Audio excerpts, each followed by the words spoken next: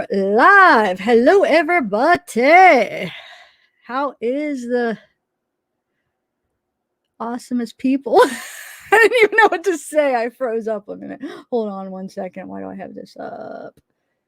Okay. How is everybody, by the way? Thanks for coming. We're doing some Darlie transcripts tonight. We kind of had a skipped week, so we're trying to make up for that. Like I said, we are skipping around to. We're trying to pick, like more important witnesses that aren't repeating the same things over and over. So it makes it a little bit more interesting to you guys. Hi, Mary Flynn, Mezzara in the house, new mod. Everybody, welcome the new mod, Mezzara. Oh, I feel funny saying that. Mark Klein, hey! Capri, Karen 56. You guys, we have to do Nikki Lee. We got to do a members live. I'm gonna do a members live and then pick the winners for the giveaway. What is today? Today is Tuesday. Maybe tomorrow, or I know I keep saying this, but it's gonna be this week because I think it's like 2 weeks now to sign up for the giveaways. So if you guys haven't signed up, go to the community post. There's a form to fill out. I'm picking 2 winners for merch giveaways. So for the members. So if you haven't done it yet, go check it out. If you want to fill it out, if you want to enter in the giveaway. So at least it won't be till tomorrow or just sometime this week. So you have at least tonight to go sign up for it for sure. Hey, Nikki Lee. Who else do we got in here? Iridescence? How do you even say that? Am I saying that wrong? I feel stupid. I don't know how to say that. Iridescence? What is? Oh, that's unique. I'm probably saying it all wrong, but hello.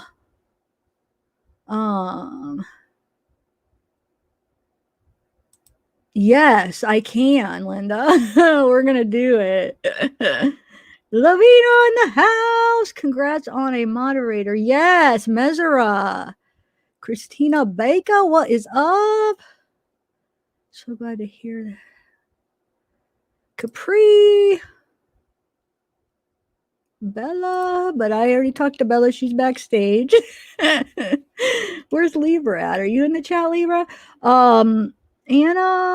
All right, guys. This next witness is a pretty long one, so I don't know if we'll make it to the next witness after that, but we're going to try, guys. Oh, wait. Let me just ask you real quick. So you know how usually I scroll through the transcripts for you guys to read as we're doing it. Is that something that you guys like or don't like? I pinned the link to the transcripts that we're reading right now. So if you do want to follow it, you could follow it on your own if you want. But I was debating if it's something that you guys like to have the transcripts up to read along, or if you'd rather have pictures up. Now, when I'm reading, though, the transcripts are going to be up because that's what I'm reading off of.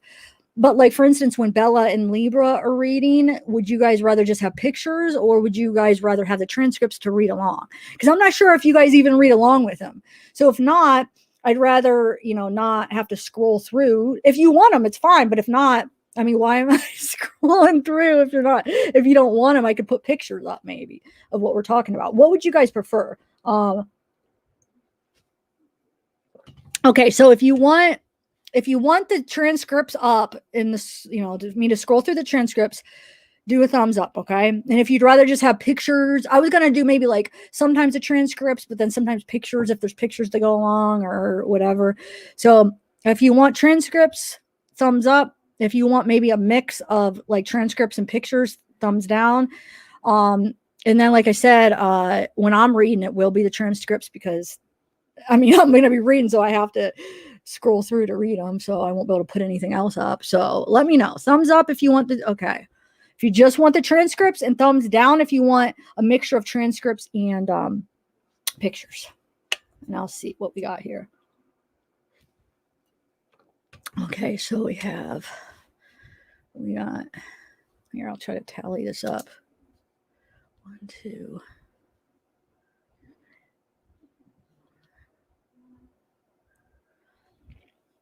Okay, so far it looks like more pictures and transcripts together. Barbara Bronson, what's up? Oh, thanks, Barbara. Yeah, join. Okay, well, looks like we are the Gooch. What's up, the Gooch? All right. Well, it definitely looks like there's way more. You want the mixture. Okay. So when they're doing their things, when the prosecution is in doing the witness, you guys want, I'll do the mixture of pictures and transcripts then. And then when I'm doing it, it will have to be transcripts though. So, okay, cool.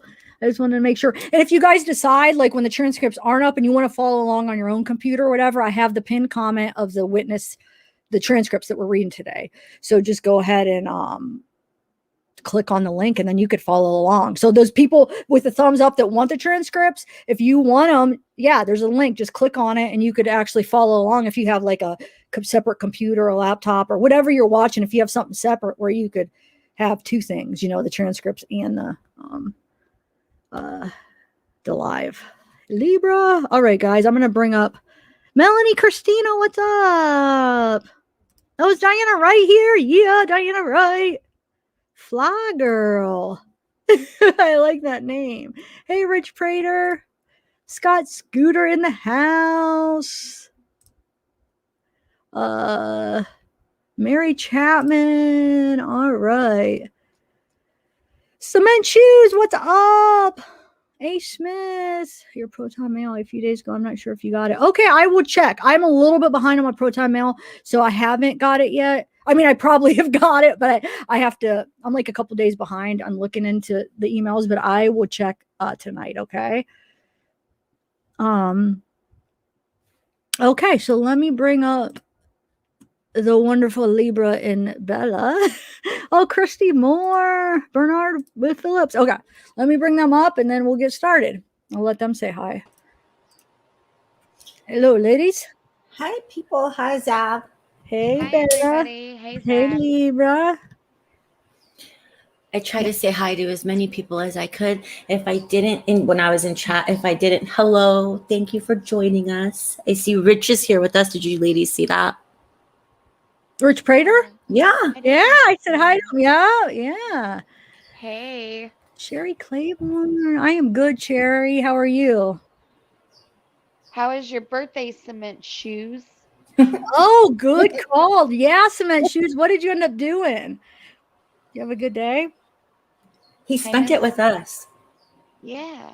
I know, but I mean, that was like at midnight to like, remember, right. like, what did he do the rest of the day? I remember I said, make sure you get some sleep so you could do something after. You remember, Bella? Oh my God. That's right. Tell us all of the naughty stuff. Hi, Kevin Diana Michael. Wright. Hi, the Gooch. I'm just going to say hello, like, on here because I don't want to, like, open up YouTube on my laptop because I'm afraid of the extra sound. Okay, yeah. Sandy say, you have StreamYard, right, Libra? Yep. I'm glad you made it, Kevin Michael. You never miss one. That's awesome. Sandy say, okay. Yeah. So I'll let you guys say hi. I'm like, I'm hogging all the highs. Hog all the highs. Yeah. Yeah. Hi, Lavina Cordella. Yes, happy birthday, Sandy. Say thanks for joining us on your birthday as well. It might be a tradition. Happy birthday. Do you guys want to sing? She's doing this to me. I don't know. See, they have good voices. I don't. We don't have good voices. Who sings happy birthday in a good voice? You should just sing it like crappy. Marilyn Monroe did. But we don't because we can't sing. At least I can. So I heard you singing good and then okay. I mean, this is going to be like a soundtrack. So Sandy, I guess we're going to sing to you. Libra, are you singing? Yeah. I'm sure. Okay. 1, 2, 3. Happy birthday to you. Happy birthday to you. Slow motion. Happy birthday, Sandy say. Happy birthday to you. Why did I feel like it was slow motion? Like I could not sing it as slow as you guys for some reason. Like I don't know. I sing it slow and I kept passing you. I don't understand. That was so slow. No, it was good. I just couldn't sing that slow for some reason. But happy birthday, Sandy Say. We did Happy the best birthday. that we could. Libra, you guys sounded good though. Like I just couldn't stand with you guys for some reason. So you guys all ready for Darlie? Because we neglected her last week. Yeah. So today we're doing a fun, I mean, well, I don't know, it's fun, but we're doing Barbara Jovell. And if you guys are following the Darlie case, you'll know who that is. If you're not, you made it in time for fun. Yep. Right, Tiff? Oh yeah, definitely. It's it's the funnest. Happy big birthday, Victoria's son. Oh, we have another birthday girl, Happy birthday boy. Well, that was for all you guys. So it's Victoria's son. Yeah, Mary Flynn said Victoria's son happy birthday. So I'm not sure who that is, but happy birthday. Thanks for joining us on your special day. Yeah, it might start being a tradition where we're going to expect everyone to join us on their birthday. Yeah, everybody wants our beautiful birthday song. Me and Randy used to sing them when there was birthdays. When I did lives with him, we would sing. You would? I won't do it by myself, but as long as I have another person, yeah, we would do it. You're so fun. Yeah. So Tiff was explaining this kind of to you guys, but she pinned the files of the transcripts. So if anyone wants to read them on their own and she pinned that so you guys can get to that in chat. You just have to open chat. For those of you who have not hit the thumbs up yet, please do that. We have a new mod in the house. We have Mesra. Yay, Mesra! Welcome, girl. That's awesome. Show her some love. Yes. Yeah. Mod Squad. Mama 5 boys, thank you. Yes. And Karen 56. Yeah, Mod Squad. Welcome to the Mod Squad. Yeah, so you guys are just in time for fun. And for those of you that don't know the Darlie saga, Tiff, give them a little taste of what Darlie's about. Actually, you do it. You're good. Go ahead. You were Libra, do it. Libra, go ahead. Just a quick summary of. I mean, you don't have to hit every detail, but just like kind of quick summary of people that aren't aware of the case.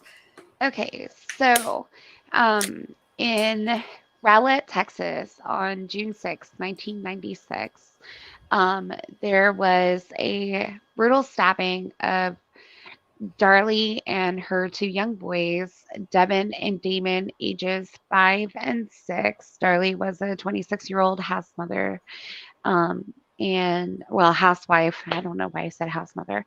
And she was actually convicted of murdering her youngest son and sentenced to the death penalty. And right now, I love you too, babies. Richard Stewart is my husband. He's in the house. Oh, hi, Richard. Let y'all know. Nice to meet you. Oh, thanks for coming. We've heard so much about you. Yes, that's my Good babies. thing. So currently she's serving a term in Gatesville prison in Texas, and she is currently on her third and final appeal. She is currently working with the Innocence Project to try to get her conviction overturned. So we are going through and we are learning about the case, and we're just getting a feel for everything going on. And there's a lot of people who feel like she's innocent. There's some people who feel like she's guilty. And so we're here to just kind of like dig in and get a better understanding of what's going on here. So I guess that's all I can say about that, because so many intricate pieces, but that's the shorty. Good job. Yeah, good job. Thank you. And so when we're reading these trial transcripts, none of us have read them yet. And obviously there's no video of it or anything. So none of us have seen really what happened at the trial. So this is kind of our first time reading it. So we're kind of just like learning what happened at the trial. There's supposedly 30,000 mistakes in these transcripts, which kind of sucks, Yes. but we're trying to go through it and kind of figure out, what happened at the trial. So, but yeah, this is part 9. So there's 8 more other parts. So if you want to catch up on it, originally we started like doing every single witness, but we realized, first of all, if we did, it'd probably take us a year at our rate. And second of all, some of them were really boring and they, it was like real repetitive of the same things over and over. So we figured let's just kind of skip some unimportant ones and do some more important ones. So, Richard Stewart, thanks for joining us. Thank you, Richard Stewart. 33,000. Thanks, Rich. Yeah, I was just about to say that. Tiff, you beat me to the punch. Bombshell Kitchen, Victoria McGarvey. Go ahead, Libra. You want to say something else? Oh no, I'm just riding along with you. I think that there's so many deep and intricate pieces to this case, and if you guys haven't checked it out and gotten a little bit of education about it, I think it would be something to look into. And I mean, everybody's just trying to decide for themselves how they feel, where they are about it, and it's a pretty big thing because if she is innocent of the charges that were put against her, it's a travesty to see somebody on death row, you know what I mean? And the thought of taking somebody's life that's innocent is just too much to think about. However, you also have people who believe that she's guilty, and if in fact that she is guilty, you know what I mean, there's a reason that she's there, and it's important for her to take responsibility and serve out the consequences that are before you. So this just weighs on everybody. Yep. I mean, I think we could all, like, a lot of people could agree that trial, like, I feel like she deserves another trial, how it went down, I feel like. So at least give her another trial. And yeah, I have a lot of doubts. Like, I don't know for sure. There's a lot of things that are weird that it's like, well, doesn't make sense, but I still have enough doubts that I would like to see a new trial, because I don't think it went down like how their narrative, like the state's narrative, how they said it went down. I think there's more to it. And I agree. Think it's just how it went down. So, but like I said, we're learning a little bit through these transcripts, a lot actually. I shouldn't say a little bit, but we're learning a lot through these transcripts.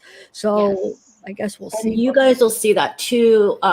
So how this works is Zav plays the defense. So all the defense lawyers, Libra plays the prosecution, all the prosecution lawyers. And then I will be playing whoever the witness is. And for today, it'll be Barbara Jovell, who was Darlie's best friend, I guess, until she testified. Then it was like ex-best friend. I don't know how that went down. But you will see the flavor of kind of what was going on in the court. And that's what we always, the three of us, kind of stop at and are, scratch our heads over. So, yeah. Yeah, we've all felt like there was some really some things that just make you just shake your head a lot. So, I mean, and it's everybody's, time to kind of like listen in, make their own decisions, form their own opinions. And I mean, we're just glad that you guys are joining us here tonight, and we really appreciate all of the love and support that you guys give us as we share this journey with you. Yeah. All righty. You guys want to start then? Let's hit it. All right, let's hit it. Okay. Anyone want to do an intro song for the start of Transcripts? We should try to get it like a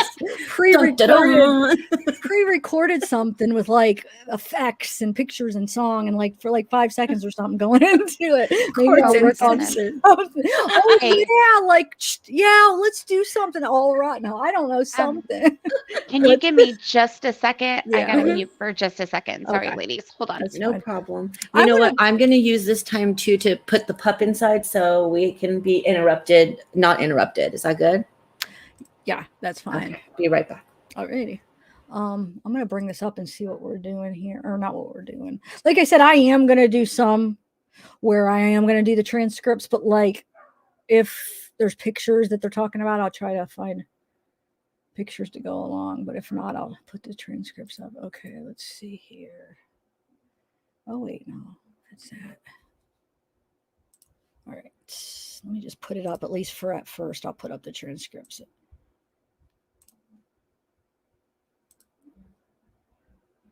Okay. Wait a minute. That's what I want to do. Hold on a second.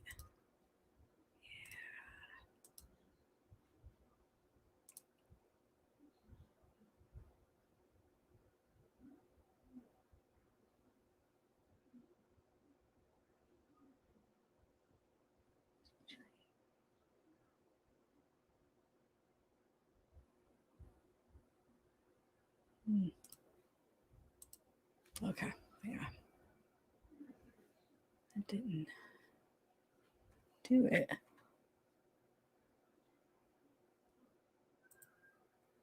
Okay, so we will start out with the transcripts, and then, like I said, when they talk about certain things, I'll put pictures. Then if I'm in chat, I won't have to worry too much, because sometimes I'm in chat and I can't keep up with the scrolling. So at least that'll be good. Okie dokie, I'm back. Sorry, I had a last second bathroom break. Very smart, because sometimes we go like hours and we're like 6 hours later. Did we go to the bathroom? Go to the bathroom. Where's the snacks, guys? Oh, I still have my suckers down there. Yeah, I've been good. I barely eat them. I've been really good by not eating like a ton. But then when I do eat one, I can't just eat one. That's my problem. Know what I've been really bad about recently is they have this strawberry shortcake, actual full like cake that they've been selling. And oh my goodness, it is so good. Like, it's like an angel food cake, and in the bottom that's good. They put the strawberry the filling or whatever in the middle of it with whipped cream and all that stuff. Look what goodness gracious. Oh no, that's delicious. I know exactly. Oh, so good. Thank you so much, honey. Richard Stewart. Oh, thank you, Love Bunny. Awesome. Wow. And if you guys hear me call him my Love Bunny, that's what I call my husband. I call him my Love Bunny Cuddle Bug. Oh, that's so sweet. Thank you, Richard. Yeah, thank you. Wow. Thank you, sweetheart. Oh. Wow. Man, didn't expect that, but wow. Thank you. All righty. Well, yeah, though, Libra, that's delicious. I know what you're talking about. So good. Yeah. Did you say you ate it selling them for where? When did you eat it? They've been selling them at Kroger for $6.99 a pop. And so I got one the first time, and I was like, okay, because I was like, it's sometimes it can be hit or miss on certain things that you get, but I got it and it was so good and it was so moist. And I really appreciated the fact that the strawberry filling, it like was enough for the entire ordeal, like the entire cake. It was like even across the board. And so when my daughter came over here, my daughter just went into her 3rd trimester, by the way, guys. So when she came over here, I was like, you have to try this. It's so good. So her and my son-in-law just totally tore it up. And so I went back the next day and I was like, man, I don't have enough of it left. I got to go get another one. So I went and got another one, and I've just been on a strawberry shortcake kick. Wow. So. Do it up. Yeah.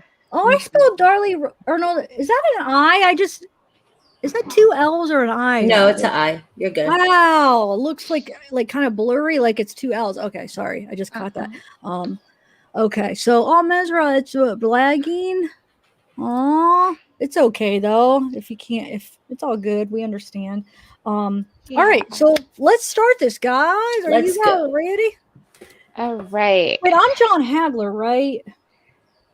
Yeah, it's been that long that I've forgotten. So. Yeah, I'm John Hagler. Because I have, that's the defense. Okay. Yeah, because look, you get overruled, so it must be a defense attorney. Yeah, exactly. Oh man. Oh, Bella, good call. They get the Okay. short end of the stick the entire time. It sucks. He never rules. Yeah, it's always against him. Hmm. Okay, so let's start this. You guys ready? Mm-hmm. Your Yeah, Honor, let's get it. Your Honor, we have one matter about the last witness we talked to you about. You said you would allow us to make the objection after she had testified? Oh, yes. Okay. And at this point, we would object to the admission of the evidence of the testimony regarding the defendant's alleged statement that she was in need of $10,000. And our objection to that point was prior to that offer and the admission and evidence of that testimony. And that objection was that it was irrelevant and confusing and misleading to the jury. And as I recall, the court overruled that objection and allowed us to make the objection at this time. Overruled. And furthermore, we would submit that even if relevant and prejudicial effect would vastly outweigh any probative value. All right.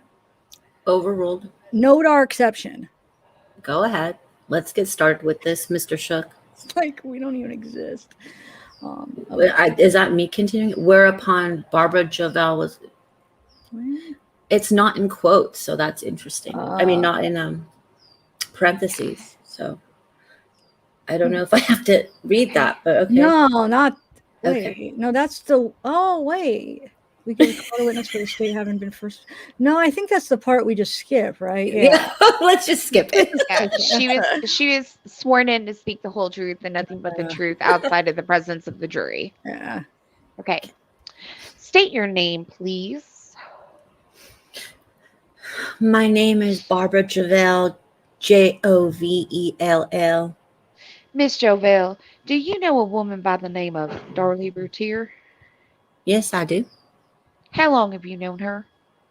I've known her since about 87. Okay. And you're friends with her? Yes, I am.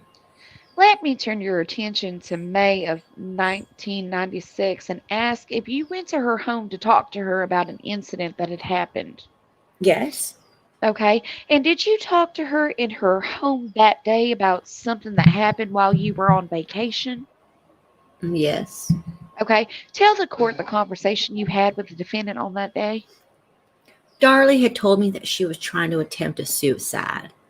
Okay. Did she tell you how that happened? Yes. She told me that she had pills out of wrappers and she was going to take them, and she was writing a note, but Darren walked in and she put things away, she hid from him. And she, if it wasn't for the dog, Domain, dragging the wrappers from under the bed, Darren would never have known. Okay. Did she tell you why she was about to commit suicide? Because sometimes she gets to feel really strange and she doesn't understand why. That things were getting to her. Sometimes she felt like everybody expected too much of her and there was more. Pretty much that things were happening and she felt strange and she just didn't understand why. And sometimes she just feels like she wants to end it all. And I have asked her, I have told her that she had 3 beautiful children and a loving husband and that she should get help. And she told me that, yes, that she had talked with Darren and that she's going to go with the 3 children to Lubbock. Okay, let me stop you there. Did you counsel with her about that after she told you about her thinking about or preparing to commit suicide? Yes. Now, let me move forward a little bit and ask you to go to the date of June 7th after Darlie Routier was in the hospital that Friday. Did you go to the hospital and see her? Yes, sir. Okay. At what point in time while you were in the hospital visiting her, did Darlie Routier ask other people in the room to leave? Yes, sir. Okay. Did she have a conversation? Ma'am, can you keep your voice up so that everybody can hear you? Okay. Yes, sir. Is that better? Just relax. Yes? Okay. Did she have a conversation with you after the others left? Yes, sir. Okay. Tell the judge what she told you at that time. She was concerned about her sexual toys being in the house and police searching the house. Okay. Did she tell you anything else at that time? No. And I've asked you not to go into another matter Yes. No, she did. unless the judge specifically told you. Right. So don't even mention that at this time. Okay. Okay. And what did you tell her in response to that? That she shouldn't worry about that. That she just lost her 2 children and she almost lost her life, and that shouldn't matter. That she shouldn't even worry about those things.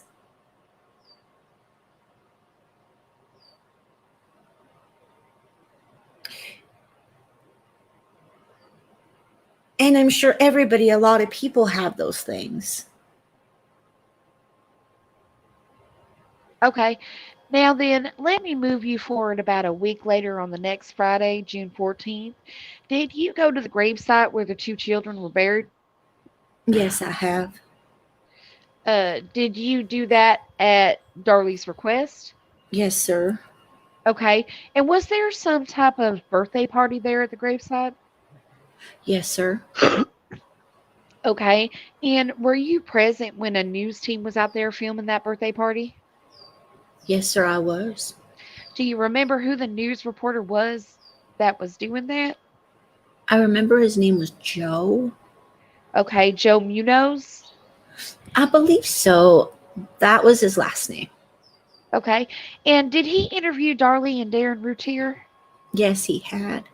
Okay. And were you present during those interviews? Yes, I was. And did you hear them talking about did you hear them talking to the reporter Joe Munoz? Yes, sir, I did. And at the party was a silly string shot over the grave, and did you all sing happy birthday? Yes, we did. Okay. And were you there at Darlie Routier's request? Yes. Okay. And was all of that celebration filmed by Channel 5 and Joe Munoz and his team? Yes. You were present during all that. Yes, I was. Were you just off camera? I was trying to be off camera. Okay, now, but you heard the conversations between the 3 of them, did you not? Yes. As they were being interviewed? Pretty much so. Yes, I heard, but I don't remember exactly what was. I mean, You didn't memorize every word. no. Okay, and if I showed you a tape of that interview and you have reviewed that this morning, is that right? Yes, I did. Okay, and did that tape? Let me show you what has been marked as State's Exhibit 101. Did that tape was that a tape of the interview that you have just described to the judge? Yes. Okay, and was that tape an accurate representation of what went on there as far as the interview and what Darlie did? Yes. What Darlie said? Yes. And you were just off camera watching all that, is that right? Yes. Okay. Your Honor, at this time, we'll offer State's Exhibit 101 for records purposes, and we would like to play that for the court and officer, and offer it for admissibility before the jury. Oh, all right. Oh, all right. That is the tape you want to show, Mr. Shook? Yes, sir. And those are the 3 specific areas that the defense indicated to me that they wanted a hearing on. All right, Mr. Hagler, I assume you want to make an objection? Yes, Your Honor. Okay. You can take one at a time, whatever areas, one at a time. Okay, Your Honor. The first area is going to be this testimony regarding the alleged suicide attempt. As the court well knows, the burden is on the state to make a threshold showing to the court and establish beyond a reasonable doubt that the existence of extreme oh my God, I can't even talk. Strenuous. Extraneous. Why can't I say that word right now? Sometimes I can't say words, you guys. Sorry. It's Extraneous, and we would classify this as an extraneous offense. Oh my God, how many times does it have to be in here? gonna be one of feel those you, nights girl. that I can't say this word. They're gonna It's make your you say it a tongue tied. bunch. It's okay. No, but there's always a word, and it's normally I could say it, but like I can't say it sometimes It's on good. lives. I swear to God, you guys, it's weird. Okay, but I'm gonna skip that. I say extraneous offense. I'm talking about 404B material, Your Honor. We would submit, Your Honor, number one, that they have failed to make such a showing, and in particular, Your Honor, number one, they have not. May I put this book up here, Your Honor? Oh, by all means. Your Honor, they haven't made an adequate showing of an actual intent on the part of the defendant to commit suicide. And furthermore, Your Honor, I know the court is well aware of the concept or the definition of relevant evidence, but we would submit further, in addition to their failure to make a threshold shown beyond a reasonable doubt of the conduct of the defendant. Furthermore, Your Honor, we would vigorously, urge that this testimony regarding alleged suicide is simply not relevant.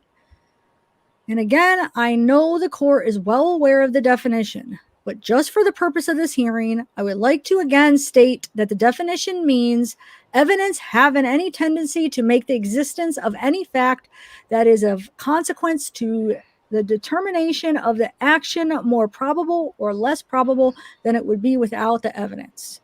Your Honor, I don't see any way, shape, or form that this testimony regarding an alleged suicide attempt would have any bearing, would add any probative value to a determination as to whether or not the defendant is guilty of the charge alleged in the indictment.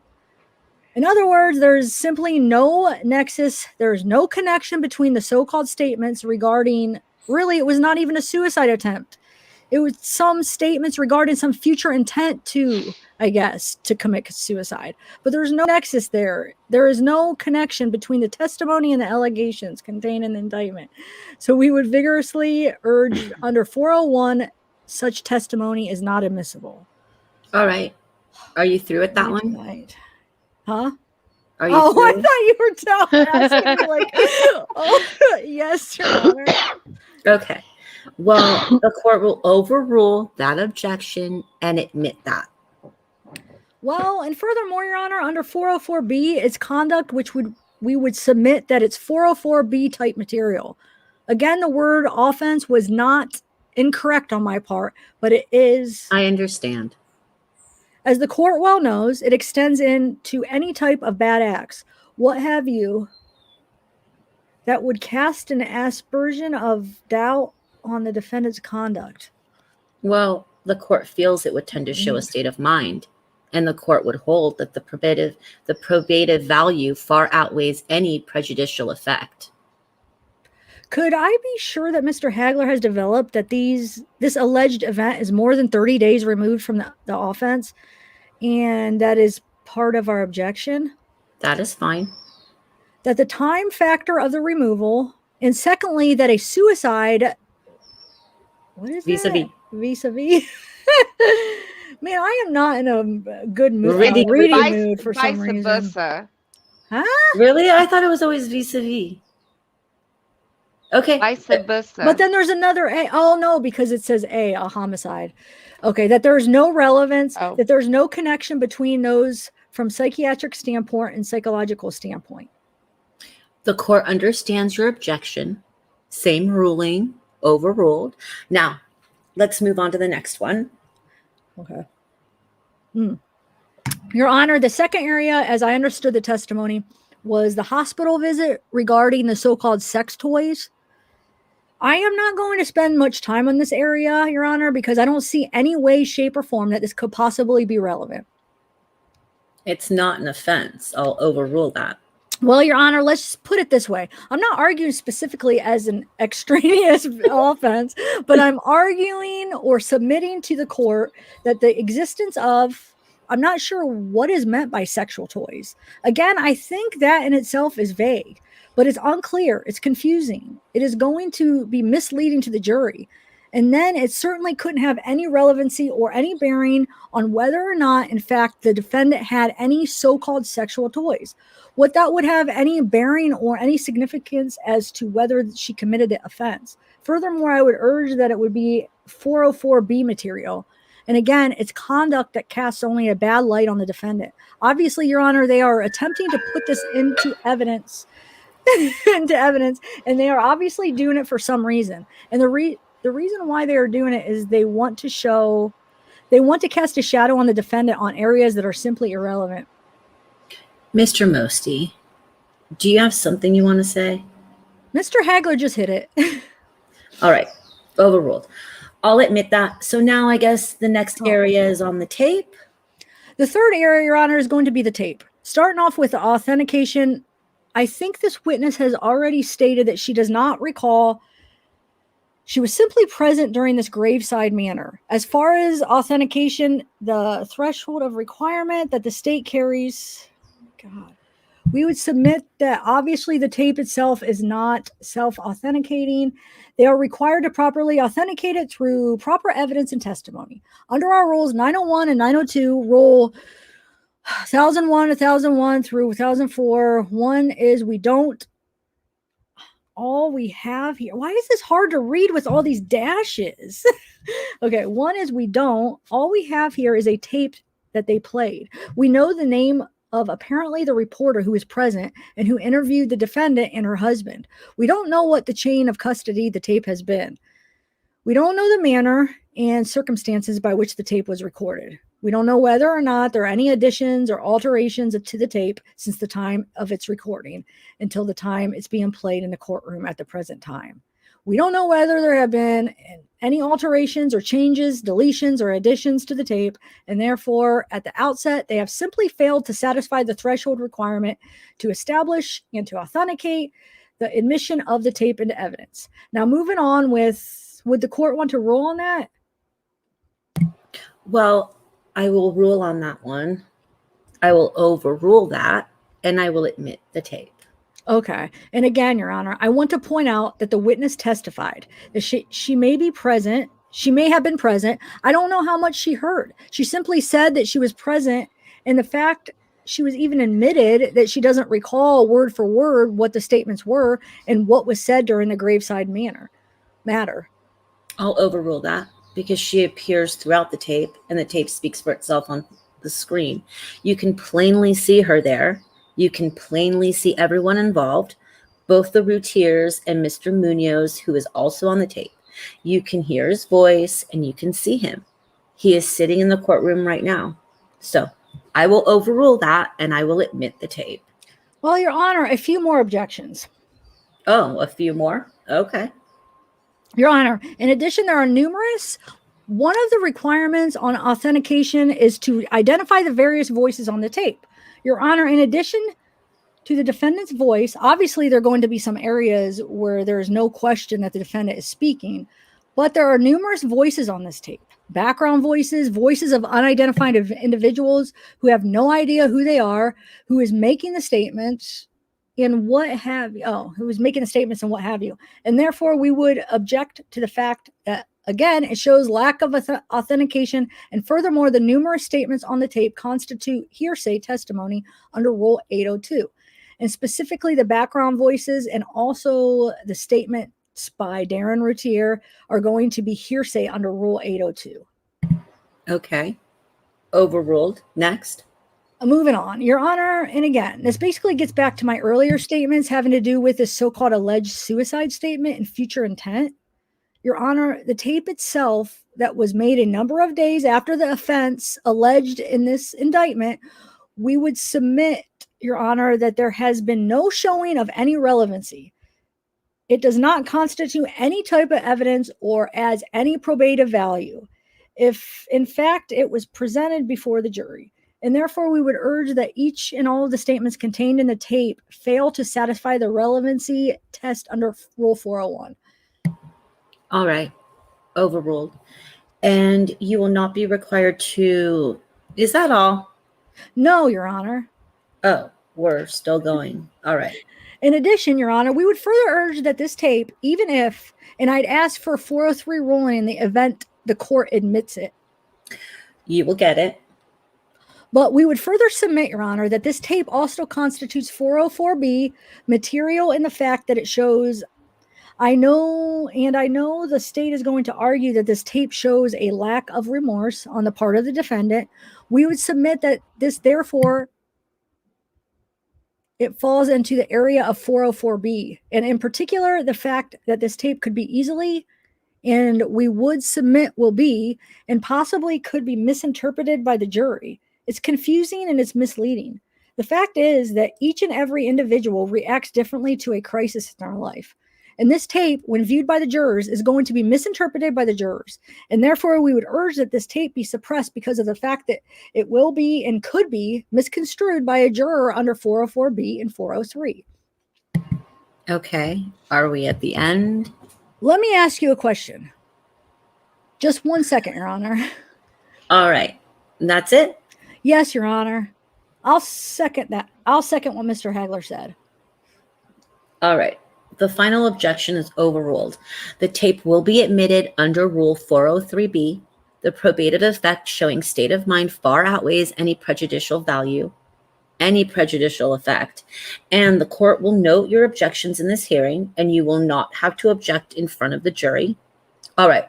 Are we ready to bring the jury in? We're ready, Judge. All right, then bring the jury in, please.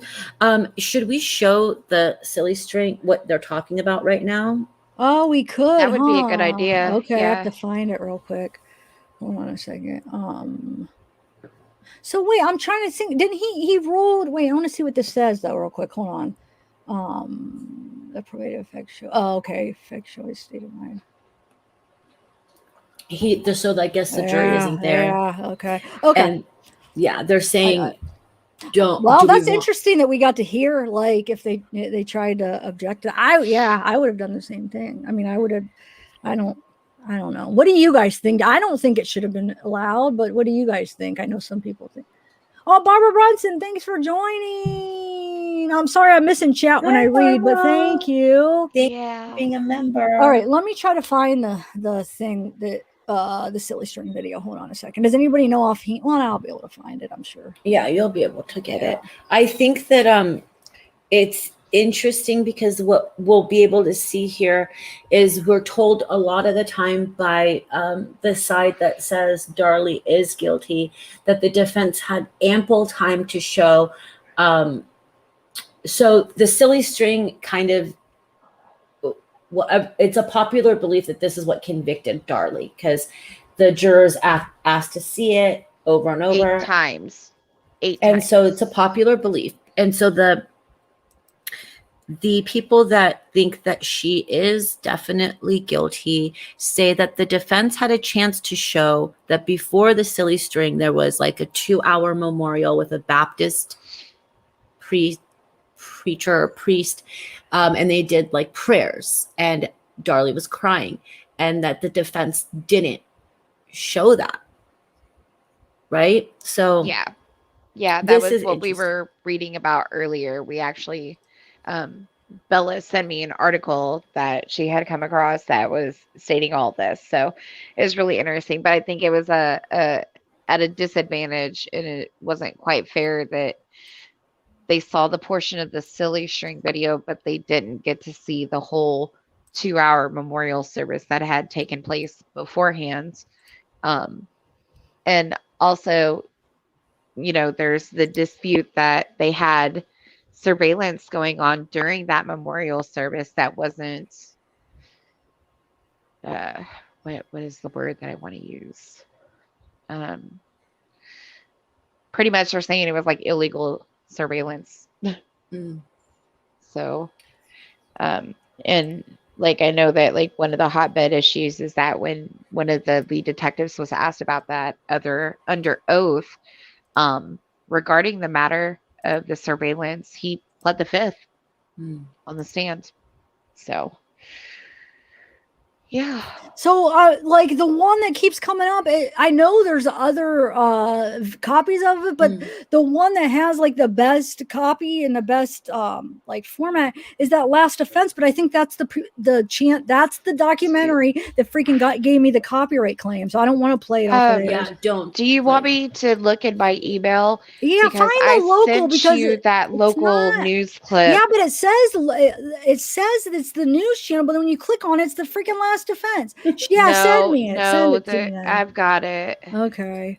Yeah, Hold and up, then let double me- check on your end before. All the ones I'm Libra. finding. See, I had it in one of my old videos where I had it, but I don't know, like, I'm trying to think where I got it.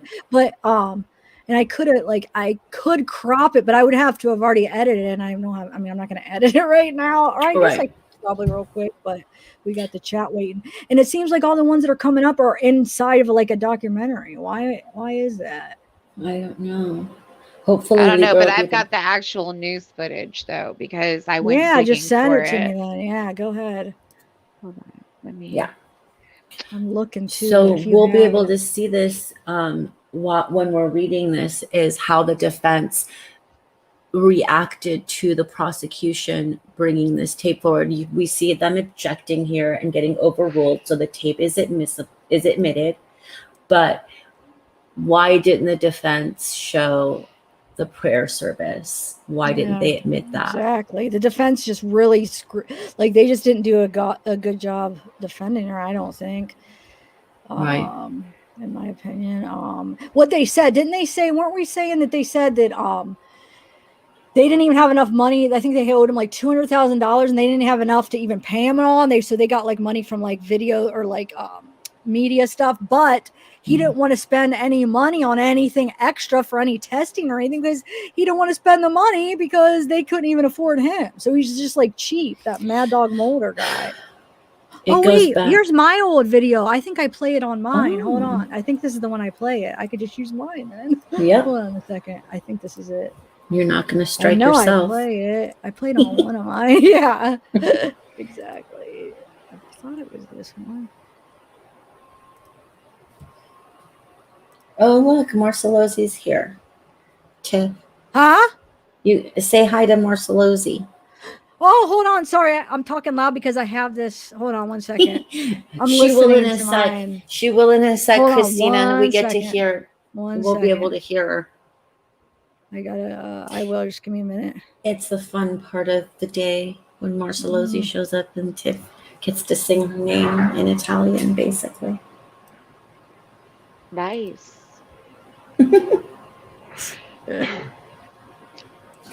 And then we will get on with it. I don't know. I can't find. I'll just let Libra do this because I'm going through because what I did was when I started going through them, I grabbed every single clip that I could find that had to do with this trial, and so I emailed it to my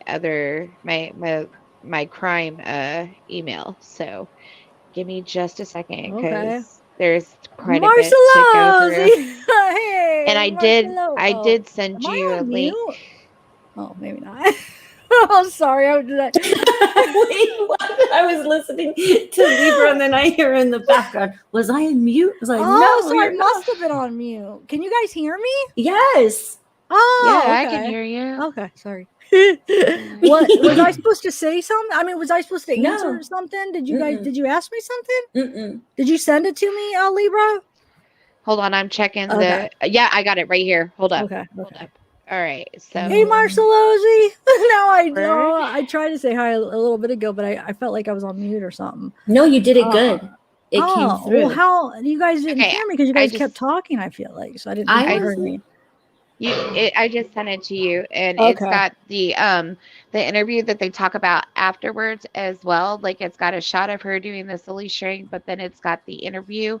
But is it from that documentary? Because I can't use that. No, this is from the digital library units. Okay. Of the news station. Oh, you got it. Okay, cool. So is there any music in it or anything? Nope. I mean, unless they're gonna copyright you for singing "Happy Birthday," and I mean, we've already done that tonight. So, that's right.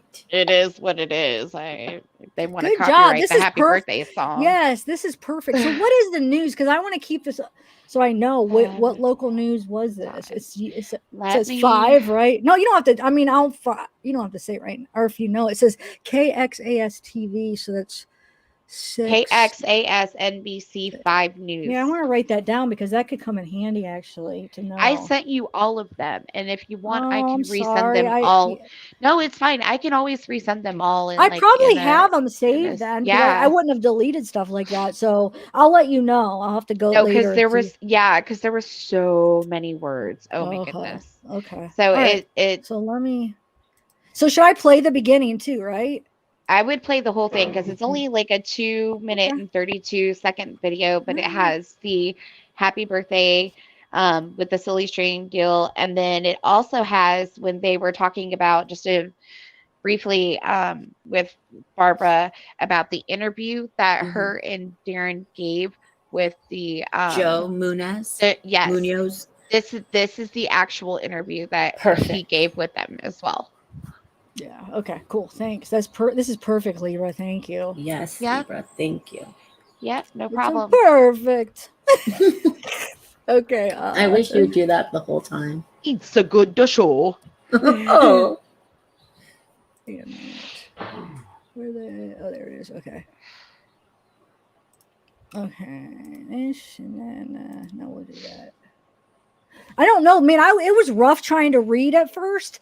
You know, sometimes it takes a minute to like get into the flow, and I was like, I could not read it. It was so long, and I was just like, oh my god, why can't I freaking read? And then it started to come to me.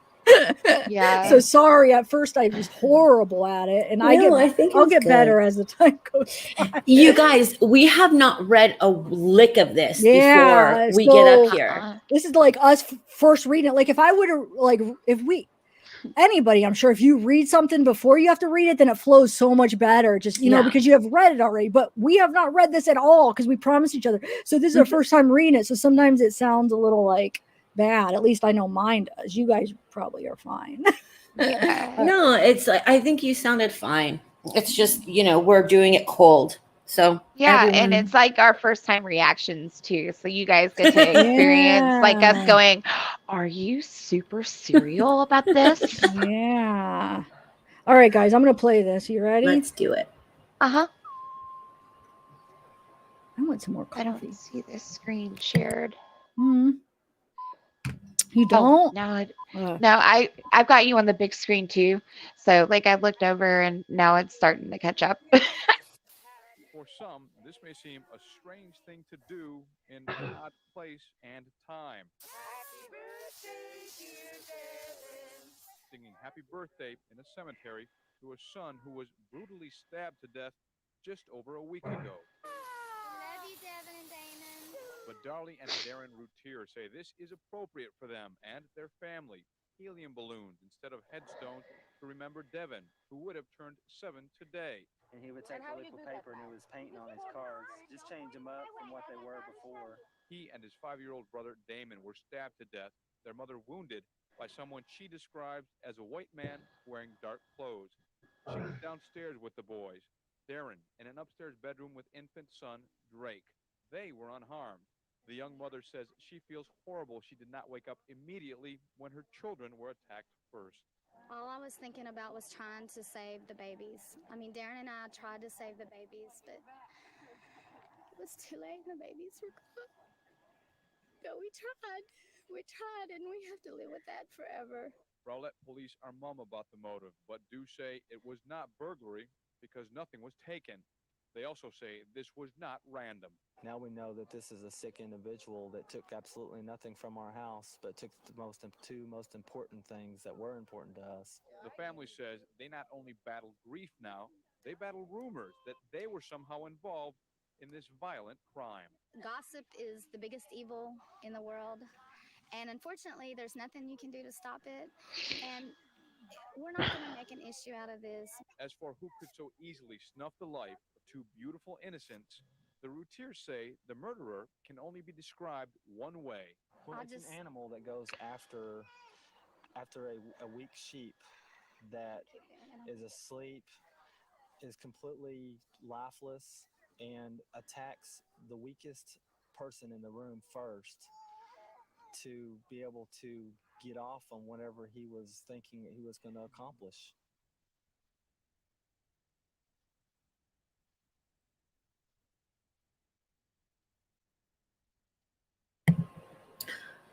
That ending, that volume Oh, is like trailing, huh? I'm sorry. This is just kind of like a highlight. The full interview that was completed with them in its entirety is like a little over 10 minutes long. I also have that one as well. The one that you think the one they showed the jurors is one that is over 10 minutes long? I think they showed the jurors this one. I think they showed them this one too. Interesting though. When you watch the silly string in the interview, I rarely see this one where Darlie's crying. It's always the one where she's clacking her gum in the interview and saying they're doing okay. And it's interesting. Mm-hmm. Very interesting. But yeah, they have the full 10-minute video too, and they go into much more detail, and Darren talks about like putting things in the casket with the boys, like Well, why didn't we play burying. you don't want it, we shouldn't have played the full video, maybe? I mean, it's a 10-minute interview. Yeah, If but you want me to send it to you, I can. it's not on the same thing. It gets people. No, What do you this is like a highlight of that interview. I know, So but this one, do you have? It's not on this site though. yes, Oh, yes, it I mean, is. can I just find it on the yes. site then? I can. Yeah, dig just go for ahead it and real enter. quick. Okay, go ahead and send it. Or what do you guys chat? What do you think? Yeah, go dig for it, Libra. Now it's chat. I'm sure. All right. A 10-minute one. I got you. Don't you guys want to? Hey, Catherine Walling. Hey, Maddie Manson, Nay Folk, Jennifer Green. Don't you guys want to hear? Would you guys want to watch the 10-minute one or no? I think it's a little good thing to like put in, Yeah, but because it gets people low in the case, because some people aren't, it gets them kind of more interested. So it is low. I have it up all the way. Sorry. You guys. So when you're listening in, when we're doing the videos, we will mute ourselves, so all you'll get is the video, and then just like turn it up. Yeah, just make sure you guys mute yourself. Yeah. Okay. That way it might help. But yeah, it seemed a little low on our end too. So I think it's just kind of how it is. When I found it, I totally had. Did you find it? You said? Oh no, I'm talking about when I originally had found it. Okay. I had headphones on, so I mean, it was super loud just to me because the headphones on or whatever. But okay. But I know I've got it. Yeah. Thank you guys for joining us on our 9th one. If you've been with us the whole time, if you guys are new, thanks for joining us and getting off Watts Island, which we all need a little break from every once in a while. And this is a good case to do that on. This is a life jacket. Yeah, there you go. That's perfect. It is. This is your life jacket. It may be your life boat. That's so true. So Zav is sending you guys a life jacket, lifeboat to get off the island, and wait, what? I'm confused. Say that again. This case life jacket off the Watts Island. Get off Watts Island. So this could be your life jacket. Yes, hey, it could be your lifeboat, like the Titanic. And especially when you sink.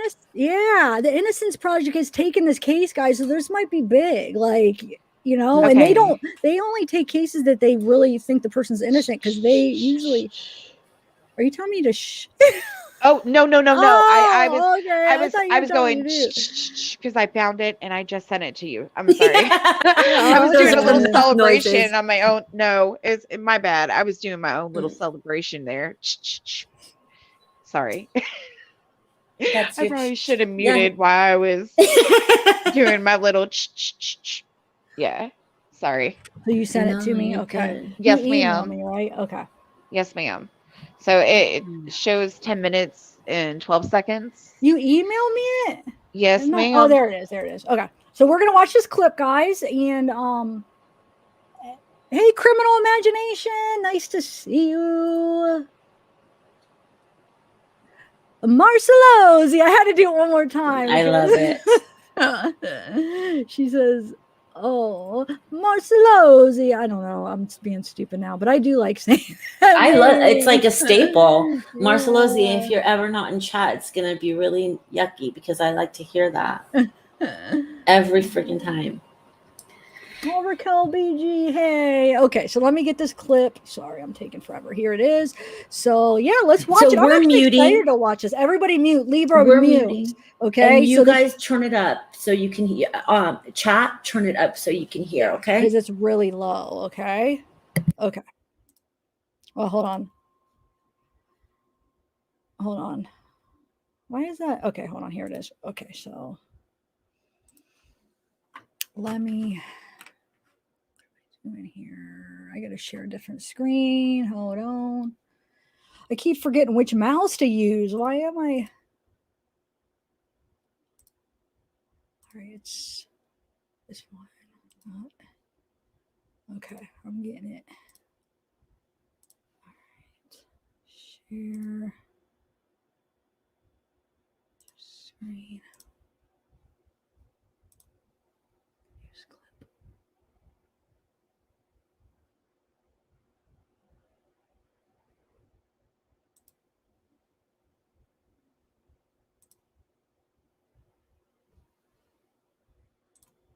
Okay.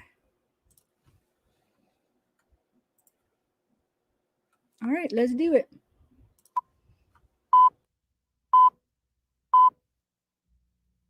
I mean, you were just talking about this flag. I mean, what was it?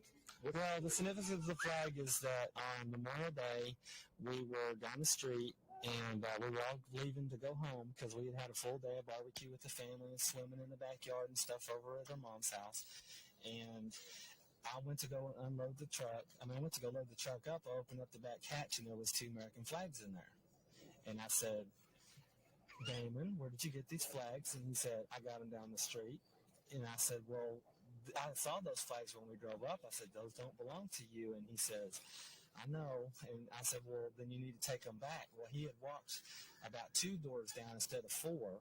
And he said, I told him, I said, you take those back. I said, the police are going to get you. You cannot steal stuff, out of somebody's yard. And he says, well, Daddy, I just wanted them for my clubhouse. And I said, well, I'll buy you some. I'll get you some. We'll get you some for your clubhouse. But I said, I want you to take those back because those people are going to miss them. So basically what ended up coming out of it was that he went about 2 doors down and just stuck one in the ground. And then he laid the other one on the grass because he was lazy, just like any typical kid. And I was watching him, and I pointed my finger at him, and then he knew that didn't satisfy me, and he went and put them back exactly the way they were. So that was the story on the flags. But yeah, they were good kids, and we tried to teach them right. We didn't teach them anything. They didn't see any bad. They still believed in everything that we're taught as kids that are true. Everything was equal. They didn't believe that anybody had a different color. They didn't see the world cruelly as adults have to see it. They saw it as, okay, I'm just like you and you're just like me. And that's really the way they were. They knew that we were more fortunate than other people. But they were giving. Right, but we tried to teach them, like when the Rowlett Needy Children's Fund started, and we went to the house at Christmas time. They were willing to go. They wanted to go home. They wanted to take all their old toys. They wanted to take, any toy. Plus we bought new toys to be able to take up there to them. And they were just a giving type of people. They were just, they learned that from us, but we saw it through them. Your sweetest memory of these boys is what? I've got a lot of sweet memories. I could talk to you for days and days and days. You'd have to come and come and move in. But how about no, we can't tell them that story. Well, we have some videotape that we can't wait to get back. The Home Alone house was a sweet story. When we first bought this house, this is so sad because, it's sad, but it's sweet because it's just the way they were. When we bought this house and we were having it built, the movie Home Alone had come out. And they just loved that movie. They thought it was, just the all-time movie. And they kept calling our house the Home Alone house. And they were like telling everybody, this is our Home Alone house. This is our Home Alone house. And they said, Mommy, when we get in the Home Alone house, we want to take a sled and go down the stairs like he did in the Home Alone house. And they, and I was like, oh, no, you can't do that. You can't do that, And you know what? if they were here now, I would let them do it. Well, they would, to an extent. They would get in a pillow, and they would sit inside of a pillow with the soft part on their hind end, and then they would go boom, boom, boom, boom, boom, boom, all the way down the stairs, and they would stop down at the bottom. Yeah, they wanted to sled, but it wasn't a straight. It was an angle staircase. And our house wasn't as big as Home Alone, but that was how they described it because of the fact that they, right. And I mean, they were little when we moved into that house. I mean, that was 3 years ago. And, you know, when you're 4 years old, they recollect things and we recollect things. And I mean, it was just a couple weeks ago that we had pulled the video camera out and I finally got it working again. And we were watching them videotapes when they were that little, and Damon could hardly talk, and you know, and Courtney's been a big part of their lives too, because they've experienced Christmases and Thanksgivings together. And I mean, we did that with all of our friends and all of our family. I mean, all of our friends are our family, because when you a lot of times you come from another place and you come to Dallas, the friends that you have around you are your family away from your real family. Darlie, let me ask you, why the confetti? Why the balloons? Why the happy birthday song? Well, because even though we're sad because Devin and Damon aren't here, we try to hang on to what we can to get us through these times. And if you knew Devin and Damon, you would know that they're up in heaven and they're up there having the biggest birthday party that we could ever imagine. And they wouldn't want us to be down here being sad, even though our hearts are breaking. I know that Devin and Damon would want us to be happy. They wouldn't want us to be crying, and they wouldn't want us to, you know, not to be happy. They would want us to celebrate as if we were with them, and in a way they are with us, because they'll always be with us. No matter what we're doing, no matter what we're thinking, they'll always be a part of all of us, and not just Darren and I, but they touched a lot of people. Think about the man who did this. Oh, we can't get into that. No, I mean, don't tell me. The anger? The emotion, what you feel. What is it when you think about what happened? We get very sad. We cry a lot. We get sick. We get very angry. We get very angry because this person is still out there and he's doing whatever he wants to do. And we're just like in a time warp. It's like we're walking in limbo. We don't know whether we're coming or going, you know? And he's free. He's free to do whatever he wants. But I know that he's not going to be free for long, and I feel it. I feel the support and the hard work that these detectives and policemen are putting into this is incredible. It's just, it's beyond the call. I mean, We're doing some high-tech stuff on this investigation, stuff that I wouldn't believe and hadn't even seen in the movies. That they're taking absolutely no. It's at all expense. I mean, they're doing the most and the best job that they possibly can, and they're gonna find this person. They are going to find it. We're having prayer groups everywhere. Everybody is praying. I said, God's hotline must be swamped, because everybody everywhere is praying, and we can feel it. And it started that night first. Oh, What do you guys, not no detail, what do you remember from that night? What is it that fear and pain. But even when what had happened to me, I didn't feel anything because I was in shock. But I wasn't thinking about me. All I was thinking about was trying to save the babies. I mean, Darren and I tried to save the babies, but it was too late. The babies were gone. But we tried, and we have to live with that forever. We have to live with what we saw in their eyes. Nobody can ever imagine. And it happened so fast that not anybody could have done anything about trying to save them any faster than what I could. I mean, you just, and you keep going over it, and you what if it, and you what if I'd done this, and you what if you'd done this. But if you've never lived in fear, then you'll never think of those things. you guys said you were angry because people are making accusations and We don't want to get into that part. People we understand anger, evil. but we didn't teach it. No, The but boys never saw people, us angry. unfortunately, our world, gossip is the biggest evil in the world. And unfortunately, there's nothing you can do to stop it. And we're not going to make an issue out of this because anybody that knows us knows how we were, how we lived. You know, they know the story, and we don't have to explain ourselves to anybody. Nobody else. Who cares? Doesn't matter. We don't. If they don't know us, it doesn't matter. They can't do anything to us. They can't damage us any worse than what we are. Bottom line, what would you want to say to the person who did this? Oh, we'll get into that when we catch him. I think he's a coward. Yeah. I think he's a coward because he went after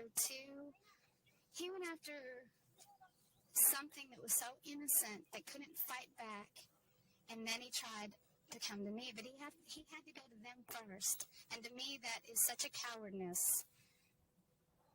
Well, it's an animal that goes after a weak sheep that is asleep, is completely lifeless, and attacks the weakest person in the room first to be able to get off on whatever he was thinking that he was going to accomplish.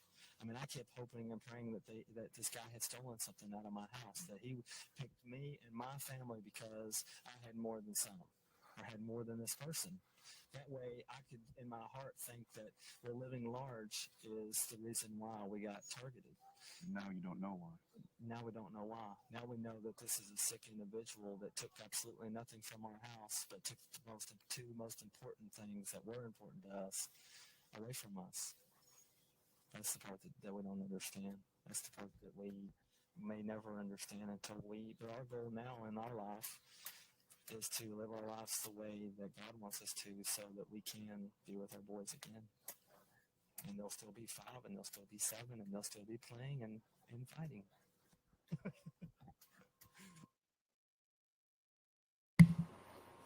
Interesting, huh, guys? Yes. Yeah, which one? This one? Oh no, this one first. Okay, yeah, cool. Thanks. I'm glad we played that. Yeah. Yeah. So you get to see a little bit more of them and a little bit more of how they interacted and their personality and dynamics and things like that. And I thought that it was very interesting to watch, honestly. Yeah. So, I mean, he does other interviews as well. And like I said, I mean, I'll re-forward everything that I have because it's an extensive amount. So, yeah. And the reason we're showing this one, if anyone's just joining us, is because this is what we're covering right now in the transcripts. The judge has allowed the silly string video and portions of this interview into evidence, and the jury's just about to see this. So, yep. So, yeah, that was a good idea.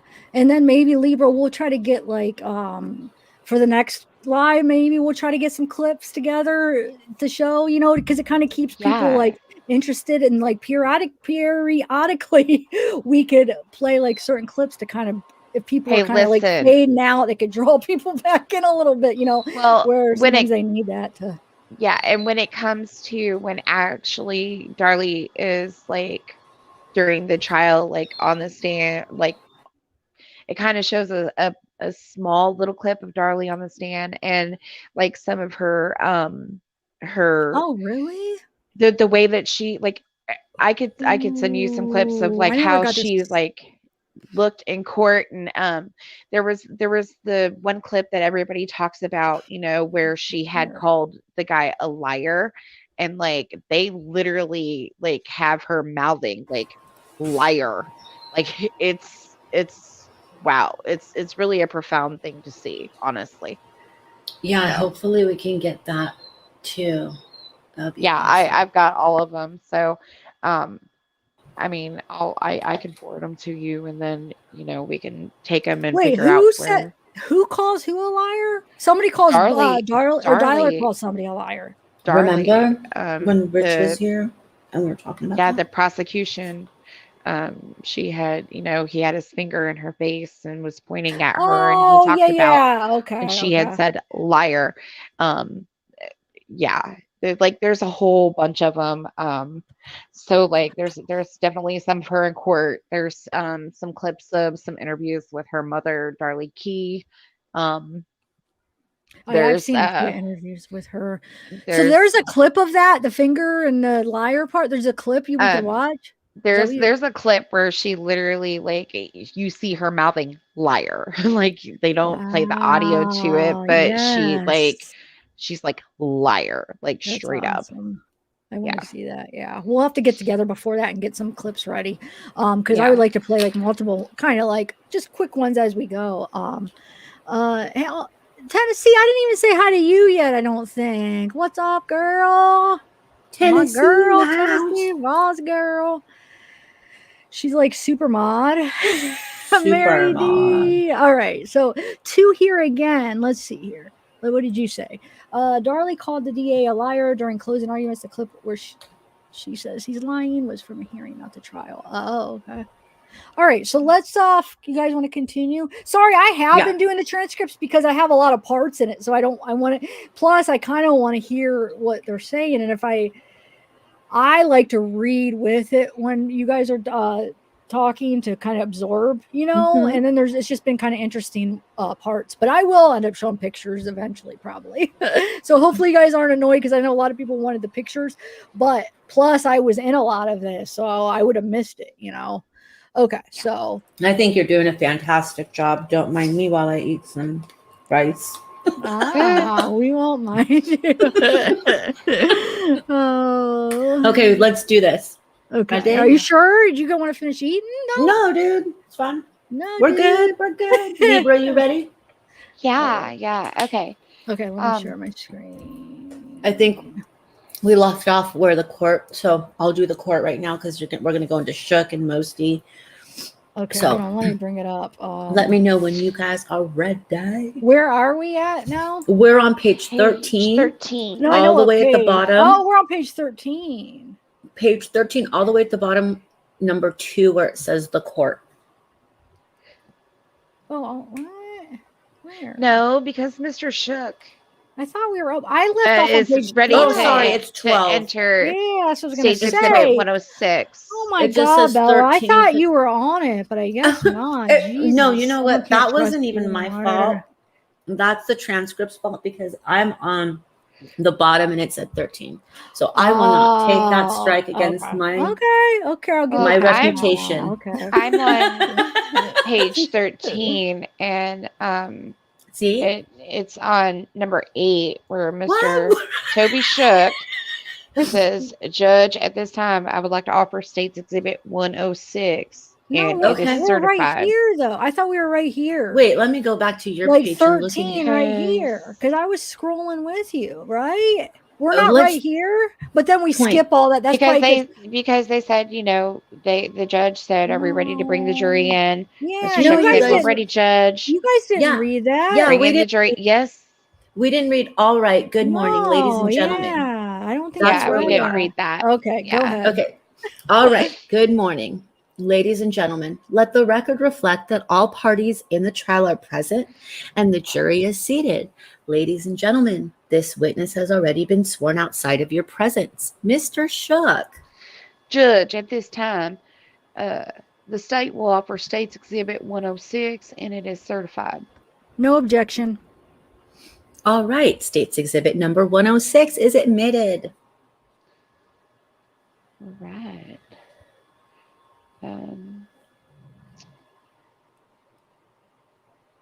Would you tell us your name, please? My name is Barbara Jovell. Okay. Throughout your testimony, please speak in a loud, clear voice, okay? Yes, sir. If you don't understand anyone's questions, just ask them to repeat it, and we'll be glad to do that, okay? Yes. Keep that voice up. Yes. All right. Where do you live, Miss Jovell? It is Jovell.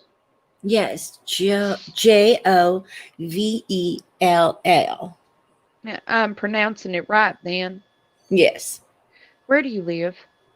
I live in Dallas and Garland. Okay. Do you want the whole address? Is Garland a suburb of Dallas? Yes. Where are you originally from? I'm originally from Poland. When did you move here to the United States? In 1973. Okay. And did you move here with your family? My father was already here. My mother and my sister came here together. Yes. Is your mother, do you call her Sia? Everybody else do. I call her mom. Okay, all right. Is she the lady that testified yesterday? Yes. Okay. And when did you move to the Dallas area? Around maybe 81 or so. Okay. And what brought you to Texas? I moved in with my ex-husband. I moved in with my ex-husband and his family. Okay. Was he your ex-husband then? No. That happened later? Yes. Okay. And have you resided in the Dallas area since that time? Yes, I have. Okay. Did you eventually go to work at a company called Cuplex? Yes, I have. When did you start at that company? Shortly after, about 2 weeks after I came here. Okay. And tell the jury what kind of company Cuplex is. They make printed circuit boards from the scratch to the electrical test. Circuit boards for what? That's the stuff that goes into the computers and makes them work. Circuit boards for computers? Yes. All right. What did you do for Cuplex? I was an electrical test and I was troubleshooting for problems. Okay. Now, while you worked there, did you come to know a man by the name of Darren Routier? Yes, I have. Okay. About what year was it that you met Darren Routier? Around 87, middle of 87 or so. Okay. Did he come to work there at Cuplex? Yes. About how old was he when you met him? 19, around 19 or so. Well, what did he do there at Cuplex? He was working in my area at that time. Okay. Did y'all eventually become friends? Yes. Okay. Did you later come to meet his fiance? Yes, I have. Okay. What was her name? Darlie. Do you see Darlie here in the courtroom today? Yes, I do. That is her over there? You're pointing at that woman here in the coat here at the counsel table? Yes. Your Honor, if the record could reflect that the witness has identified the defendant, Yes. have you already become had you already become friends with Darren Routier before you met Darlie? I was with Darren friends first. Later on, maybe a few months, maybe a little more, I don't quite remember, but it was a while before I met Darlie. Was that sometime in 1987 also? Yes. How old was Darlie Routier when you met her? I believe around 16 or 17. Okay, were they engaged at that time? Yes. After you met her, did you and Darlie become friends? Yes. Were Darren and Darlie eventually married? Yes. When was that? August 27th, 88. August 27th, 1988? Yes. Okay, where did that take place? In Lubbock. Were you there? Yes, I was. Did you participate in the ceremony? Pardon me? Did you participate in the ceremony? Yes, I was the maid of honor. Maid of honor for Darlie. For Darlie, yes. Okay. Did Darren continue to work at Cuplex with you after they were married? Yes. Did Darlie come to work there for a while? Yes, after they were married for a little while. How did she work there? I don't exactly remember, but I remember she was pregnant and she had an accident before she had the baby at work there. So they put her with pay to stay home. Okay. I It was supposed to be how long did she work there? Sorry. Um, okay. Did Darren and Darlie have children from their marriage? Yes. How many children did they have? 3. Who was the first? Devin Routier. I'm sorry. Devin Rush Routier. When was he born? June of 89. Okay. Who was the second born? Damon Routier. Damon Christian Routier. And when was Damon born? February of 91. Okay. And did they have a third child? Yes, Drake. And he was born October of 95. Okay. Now, did Darren also develop a business on the side when he was at Cuplex? Yes, he had. Okay. What type of business was that? He was not doing testing, but he was building fixtures to test printed circuit boards. Okay. Did he do that out of his home? Yes, he have. Did you help him with that sometimes? Yes, I have. Did you do that just on goodwill or were you paid for your services? I was paid. Did Darlie also assist in that type of work? Yes. Okay. Eventually, did Darren leave Cuplex and start his own company? Yes, he had. What was the name of that company? Testnet Electronics.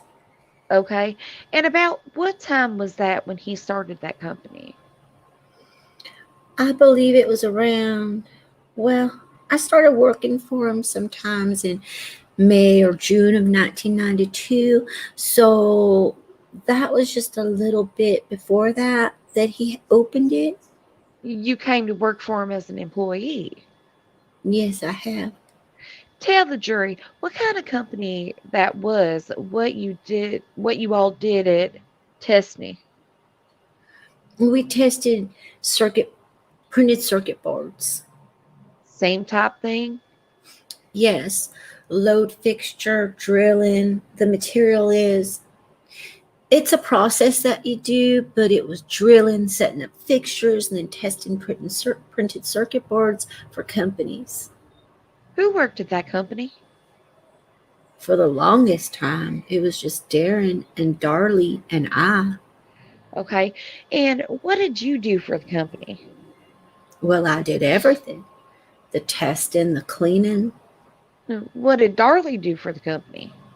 She kept the books, and plus she helped sometimes to test when it was very busy.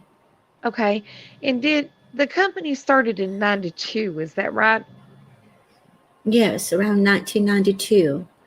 I'm pretty sure, well, around 92, because I started working shortly after they opened. Did the company do well when it started off?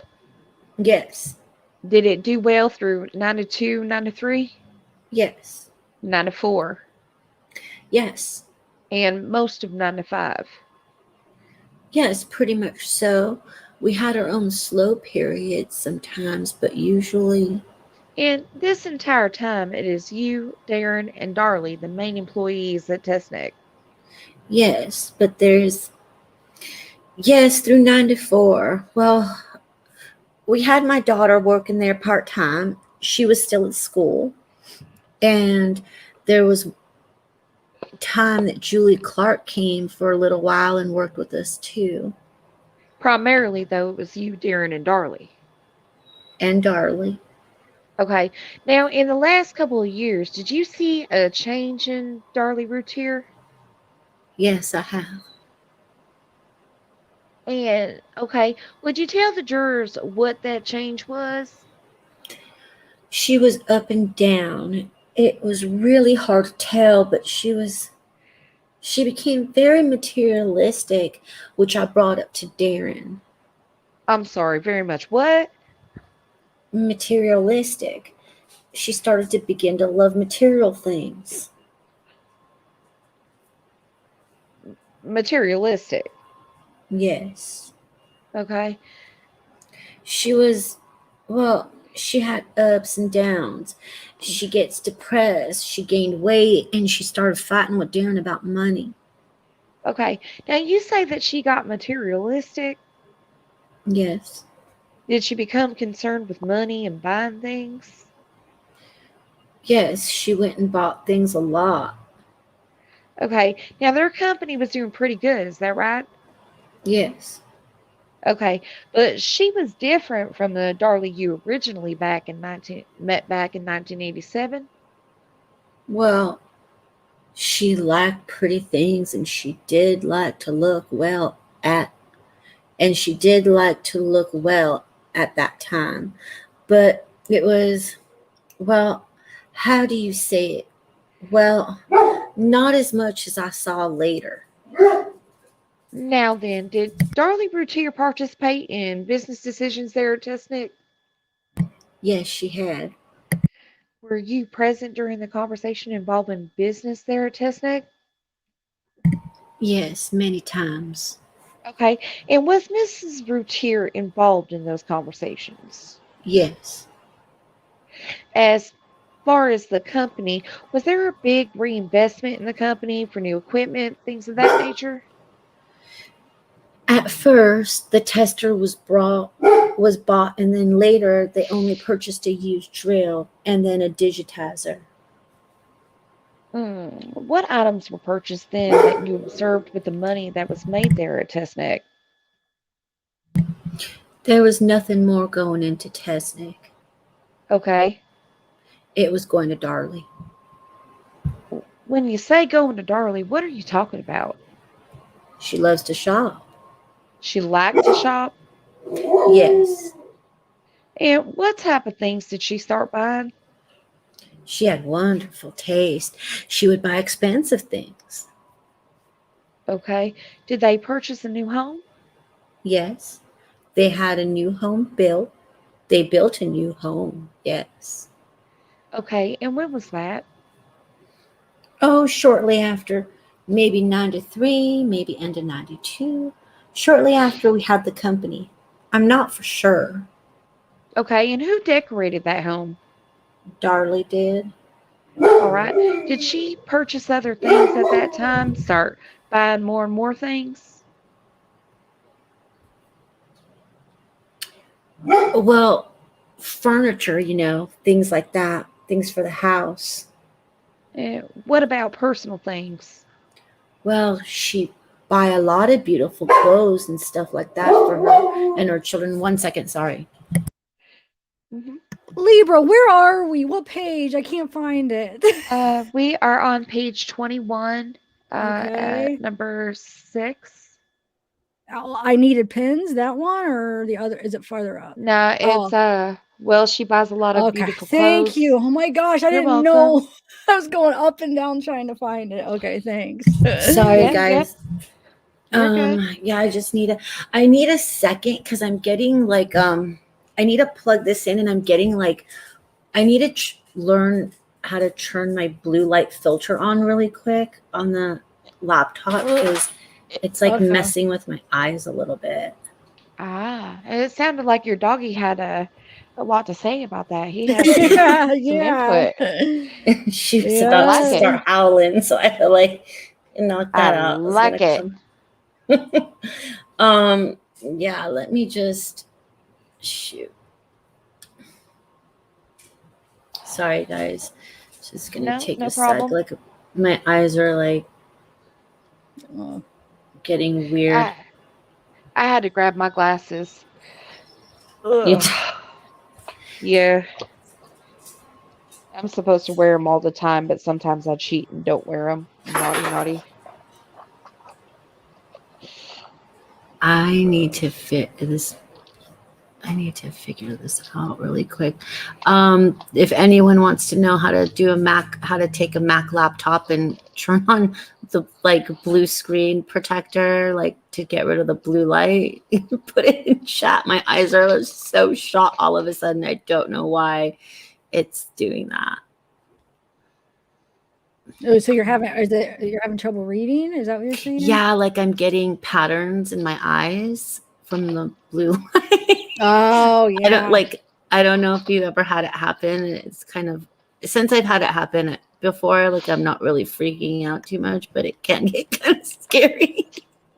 You told me see, how to like, do it with my kaleidoscope. phone. Yeah, but phone, I know, I wish it was as easy as it is Phone on a is different phone. than the laptop. Shoot. Okay, hold on. Let me just put in blue light.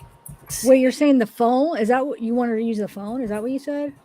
No, like I there was told when I Libra. was Oh, sorry. sick and not feeling well. She texted me and told me how to fix the blue light filter on there so that it'd be easier for me when I looked at my phone screen. And I was having like Okay. dizzy spells and Okay. headaches Wait, and all that Nate, stuff. what are you talking about? This is total crap and has nothing to do with the case. We're reading the trial transcripts. How doesn't that have anything to do with the case?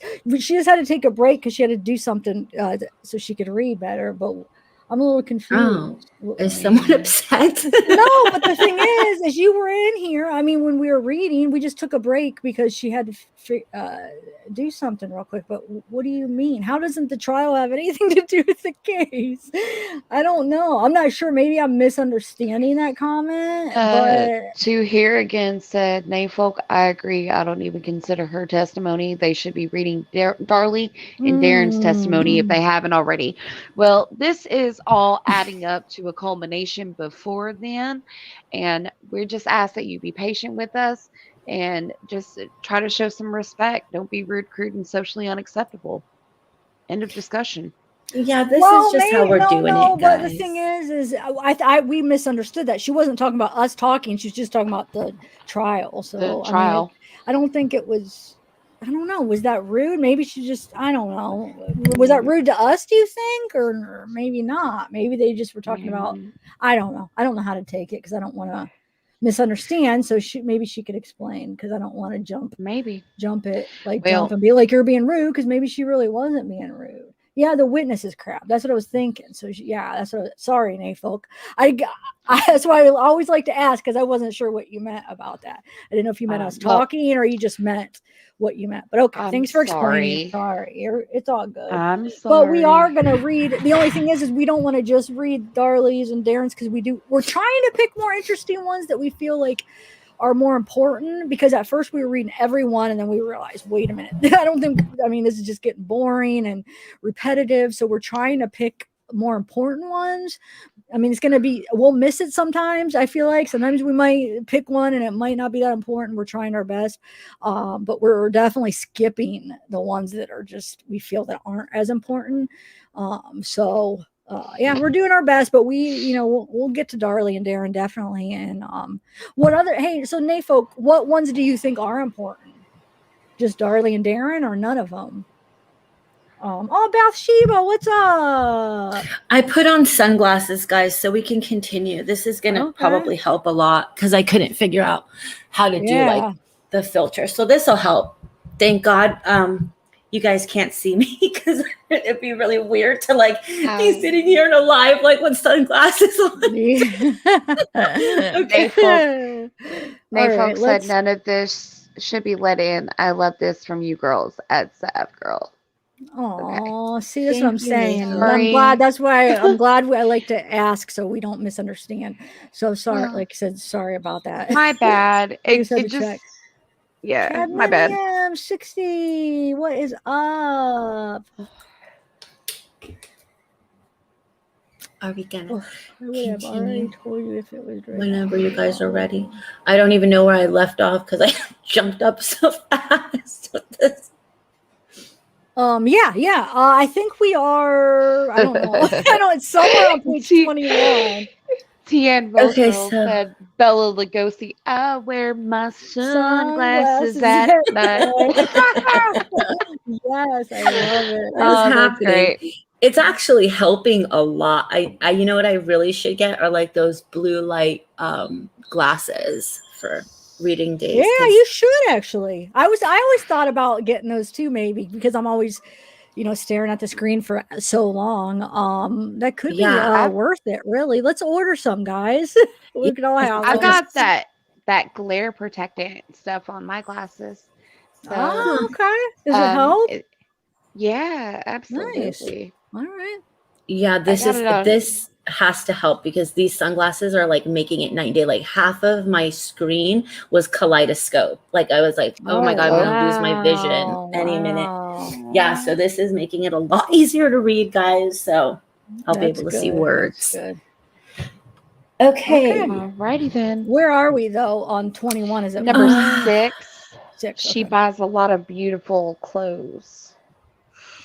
Okay. Well, Wait. Oh, God. on 21. Yeah, Well, page 21. Yeah, sorry. it's Go okay. ahead. We all good? Yeah, Okay. keep it moving.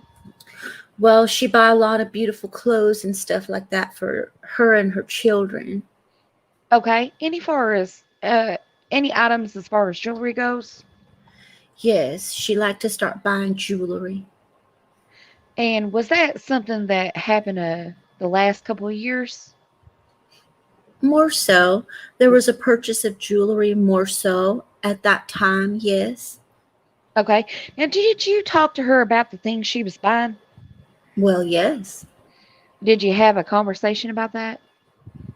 Well, yes, she showed me. She told me her ideas and how she's going to decorate, and there are times that I went with her. Okay.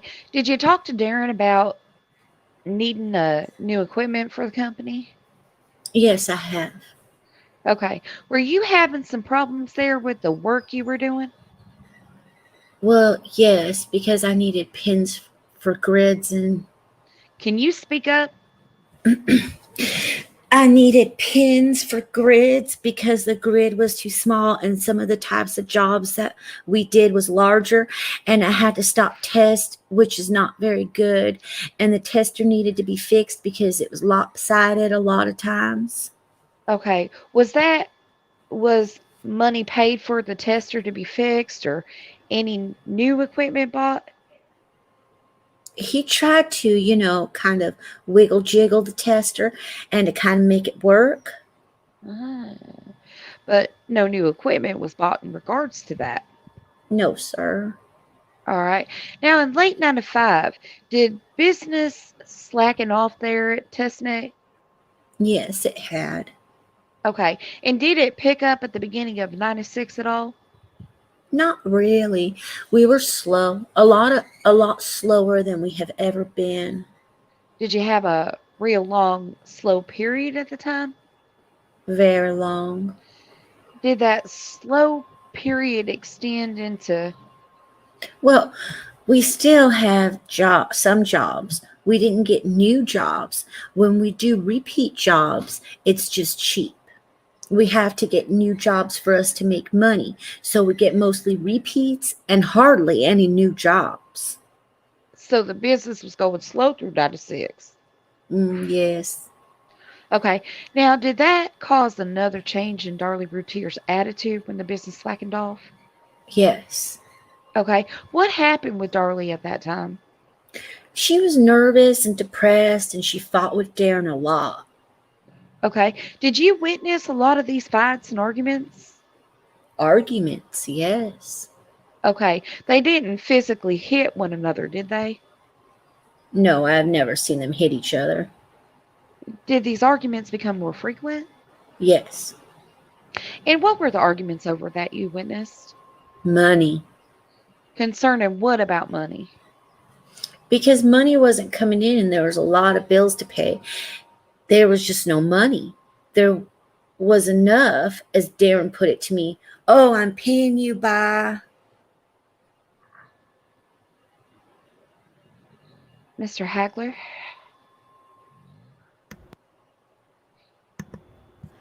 I'm going to object to that statement by Darren. Hearsay. Also save the objection. I'm sorry. What did I do? That's okay. Don't worry. They're going to object all the time. I will rule on them. Well, both sides will make appropriate objections. I will rule on those, and then you just go on back, and we'll tell you when to stop and when not to stop. Okay. But we have a hearsay rule. Okay. Don't say what other people said. Oh, okay. You just say what you know. Don't worry. Just keep going. We'll go through it. The money was slowing down, and Darlie was upset depressed. She was fought a lot with Darren, and sometimes she will become calm and things will be all right, and then it starts up again because Did these fights increase once the business slowed down? yes. Okay, now, was Darlie Routier working up there full time at that time? No, not really. She just comes sometimes. Okay, and what did she do when she came up there? What was her role? Well, she just came in sometimes.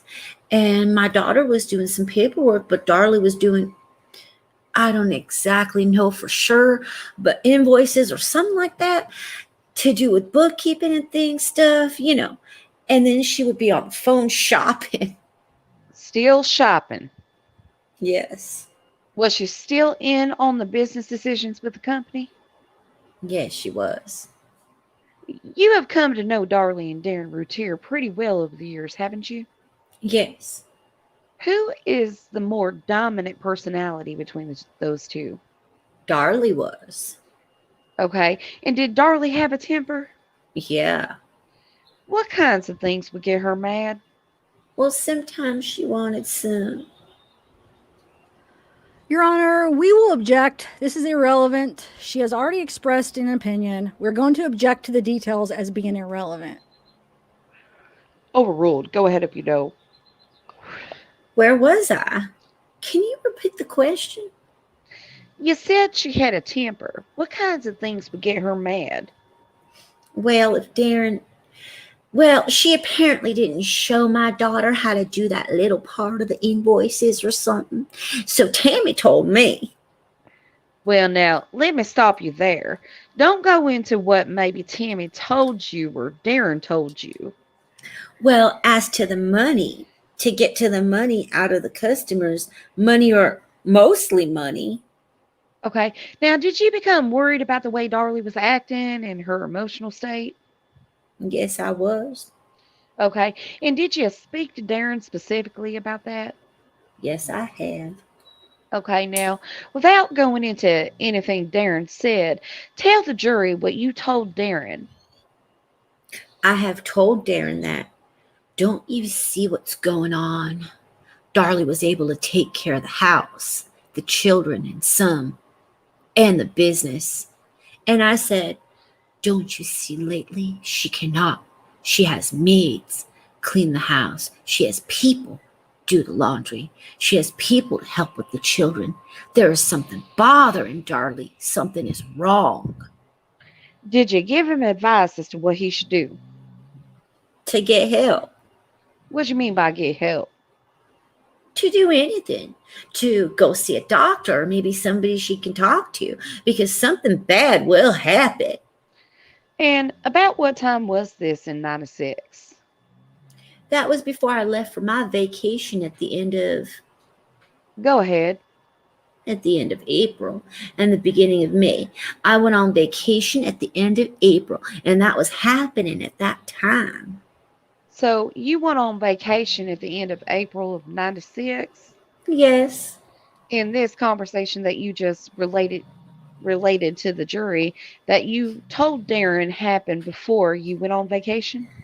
Yes. Okay. Did Darlie sometimes bring up the children up to the shop?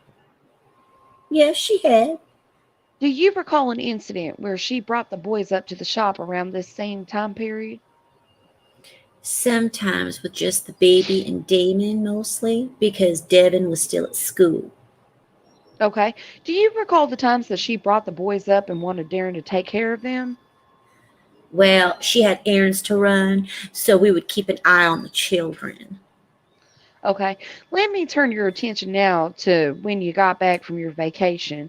When did you get back from your vacation? In May, probably, I know the first week in May I was gone, and then I came back along that time.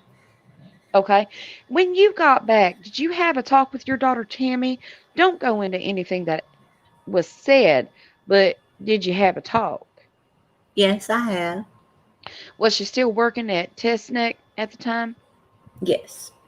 Did you also have a discussion with Darren on that day? Yes.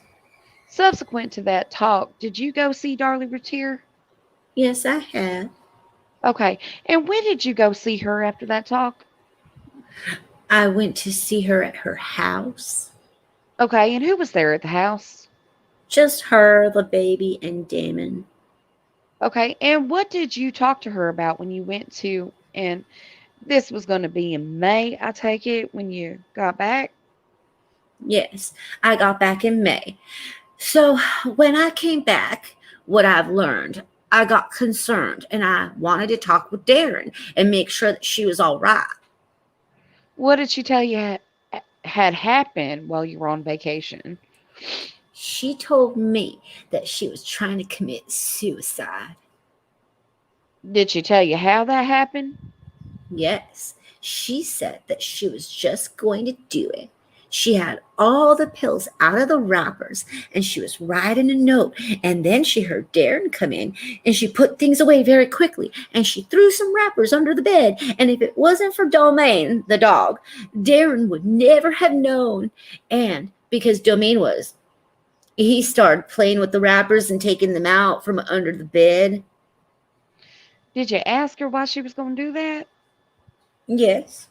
What'd she say? I told her that she needs to get help because she has 3 beautiful children and a good husband. And if she does something to herself, what would her children think? That their mama didn't love them? Did she tell you why she was going to commit suicide?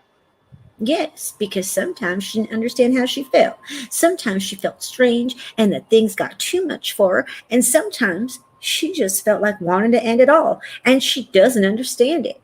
So I told her to please get help. And she told me that she already discussed it with Darren and that she was going to take the 3 children and go to Lubbock and that Cyrilda was going to take care of her 3 children when she goes. Who was Cyrilda? Cyrilda is her mother-in-law. Okay. But then she turned around and told me that she don't know about it because how does she know that is going to help her? And I told her that she doesn't have to. If she doesn't like it, that she could maybe get a counseling a little bit and maybe to put her on a little medication to see what was bothering her. And if she doesn't like it, she could always refuse and maybe see somebody else. And she says, well, she was kind of afraid because she said that if anything ever happens between her and Darren, that Cyrilda may take the children away from her. And I says, because she would be in the hospital, to help her mentality. And I told her that she shouldn't worry about it because she will be going on her own, saying that something is bothering me and I want to know what it is. Did she talk to you about the weight she had gained and that was bothering her also? Yes, it bothered her very much. What did you tell her about that? Oh, that she makes me sick. Such a beautiful young woman with 3 children. To me, she looked beautiful. And I said she was just giving herself a complex and that would make her sick. Did you also talk about the money situation and the slow business there at Testneck? Yes, I showed her that. Well, she was worried because that was the longest period that we had that was so slow. And she did have big bills, but I have told her, hey, things will pick up. Things will be all right. You just go get your help and me and Darren will get with it. Things will pick up and things will be all right. For her not to worry about that, for her to worry about her. Did she express some concern about the bills that were coming in and about their house? No, not really. She mostly said the children sometimes were too much and the neighbors' children wanted to play there. And I said people expect so much out of her. I told her that people could expect all they want. She could only deliver what she can. And for the children to tell their mothers for a change to let them play over there. And she said that she did mention it, but she goes, well, sometimes I don't really mind, and sometimes it gets too much. Now, did you seem to get somewhat better after that visit that you had with her? Yes, somewhat, but Did you go to Lubbock and follow your did she go to Lubbock and follow your advice? no. Did she get on any medication to help her with her weight? Well, the only thing she got on was diet pills. She got on diet pills. Yes, sir. Let me turn your attention to early June and ask if I'm sorry. it's okay. Did you talk to Darlie about your mother coming to work for her? Darlie called me. Okay. What did Darlie say to you when she called you? She asked me to, if my mother would consider coming and helping her out by working, helping her, with the laundry and light housekeeping. And what did you say to Darlie? I told her that I would talk to my mother. I have to talk with her and what days, if she agrees. Had Darlie had people help clean and watch her children before this? Yes. Okay. How soon before this had that been going on? She had a maid, but I'm not for sure. I believe that she let her go before my mom arrived at Texas. Okay. Did your mother agree to go over there and do housework for Darlie? Well, I kind of asked my mom to. I asked my mom and we talked, and she agreed to work for Darlie 3 days. I don't exactly remember if Darlie picked those days or my mom. I believe my mom or Darlie, maybe Darlie picked those days. It was Tuesday, Wednesday, and Friday. Okay. Did you take your mother over there on that Tuesday, June the 4th? Yes, I have. And when you drop your mother off, did you pick anyone up? Darren. Okay. Why'd you pick Darren up? I believe he left for Pathfinder for Darlie. I believe he left the Pathfinder for Darlie if she needed it. Since I dropped my mom off, it would be easy for him to ride with me. Did Darren have a car? It was a Jaguar, yes. What was wrong with the car at that time? It broke down. How long had it been broken down? Oh, I don't remember. But shortly not. I don't really remember. It broke down just around that time. So you gave him a ride to work that day? Yes. Okay. And did you give your mother a ride over to Darlie's the next day, that Wednesday, June 5th? Yes, I did. Okay. And did you give Darren a ride to work on that day? I don't remember. Okay. About what time did you return on Wednesday to pick your mother up? Around maybe 5:15 or so, somewhere around that time. Okay. Who was at the house when you went to pick her up? My mother and Darlie. Where were they? They were in the kitchen. And what did you And I came in the kitchen and I spoke to them. I said, "Hey, it looks nice." And they said, "Yeah, they did everything. Everything was cleaned up, and the only thing Darlie had to do was pick up. There was Everything was cleaned and washed, but there were clothes on the kitchen cabinet counter still folded up that Darlie was supposed to bring upstairs." Okay. Did you want to stay there when you got there? Yes, I felt pretty good, and I wanted to stay a few minutes and talk to Darlie. Okay. Did you get anything to drink? Yes, I had a beer. Okay. And did you sit down? Pardon me? Where did I really didn't sit down. I was kind of around the kitchen island, one of those deals that sits in the middle of your kitchen. would that be island there? Yes, I was kind of around there, and I don't remember. I was kind of, around that on both sides, kind of moving around. Now, did you decide to stay there or did you leave soon after that? I believe I had a beer, and my mom was rushing me to leave. Your mom wanted to get out of there. Yes, What mood was Darlie in when you left that house? she was upset. How'd you know she was upset?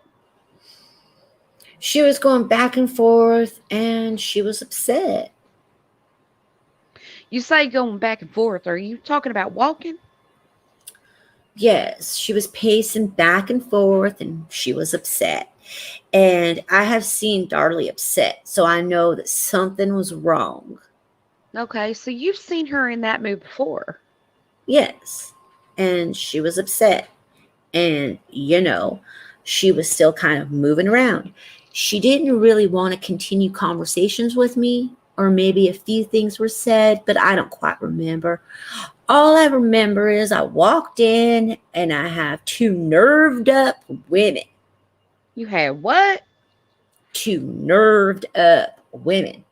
My mom and Darlie. My mom saying, let's get out. Let's get out. So they were both upset. And Darlie is pacing, doing something, but she is not really doing. I don't know what she is doing, but she is going back and forth. Okay, now did you soon then leave the house with your mother? Yes, I have. Okay, where did you park your car?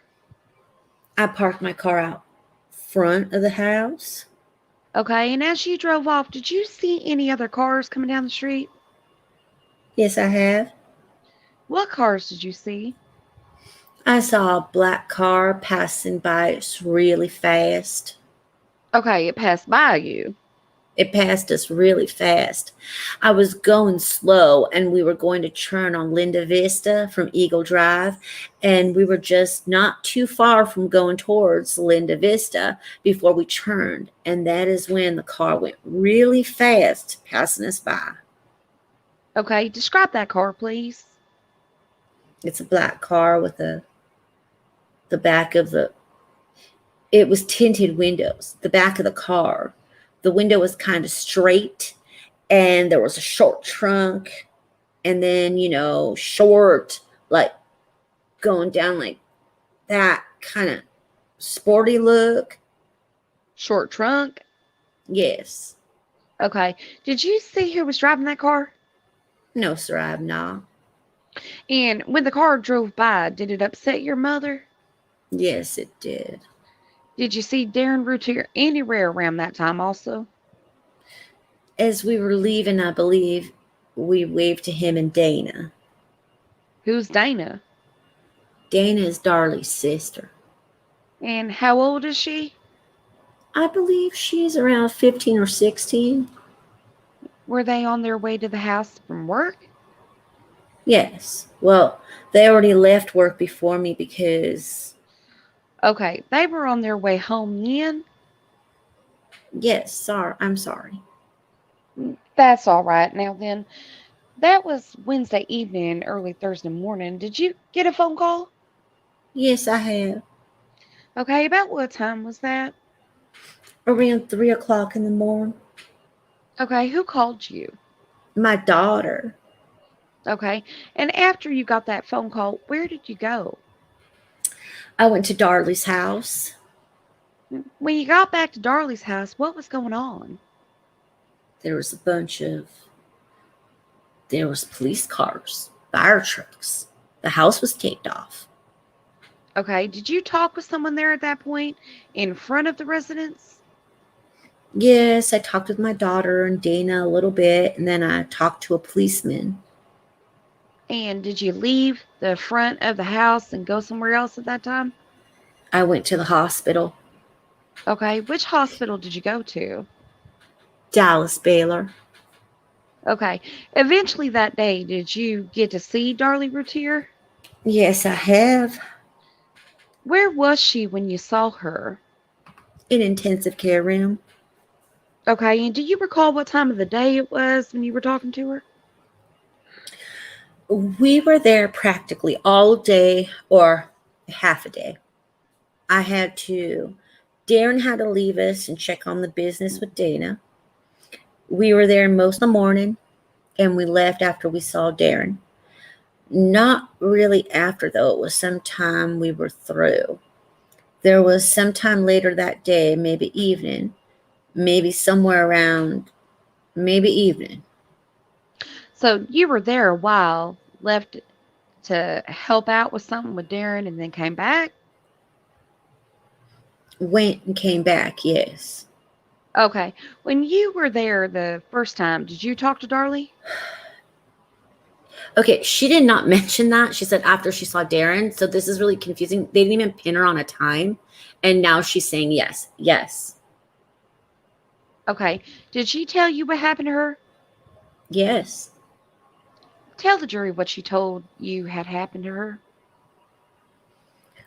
She told me that she heard Damon going, "Mommy, mommy," and leaned on her saying, "Mommy, mommy."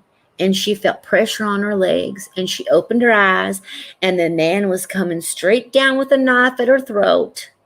And then if she didn't put her arm up, he would have killed her. Then what did she say happened? Damon, she didn't see nothing more, but she says that she picks up, maybe I'm not remembering correctly, but Damon was following her. She was going after a man through the kitchen. It was the kitchen. She was going after the man. And Damon was behind her. And she pushed him and told him to go back, to wait for mommy. Just wait for mommy. And she went out to the garage and that's all she said. Okay. Did you go up to the hospital the next day on Friday? Yes, I did. Were there a lot of other friends and relatives there in her room? Yes. At one point in time, did Darlie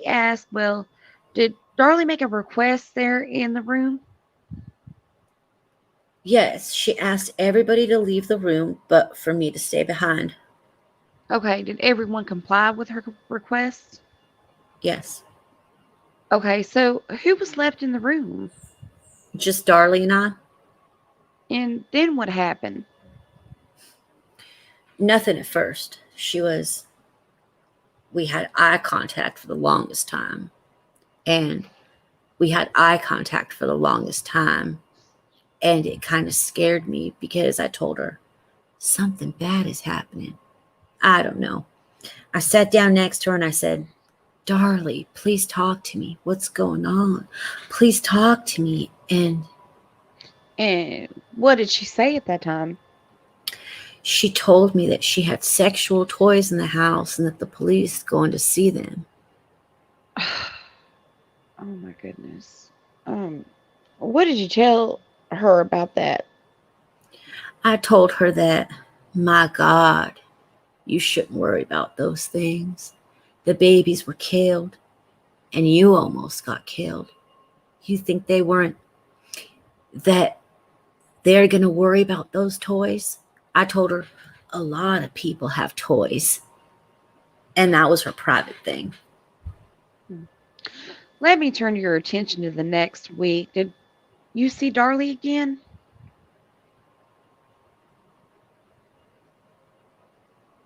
Just a minute, ma'am. You've been on the stand a long time.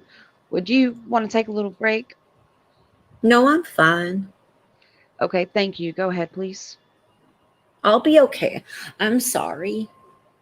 No, there's no problem. If you want to take a little break, we can take a little break, all right? Thank you. Go ahead, please. Did you see Darlie again after she was out of the hospital at her mother's house? Yes, I have. Okay, well, was that sometime the next week? Yeah, following week, yes. Okay, and did you visit with her there at her mother's house? Yes, I have. What is her mother's name? Darlie Key. Her name is Darlie also. Yes. It's Darlie Key. Yes, we call her Mama Darlie. Okay. Did Darlie again talk to you about the attack and what happened to her? Yes. Okay. Tell the jury what she told you happened when you had this conversation at her mother's house. Well, I didn't ask her anything. She was just sitting there.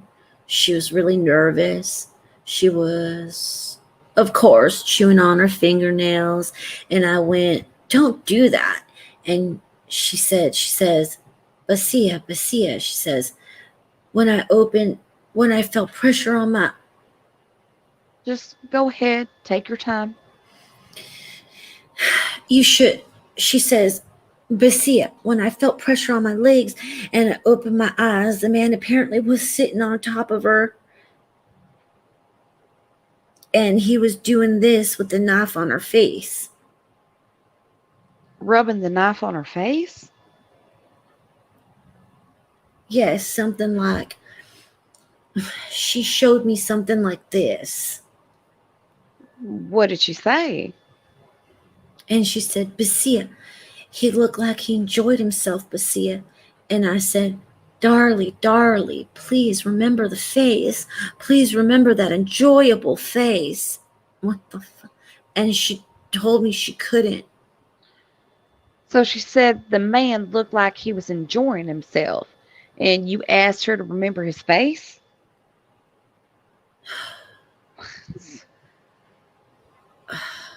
Remember that enjoyable face. Please, Darlie, remember that face. Did she tell you what he looked like?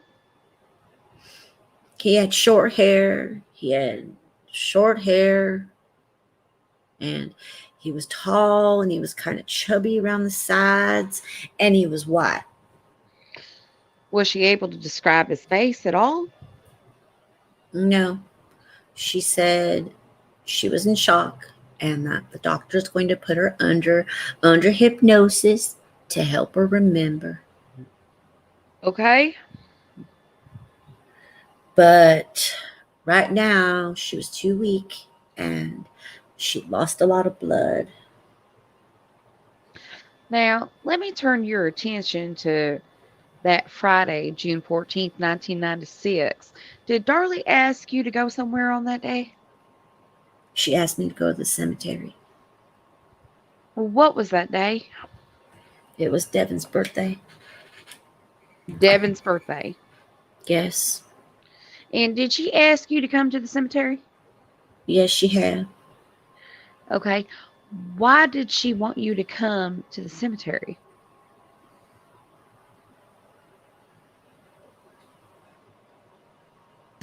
Mr. Hackler? Your Honor, may I approach the bench?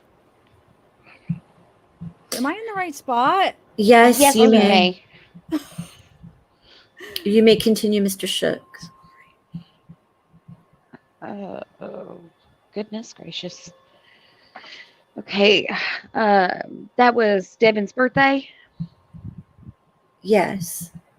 And what did she ask you to do? She asked me to come to the cemetery And what was the reason for coming to the cemetery? because they were going to celebrate Devin's birthday. Did you want to go to the cemetery? I wanted to go alone. I told Darlie that I was going to go alone afterward and tell him happy birthday in heaven. Okay. Did you agree with Darlie's request? Yes, I have.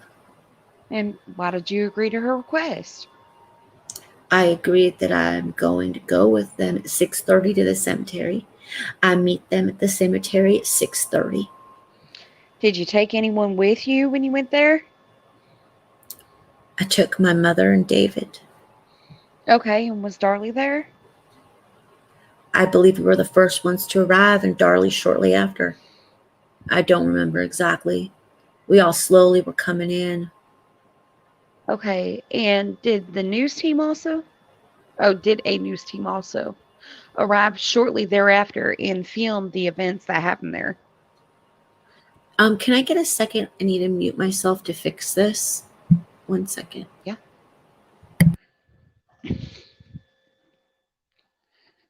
Goodness.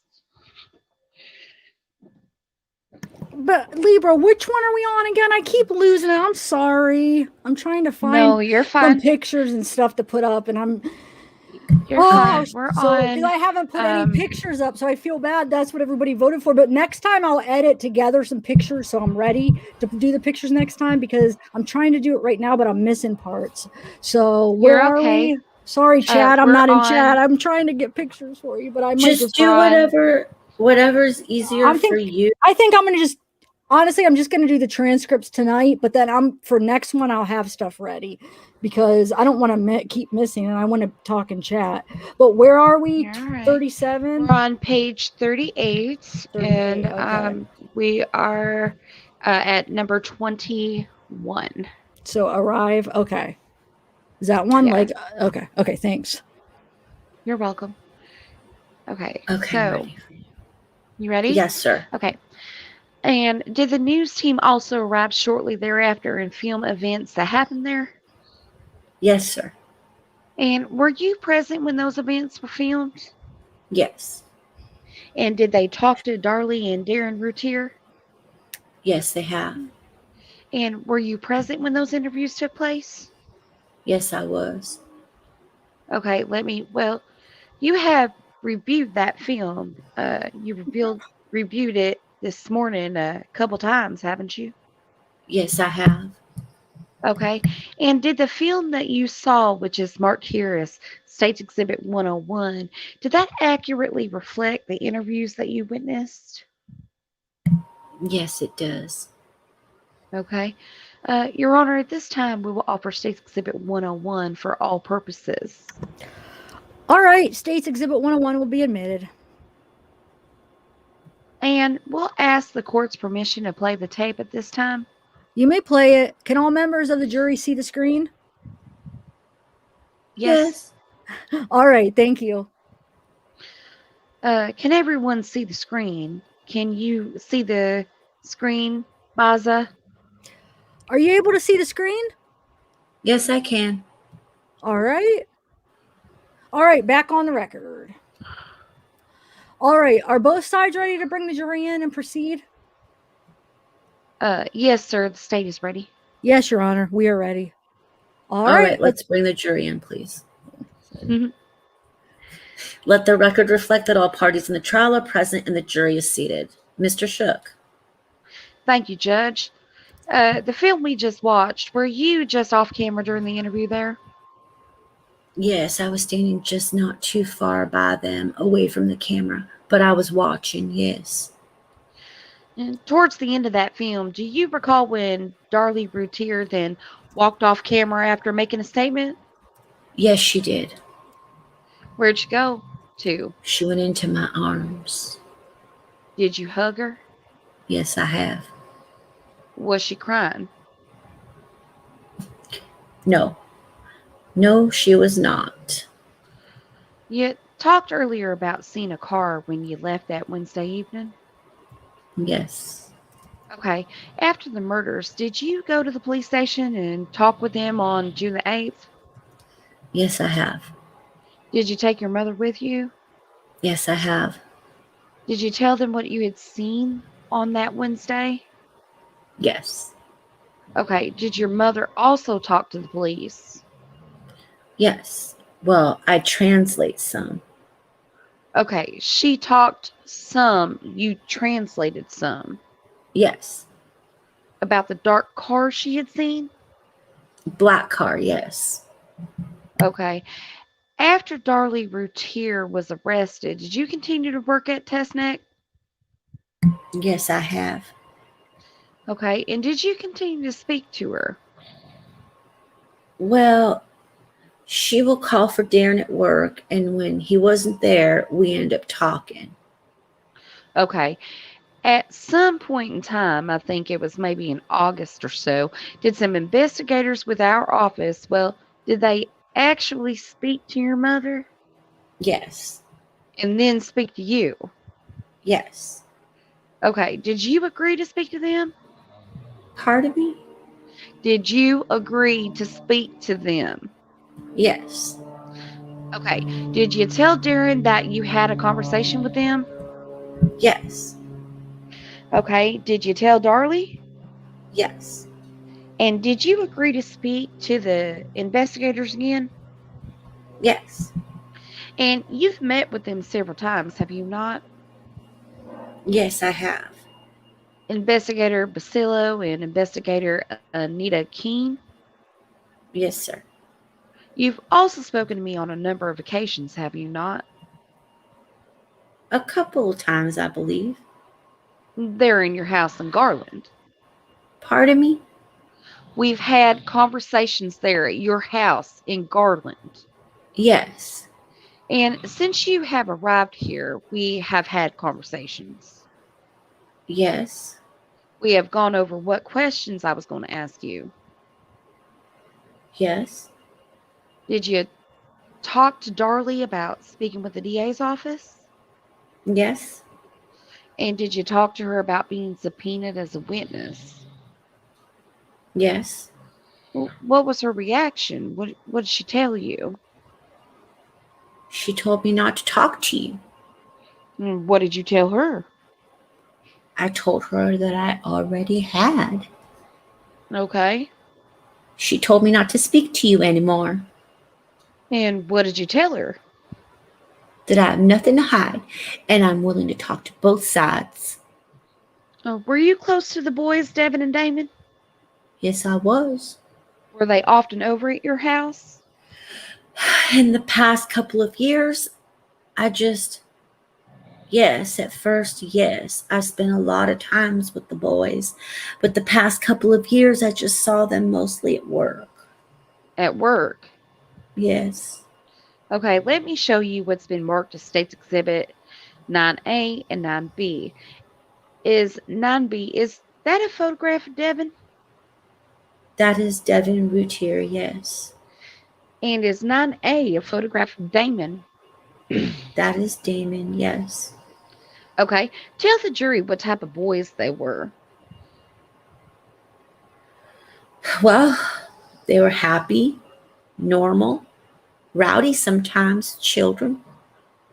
Damon was very smart, and Damon was also kind of a little bit on the moody side and stubborn, kind of. And it took a lot before we got closer. And even sometimes then, if he didn't want to talk to you, he would just ignore you. Devin was very smart and loved to play video games, just like normal boys, happy, playing, rowdy sometimes, picking at each other. That Wednesday when you went to pick your mother up, did you see the boys? They were playing outside on Tuesday, and I believe on Wednesday, they were outside somewhere and then they were gone. Okay. I remember maybe it was Tuesday. I know for sure I saw them on Tuesday. I saw Damon, I believe, on Wednesday. Is that the last time? Outside as we were walking out. As you were leaving? I'm sorry. As you were leaving, do you think you saw him playing outside? Yes, because it was a bunch of children, but we just left quickly. Okay, ma'am. I need to show you one more photograph that has been admitted for record purposes. It's been marked as State's Exhibit B. I'll ask you if you recognize this photo to be Damon Christian Routier. Yes, sir. What was that number, Mr. Shook? State's Exhibit number B. Thank you. Judge, that's all the questions I have of this witness. Mr. Mosty? Yes, sir. Thank you. What? Oh, yeah, Mr. Mosty. Okay, here I go. Let me get ready here. So it's my turn. Let me take a sip of water. Hold on, I gotta get ready. Almost out of water. All right. Miss Jovell, my name is Richard Mosty. We have never met, have we? Am I on mute? Oh, no. Are you guys here? Am I the only one here? I'm here. I've got mine on mute because I'm not talking, so I don't want to It's have you, the though. background. Oh, no, it's I Bella. know. I just. That's right. I was It's thinking it was supposed to Bella. be you, but it's supposed to be Bella. You're right. Okay. No, it's Bella. I'm prosecution. You're right. Bella, are you okay? Bella? Bella. She Where'd she fall go? asleep, maybe? We were just chatting. Okay. Did she lose signal? She's on mute right now, but I don't know. Bro. That's weird. Bella. I couldn't figure out where I was muted, you guys. Okay. I'm sitting here talking, and then you said you're on mute. I'm like, oh, so I'm on mute on StreamYard. Man, you had me worried. I thought something happened. I'm sorry. No, you guys, like, Wow. I thought No. it was the mic that was muted, and it's not. And I unplugged it and plugged it back in until Oh, Zav it's okay. said, yeah, sorry, guys. No, don't. Hope You know, it's no everyone- apology. I'm glad you're okay. I was like, did she Yeah. pass out It or just is she fell. okay? Shoot. Sorry, guys. Oh, it's all Barbara right. Jovell took a little break. She took a cat nap. Okay. Let's do that again. Okay. So you want me to do it again? No. Okay, so Oh. no, sir, we haven't. In these conversations that you have had with the state's attorneys, have you given a written statement? No, sir. You didn't sit down and write out? No, sir. As you talked to Mr. Basilio, the investigator, did he take notes? Oh my God. Wow. Yes, I have. What about Rowlett Police Department? When you talked to them, did they take notes? Yes. How many times did you talk to them? To the police department? Yes. Just once. Just once with your mother? Yes. And then you talked to Mr. Basilio. How many times? It was, I don't remember exactly how many times. It was a few times. Well, let's say maybe 5. 5 times? I'm not sure. Maybe about 5 times. Okay. Are those 5 times alone with Mr. Basilio? No. There was always Anita Keene present, or another. There was one time there was. Whose court? Does Bella or does Libra want to do the court? Or Can Libra? you hear all this? No. Okay. You're going to have to speak louder than that. I'm sorry. There was another man. He was only there maybe a couple of times. I forget his name. He was a black man, older man, but I don't remember his name. Do you see Mr. Basilio here in the courtroom? Yes, that's him right there. Do you see Anita Kine here in the courtroom? Yes, that is her over there. And you understand that they are both investigators with the district attorney's office. Yes, I do. Then how many times did you say? About 5 times that you had met with them? Yeah, as much as I can remember, possibly about 5 times, maybe 6. That is one or both of the investigators? There's always both. Always both? Always. Now, then separate from that. How many times? Oh, man, separate from that. How many times did you meet with district attorney's office? Pardon? With district attorney, for instance, with Mr. Shook here.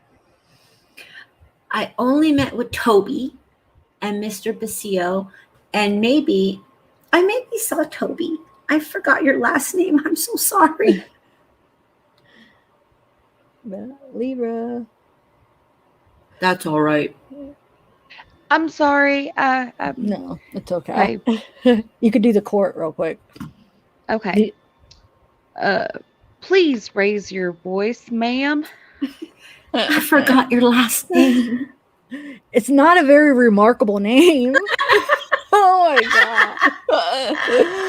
God. Okay. Maybe 3 times. You met with Toby maybe 3 times? Together with Mr. Basilio. Sometimes Mr. Basilio was there? Yes, and sometimes he was not there. And Anita Kine was there. I'm a little confused. Are you saying that all totaled that you have had 6 meetings with various people, or is that 9 meetings you are now telling me about? Well, I only saw, I'll just say Toby, because he came to talk to my mother. Well, how many times? And Just how many times do you think you've talked to before you came to Kerrville, representatives Oh, I'm sorry. from the district attorney's office, either the district attorney assistant, district attorney, or investigators. How many times do you think you talked to them?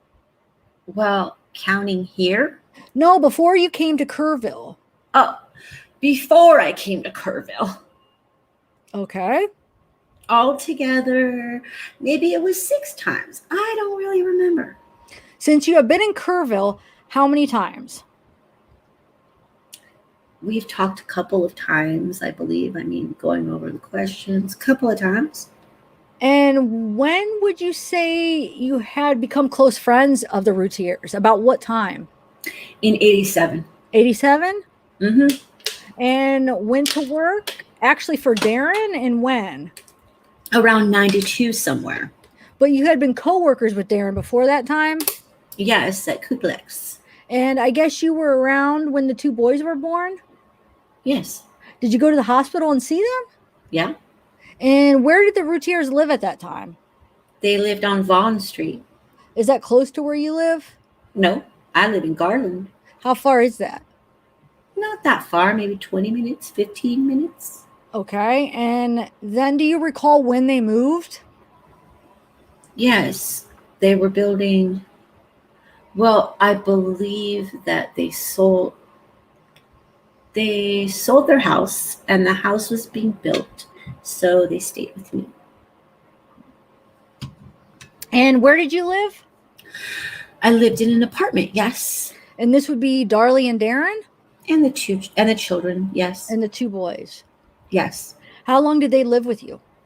Oh, not too long, maybe 3 months. A couple or 3 months? Mm-hmm. Would that be in 1993? Around that time, they were building a house. How old were the boys then? They were quite young. I don't quite remember exactly. Okay. And were all 3 of you working at Testneck by that time? Yes. And Darren went out sort of on his own to start his fledgling company, I guess. Did I say that wrong? Yeah. What is it? I don't know. It means like a struggling. Well, We'll say how to say it. fledgling could be new. Oh, I said that right. That's it what could I be said. new. But that's what I said, though. Yeah, you said it right. But why'd you laugh? Because I thought he was like poking at him. Oh, I 'Cause thought you I were thought- laughing at me. Okay, No. never mind. I thought you were laughing at me. No way. I thought he meant it in like another way, but I guess it could mean new. Yes, he still continued to work a little bit at Kuplex when he opened up his business, and then eventually he quit. He was still going over there to have them use the machines to drill the fixtures. And you left? You went to Testneck after Kuplex? No, sir. I worked for ATG Electronics. Why did you leave Kuplex? I was laid off, sir. You were laid off? Yes. And why did you leave? Was it ATG Electronics? Yes, it was American Testing Group. It was run by Germans from Germany. Okay. And why did you leave there? The Germans pulled out, Okay. so I got laid off. Okay. And then your next job was Testneck? Yes. When did you go to work for Testneck? Around 92. Okay. Now, once the Routiers moved into the new house in 93, how far was that from your house? The way I drive, maybe 25 minutes. She's saying it's slow or fast. The way I drive, maybe 25 minutes. In that 93 time frame, you saw them on a regular basis at work? Yes. And socially in conjunction with work? And socially, yes. Pardon? And socially and work. How often?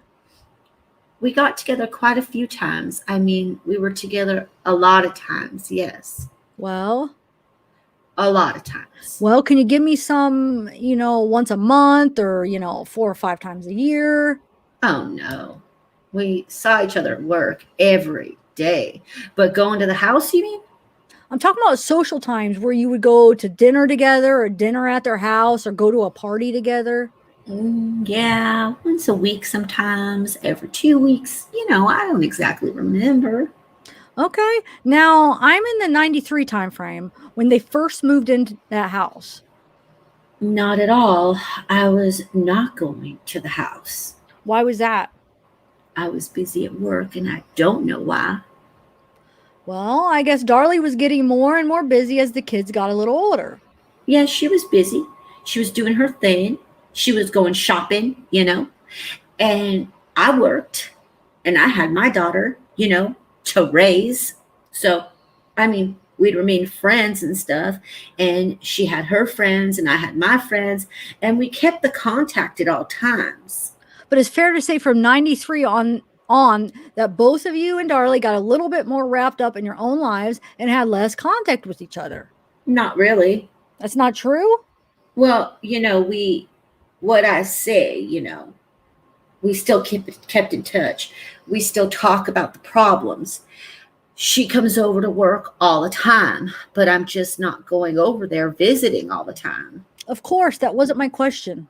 I'm sorry. My question was from 93 on, as you got more wrapped up in your life with your daughter and your work, and she got more wrapped up in her kids as they were getting a little bit older from 93 on, you all had less and less social contact, didn't you? Kind of, off and on. Yes, I would say that. And that is natural, isn't it? Well, yes, of course. How old was your daughter in 93? She was around 15 or 16. That is a pretty busy age, I know for a fact. Very. And you spend a lot of your time driving 15-year-old daughters to movies, to shopping, to school, to ballet, to... My daughter she was only interested in choir for a while at school when she was around that age. She didn't really want to join anything else. And your daughter and you lived alone, the two of you? Yes. And as you would see Darlie, would see her coming down to the office, wouldn't you? Yes. And she would bring the kids? Yes. And the kids were all cared for, weren't they? Yes, they were. And they were well dressed? Yes, they were. You went in their house, didn't you? On Oh, Eagle? yes. Yes. The kids? Happy. Happy? Playing, yes. And lots of kids over there? Sometimes, yes. As a matter of fact, that is some of what Darlie was, I got 3 of my own and 2 boys are bringing in more. She didn't mind. Many times she didn't really mind having those children. Darlie loves children. She loved to have them over, didn't she? Yes. As a matter of fact, she encouraged her boys to bring their friends over. Yes, she had many times, yes. And she would play with them. She would play with them. No, they play on their own. She wouldn't participate with them sometimes, as mothers do? No, the kids wanted to have their friends. They just went all the time, either upstairs to play or outside to play. Well, I understand that too, but then all of those kids needs Cokes and sandwiches and all that stuff. Oh, yes. She tended to do that. If they come in to have a drink, yes. Darlie give them drinks or popsicles, yes. That's her kids and the neighbor kids. Exactly, yes. She was kind to all the children. Okay. Incidentally, you were often over at the house on Eagle. Is that right? Well, off and on. Did you have a key to it? The way they What? spelled that. I know. What? Yes, I have for a long time, yes. Okay, so you actually had a key to the house. Another one. They keep it up. Oh my God. Oh my God, it keeps going. Yes, mostly I had the key because when they were going on trips, I went and checked on the house. Okay. And then I guess you at least kept up to some extent with how the boys were doing as they got older. You described them as smart kids. Yes. And Damon maybe a little more reserved? Oh, yeah. He's a little bit more stubborn. But if he doesn't want to do something, he won't. And you can't really change his mind. He would be, ignoring you. And you were aware of what they were doing in terms of going to school? Yes, I many times picked them up from daycare at that time, but not from school. And at that time, I was picking them up from daycare. And what grade had Devin completed? She has a way of repeating herself, like she's saying something new every time she repeats herself, but she always is repeating herself. It's really interesting. First grade. And did it appear to you that he had done well in school? Oh, I'll bet he did. You bet he did? Oh, yes, he was smart. A very well-adjusted child? Oh, yes, very polite. If he's away from mama, he, you know how children are, is a lot nicer to somebody else sometimes than around their mom. But he acted nice even when he wasn't around his mom. Oh, yes, sometimes he get along a little bit. But he was a little boy, wasn't he? Yes, a normal little boy, yes. And these boys appeared happy, didn't they? Yes, they were happy, yes. And they were active? Yes. Played and ran and... All the time, Ninja Turtles. Anytime something new came out, especially the Ninja Turtles. Lately, it was the Blue Rangers and the Green Rangers. They wanted to be the Rangers. And Darlie went and bought them that stuff, didn't she? Oh, yes, she did. She always bought them things, yes. Whatever the current rage was, and I can't even remember what those are anymore. Yeah, neither do I. But there's always toys. They always had lots of toys. Darlie always made sure that they were clothed, fed, and had plenty to play with. She actually was sort of generous to a fault with the children, wasn't she? Yes, she was. Okay, matter of fact, you thought she was really too generous about a lot of things, didn't you? She was a very kind person. She is a very kind person. And she donated her time to school events? Yes. Volunteer work?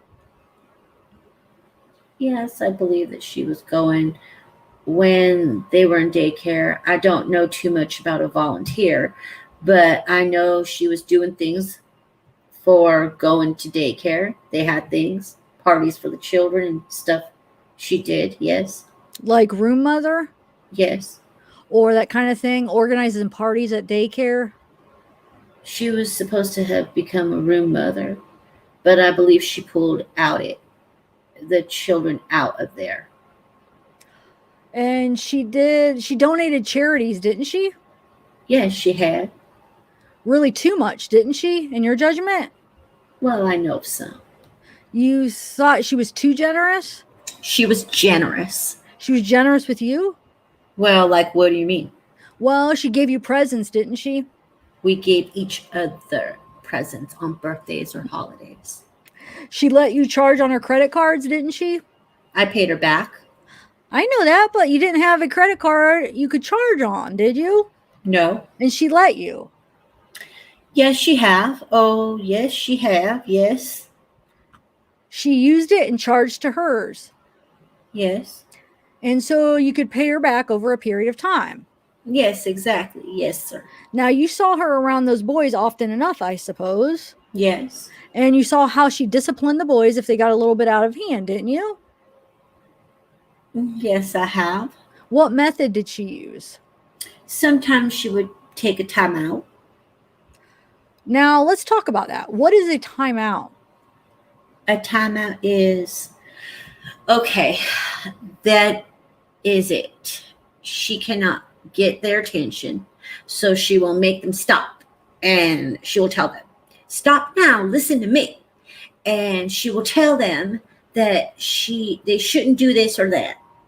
And she would do that in a gentle but firm way, wouldn't she? Sometimes. And she told them to go, stop what they were doing, and take their time. Yes, and listen to me. You shouldn't do this or that. And if you don't behave, you're going to go upstairs. There'll be no playing anymore. And that is how she generally did all of her disciplining of the children, wasn't it? Sometimes it was a spanking on the butt. A swat on the bottom? Yeah, with her hand. I have never seen Darlie using a belt. Right. And sometimes when they were too much and she couldn't get attention, and sometimes would squeeze their cheeks. And get them to look at me and listen to me? Yes, well, like a kid. And well, I was always sensitive and I always tried to stand up for those boys. No, no, no, they didn't do anything. So to me, sometimes it was, just a punishment. Was like, no, don't do that. Yeah, but I never seen her. you thought that all of that discipline was proper, didn't you? Yes, it was proper. It was appropriate Yes, and it was done in a loving manner yes, and it was done in a caring manner yes. and the kids expressed their love for Darlie openly Mommy, yes, yes, and she expressed her love for the children openly. yes. Who is Tammy? Tammy is my daughter. Okay, and Darlie bought presents for Tammy. Yes, she bought presents for all of her friends. For who? For lots of her friends. Darlie did? Yes, she was always a very giving person. Did you have occasion to meet some of Devin and Damon's friends or just as they ran through the house? Briefly. Okay, that had a lot of friends. They had a lot of friends? Yeah, mostly. I don't remember the little boy's name, but it was Mercedes' son that they play with a lot. And there was a few other kids that I seen faces, but I didn't believe. But mostly when I spend time, I spend it with Devin and Damon. I didn't. The other children are not really around. You didn't pay much attention? No. I mean, yes, I have spoken with them a few times or something, but Okay, and by 1995 in the fall, Darlie was pregnant with Drake. Had she been working pretty much full time still? yes, she was still coming to the shop. She was pregnant, and yes, Okay. we see her. And even after Drake was born, did she continue to work? No, sir. Did she continue to do the books from home? Tammy was doing. I don't know too much about the bookkeeping because I was never kept up with that. But I know my daughter was doing some paperwork there, and Darlie ever so often would come to the shop with the children and the baby, and she would do the work there. Okay. And she worked at the shop? Mm-hmm. At some point, did she sort of take her things back home? What things? Well, just books and records. I don't know, sir. You don't know about that? Not really, because, well, I never really cared. I don't know what they were doing in the office. I never did that. And the bookkeeping was not your responsibility? No, sir. And you didn't keep up with that? Nope. You didn't receive checks, for instance, when the mail came in with a check or a payment. You didn't receive that? No, sir. You didn't make a deposit? I made deposits later. Sometimes, yes, if they were to tell me to make them. Who would fill out the deposit? Darlie or Darren would. Darlie mostly, or sometimes Tammy. They would hand it to you and you would drop it at the bank? Yes. Or Tammy would drop it at the bank? Mostly, sometimes I would, or Darlie or Darren. It just depends. I don't know if... Oh, hi, Bridget. Bridget in the house. I don't know if... Yeah, I'll do... Or do you want to do quarter? Or do you want... Mr. Mosley, let's go ahead and break now until 10 after... Wait, 10 after 1. Please, for lunch. Be back then. All right. Are both sides ready to bring the jury back? Yes, we are ready. Yes, sir. We are ready. All right, bring the jury back. All right, let the record reflect that all parties in the trial are present and the jury is seated. You may continue, Mr. Mosty. Yeah. Mrs. Jovell, we were talking earlier about mostly the relationship that Darlie had with her children, which you have described in some detail for the jury. And was Darren also active with the children? More or less. Darlie had to make him spend time with them. Okay. She made sure she emphasized on him spending more time with the children. She was wanting Darren to spend more time? Spend more time with them, yes. Darren was working pretty hard, wasn't he? Not really. Not really? No. Were you doing most of the work down there? Well, he does the drilling. I do most of the testing and troubleshooting, yes. Well, but am I hearing you right that you sound like maybe you carried more than your share of the load? Well, that was my duty. Darren was the owner, So a lot of times he had to be on the phone. That was his hard work. And Darlie would help me and Tess a lot of times. Well, let me take out the hard work part then and say, did Darren spend a lot of hours down there? At the shop, yes, he would come in about 10 o'clock or 11 sometimes, and he continued on staying open to customers. He'd stay late then? We normally don't stay late. We close up at 5 o'clock. Oh, there it is. But Darlie was wanting him to actually spend more time at home apparently and less at the office. Yes. Okay. And you were able to observe Darren and Darlie and their relationships. Yes, I have. And of course, you have been married, have you not? Yes, I have. And you understand that every marriage has its good days and its bad days. Definitely.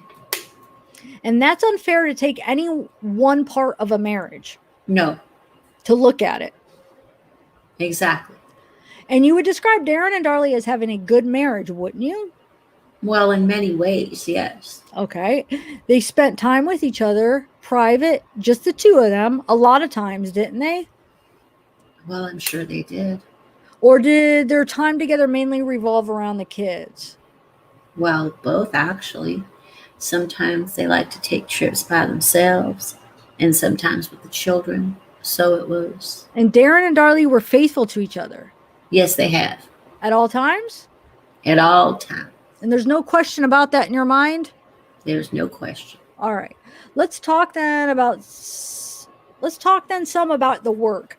I guess it sounds like you worked for Tesnick from 92 to 96? Yes, sir. And a lot of that time, were you the only employee? Yes, sir. And the day-to-day working and testing and working with the boards and all that kind of stuff, that was really your responsibility? Yes, sir. And Darlie's responsibility was, and I understand... Office. Yes, office. When we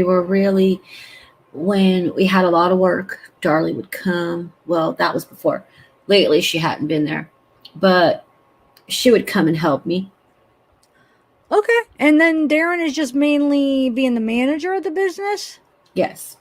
But he too would help work on those boards? Well, he would help set up fixtures, sometimes on boards. Yes, sometimes he would just test them. Now tell me what you were doing. And I'm at a loss to understand what that business was really. Well, do you want me to start from when I came into the shop? I opened it up. Well, why don't you try to tell me generally, if I was a customer at Tesnick, what would I be buying? I test. Customers would send us printed circuit boards. These are circuit boards that are manufactured by some company. Yes, some company. For instance? They're all different. For instance, what company might send circuit boards down there? Do you remember some of the customers? CompuRoot, Tri-Circuits. At this moment, I can't remember. Yeah, we have customers, yes. They send completely different. They would be huge circuit boards or little circuits. There would be tiny ones. They're different sizes, different performance of circuit boards. All right. What are those circuit boards made of? Fiberglass, the printed. It starts from the yellow room and so on. They print onto the copper, and then that is how they lay out the film. I'm not familiar too much as far as that area goes, but I know a little. Is the board part itself made of fiberglass? Well, yes. Well, fiberglass, copper, nickel. Okay. They have circuits and little pads and, surface mounts, which is more newer type of stuff, getting more advanced. And when you're working with those, you have that board in front of you and you're actually testing the circuits. Sometimes it's 300 of them. Sometimes it's 5 boards only. Sometimes we have 1,000 of them, and you have to program the board. Do you do anything to the board? Do you work on it? Do you fix it? I set up a fixture that Darren will drill, and that fixture will match exactly the board, the pegs, or whatever. The fixture is built, and with the pins in the fixture, then we set it on a tester. What is that fixture made of? Plastic. And so the fixture then allows you to test the individual circuit areas? Exactly. because the circuit boards will look exactly like the fixture. So you have to put the fixture on a tester, program it, get the points, test points, and then I go on to program. Would Darren be the one who made the fixture You would drill the fixture. and fit it to the boards? Yes, yes. And is there a shop area that you worked in? Pardon? Is there a shop area, an open area, a shop area where the boards were kept and where you would work, where you worked all day, where you worked day in, day out? Yes. Normally they will come in through the office and we'll bring them to the back. And we have only one big room in the back and everything is in that one room. Is it a room as big as this? Not exactly. Smaller. Okay. But that is where the actual boards and the actual testing goes on. Yes. Is there an office Yes. separate from that? Yes. More than one office or just one? Well, it's 2 offices actually. It's one in front and one in back. Okay. And where did Darren's office? It's the one in the back. Okay. And who officed up front? Darlie's. Okay. And that is where the financial records were kept. Yes, I believe that. Yes. That's where the paperwork was done because I seen them do it there. When the mail would come in, who would collect the mail? Before it was Darren and Darlie, but I was doing it recently. Okay. Then if a bill needs to go out to some company, who prepared that bill? When my daughter was working, she would write out bills for whatever Darlie or Darren tell her to pay bills. So she just filled them out and No, I'm talking about a bill to a customer, someone who had set computer boards down. oh, Darren takes care of that, or Darlie takes care of that. An invoice to that customer? Darlie would do that. Darlie did that? Yes, I didn't do any paperwork really. Pardon? I didn't do any paperwork. You didn't do any of the bookkeeping? No, not at all, sir. Do you know how much profit they made on those boards? Good profits. Good profits? Yes. Were some more profitable than others? Well, yes. Well, when we do retest, it is less money because when the customer require a new fixture and a new test, that is where the big bucks come from. All right. But some, I guess, different boards or different numbers of circuits. Oh, yes, they are different from different customers. Profitability? Different part numbers, different looks, different shapes.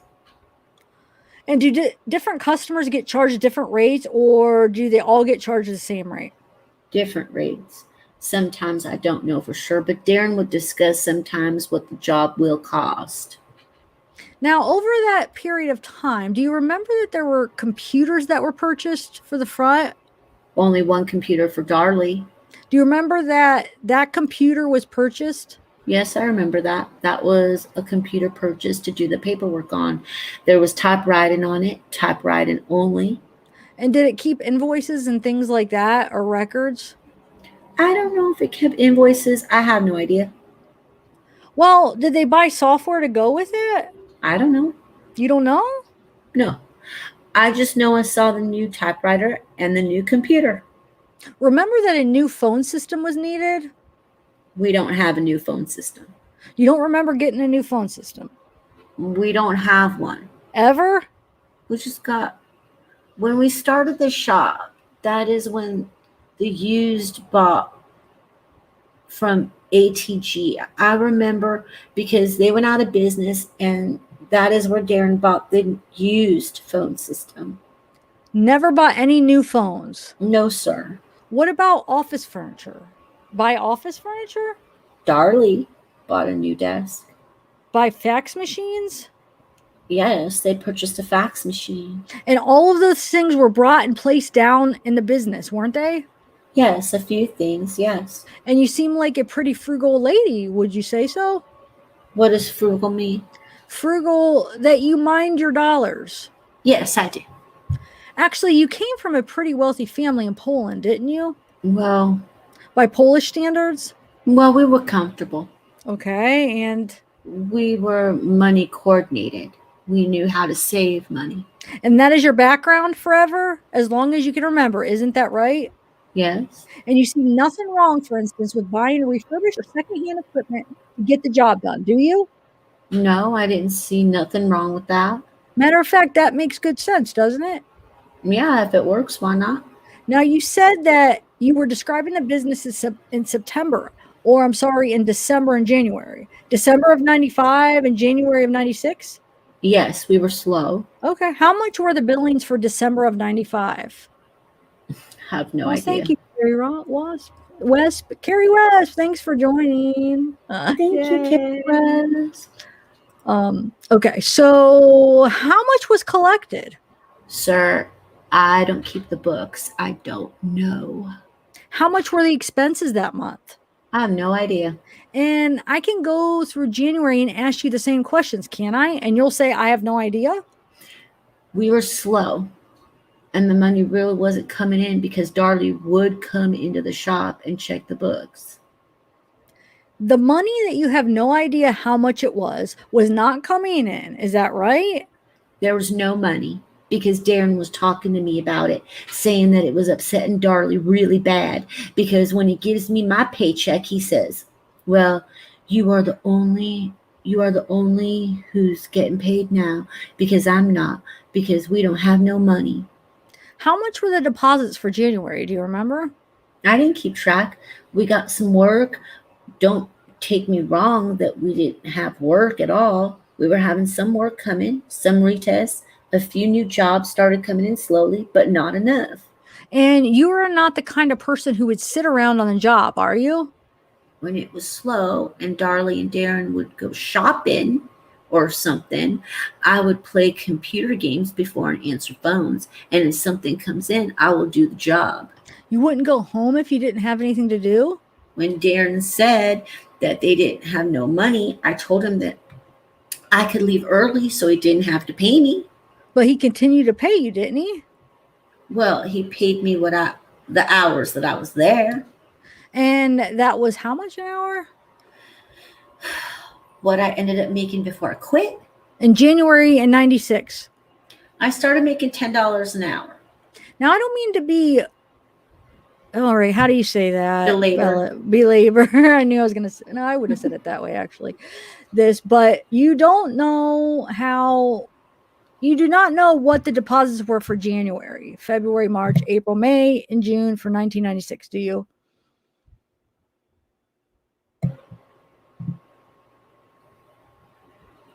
Oh, Mama Mia in the house. Sorry if you've been here. I just saw you. Yeah, as we're, I don't know. I could do it really quick. Judge, I'll object. It has been asked and answered several times. Sorry. It's okay. Y'all. Where are we? The court right now. Do you want to do that, Libra? Yeah. Also saying, I think she's answered Mr. Mosty. She said she did not know that. Well, the only one I asked her to answer about was January. Well, I know I made deposits, but sometimes it was just $1,000 deposit. I remember maybe a few. Sometimes it was just $700. I don't exactly remember, sir. I don't stay and look at the books. Maybe I'm the only one who has not heard you answer this directly, but do you know how much money was deposited in the first 6 months of 1996? I don't keep an eye on the books. I don't know. And do you know what the expenses were for the first 6 months of 1996?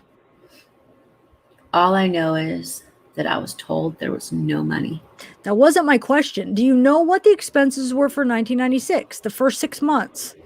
I don't keep the books. I don't know. Thank you.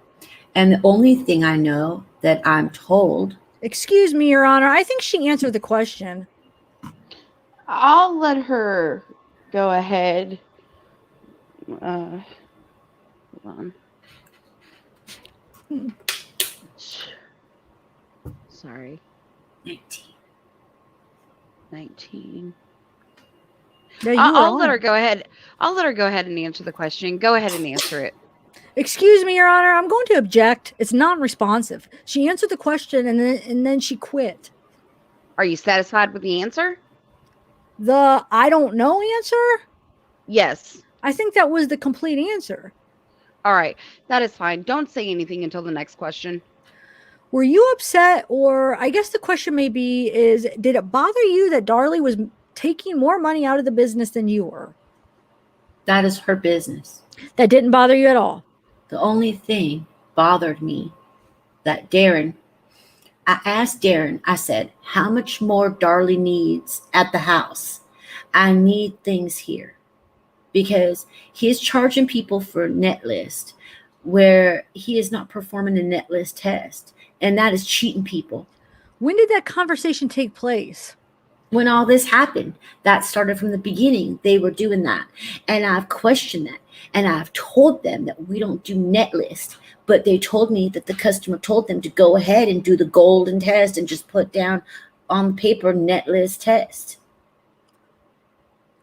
And so I said, we don't do net list tests. We never use that in our tester. And so then apparently he stopped. But then when he wasn't at work and I had to deal with the customers, I found out that we were supposed to do clamshell tests, net list tests. And I said, sir, we don't do that. And he says, well, we have it on paper.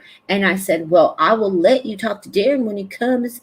So that was never a net list test performed. There was never a net list test performed. So I told him, I said, you can't cheat the customers like that no more. You are cheating them. Excuse me, Miss Jovell, you said this was from the beginning. Yes. That's talking about 1992, wasn't it? Yes. So things that you're just now describing, that long conversation, until now, was in until the time that I quit. That started in 1992, didn't it? Yes, it did. Okay. That is the only thing that really bothered me because you will charge for net list test. Excuse me, Your Honor.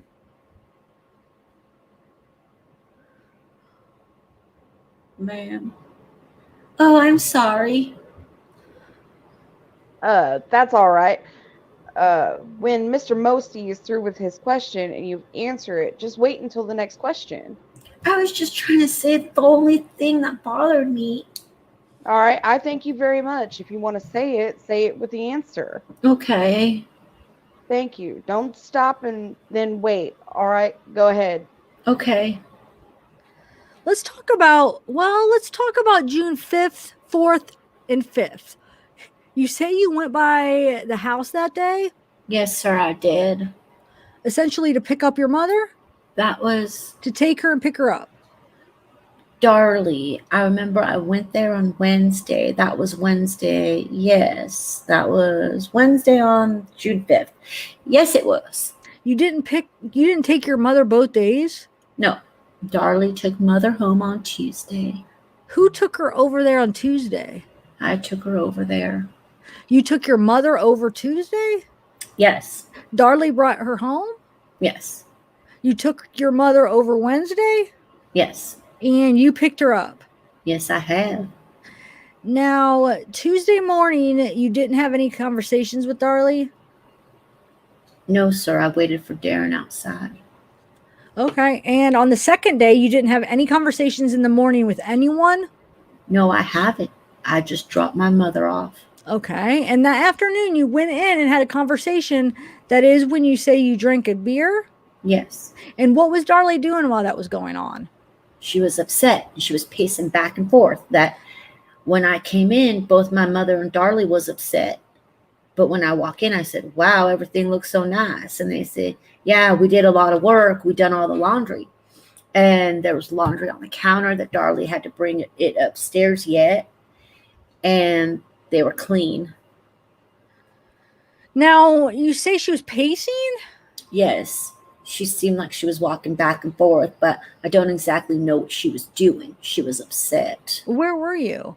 I was in the kitchen. Standing? Yes. What part of the kitchen? By the island, you call it. Okay.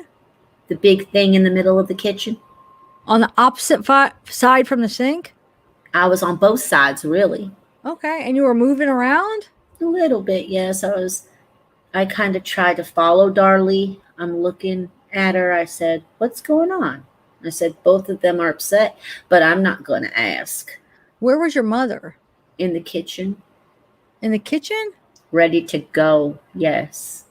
Where was Darlie doing this pacing? Pardon me? Where was she doing this pacing? She was going back from the kitchen and to the family room, and then she went on the other way. In the what? Well, she paced. I see her going. She's like carrying maybe something. She's like hearing maybe something? Pardon me? Did you say she's like hearing something? Carrying something. Carrying. Yeah, but I don't know what. She's walking from the kitchen to the family room, then she went to the other direction, kind of hallway through, and I'm staring at the fireplace. And she was carrying things between the rooms. Well, she had something. Well, she had something in her hand, but I didn't pay attention to what it was. You don't recall what it was? No, sir. Well, when you pace back and forth in an upset area, do you take things from room to room? Well, not necessarily. But she could have been walking, just taking something from the kitchen to the family room? I don't know. She just walked through there and stuff, and my mother was after me. Come on, I want to go home. But you don't recall what she had in her hand? No, sir.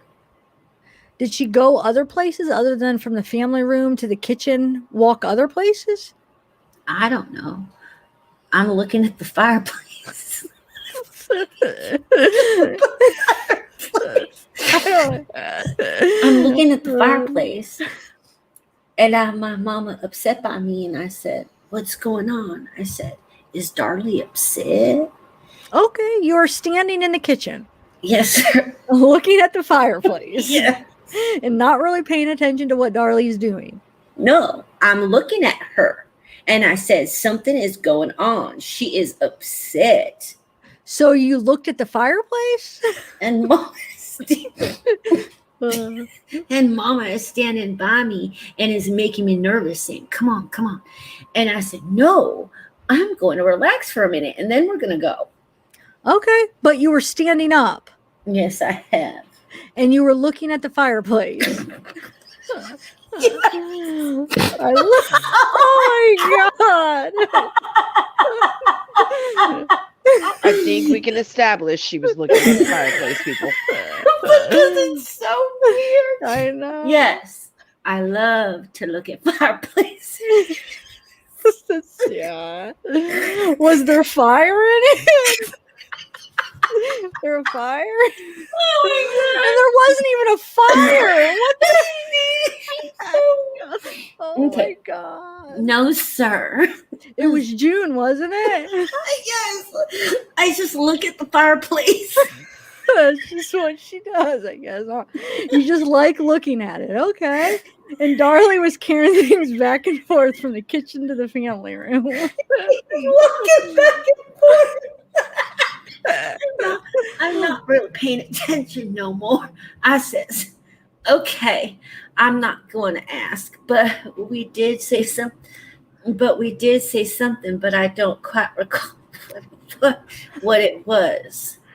What about other rooms? Did she go in other rooms? I don't know. She disappears for a little bit. Walked in? Then she comes back. Did she go upstairs? I believe there was something on the stove cooking.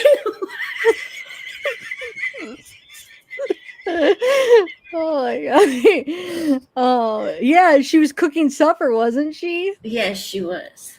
And so while you are saying she is pacing, she is cooking supper, she's taking things to the family room.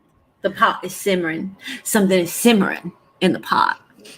And doesn't she go over and check it? No. She never? No. I went over there and I said, smells good.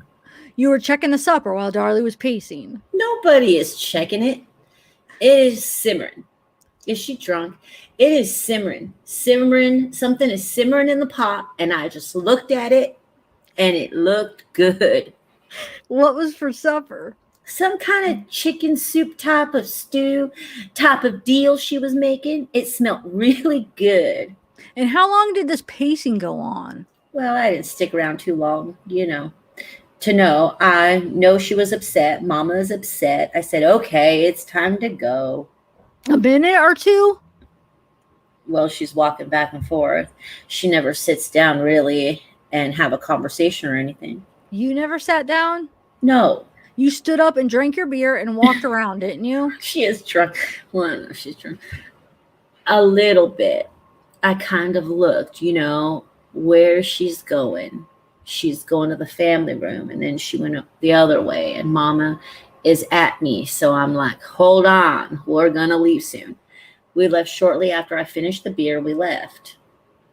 And you don't recall anything that you and Darlie said in that time? Or did you say anything? I'm sorry. We maybe said something, but I really don't remember. I was just like, what's going on? Both women are upset. I didn't know what was going on. Well, I kind of knew that Darlie was upset because I talked to Darren before he went to move the Jaguar. We're not going to go into what Darren said. Okay. I'm just wanting you to describe what you saw. Okay. Can you give me any estimate of how long you were in the house that day? We maybe left about 5:45. Okay. Well, what time did you get there? About 15:15. So you were there half an hour, you think? Maybe not even that. I don't really know. And during that entire time, Darlie was pacing like this. Yes. She looks upset, and she's not. She's going then, she left. I don't see her, and Mama is at me again. Okay.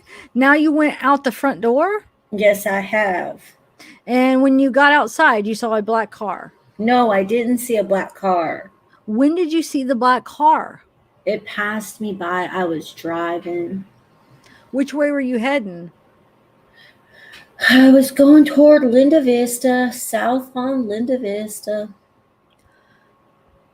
Did you see that car was stopped when you first saw it? No, sir. You didn't see it when it was first stopped?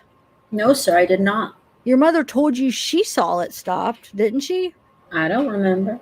You don't recall? I just saw that car driving by fast. You don't recall seeing a man get in that car? I didn't. You don't recall a Hispanic male? No, I didn't see the male. How many people were in the car? I didn't see how many people was in the car. You don't know? No, I only saw the back of the car. You thought that that car was suspicious, didn't you? No. I told my mother to, pardon my language, quit freaking out, Mama. There's a lot of black people living in this neighborhood. A lot of what? Black people. Because she said, who is that black man? When he passed us. And I said, what man? And she said, that man in the black car. And so I looked, and I only saw the back of the car. I didn't see no man. And your mother told you that was the same car that she had been seen the day before at the Routiers. I believe she saw. We gave a statement to the police. I don't really remember how it was, but there was a man in the back alley in a black car. A man in the black alley? In a black car.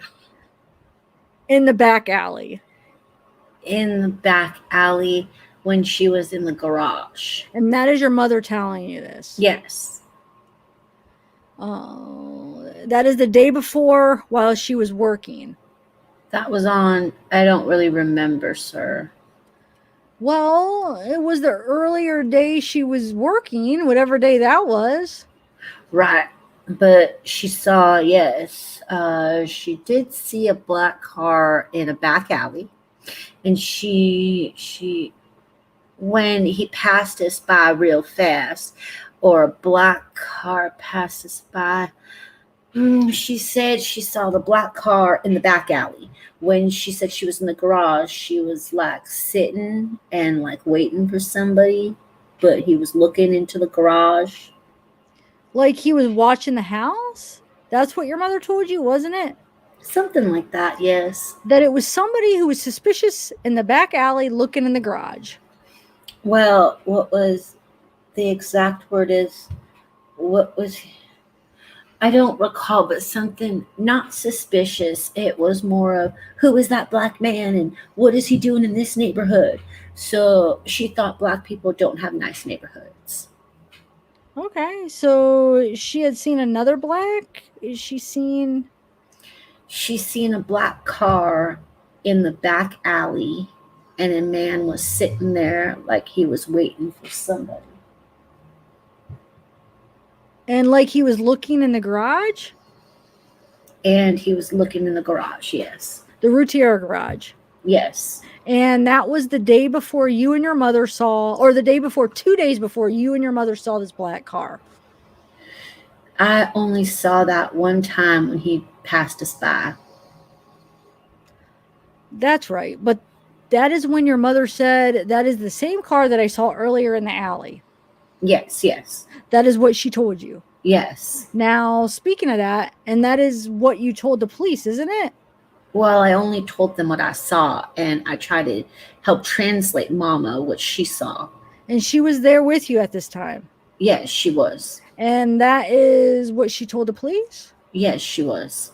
Okay. And you also told the police at that same time that you were not aware of any problems between Darren and Darlie, didn't you? Well, I lied to the police, sir. That your statement is that when you told the police that, The police asked. excuse me, let me finish my question. I'm sorry. Your statement is that when you told the police that you were not aware of any problems between Darlie and Darren, that you were lying to the police. No. The police asked me if I saw any violence in the house, and I told them no. And the police officer, if he wrote down that Barbara didn't know any of the problems between Darren and Darlie, that is wrong. Yes, that was wrong. I didn't. I was very tired. I had not hardly slept. I didn't want to go to the police station at first. I called them and I told them, the police, that I could see them later because I just wanted to see Darlie and I wanted to get to the cemetery.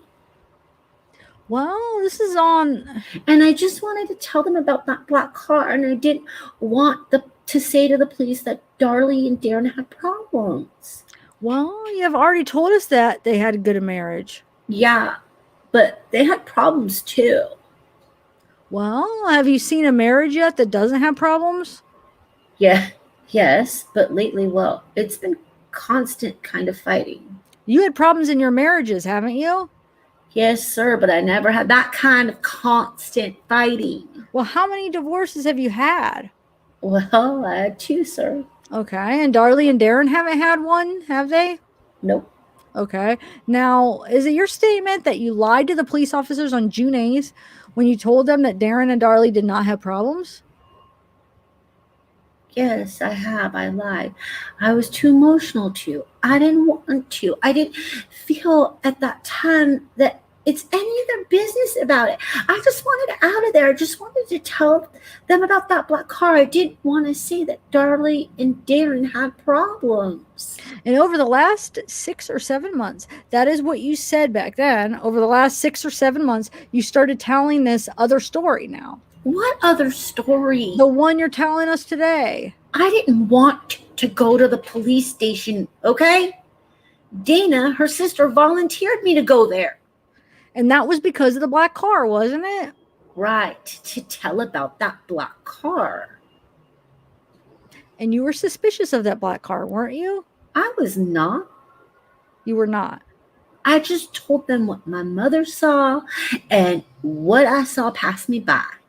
Your mother was suspicious of that black car? But when mother...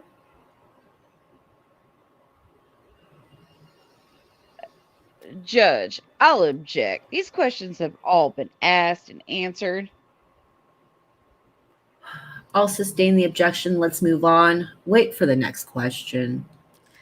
Tell me the day as best as you can of when you had this conversation with Darlie about what you described as her telling you about getting pills out.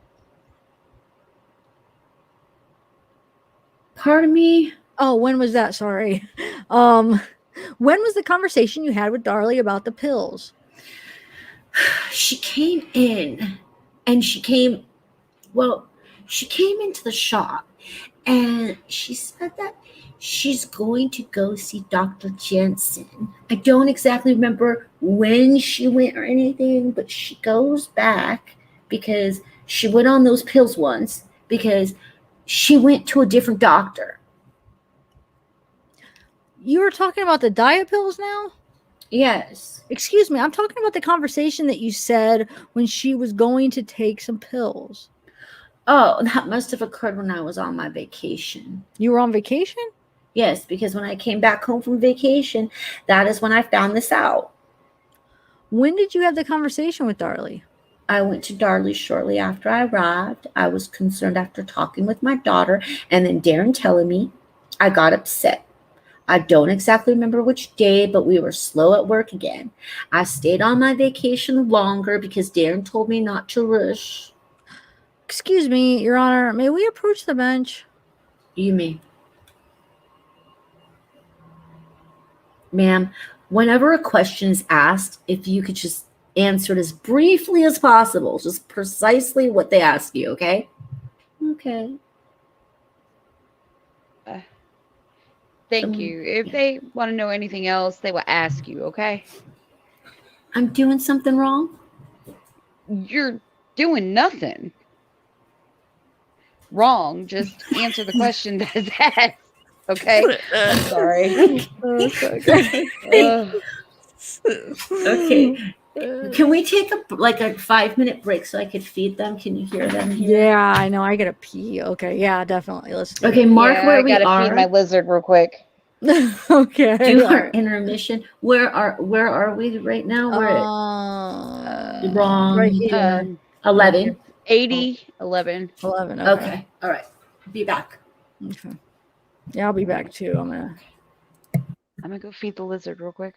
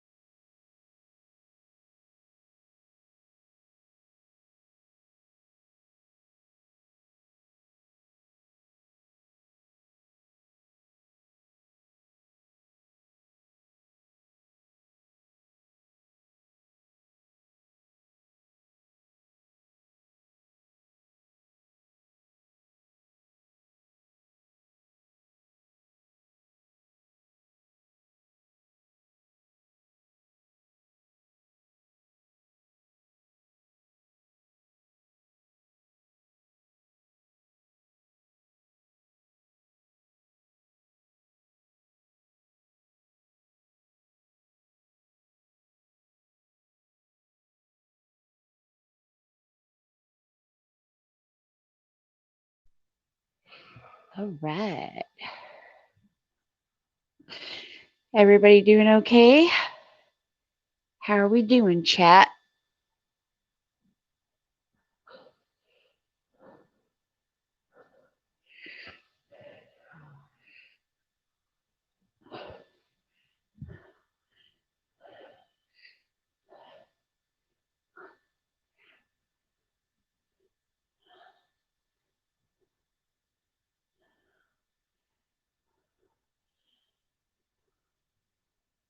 Right.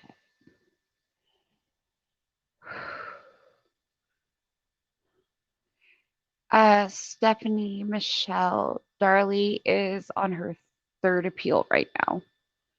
She's had two. This is her third.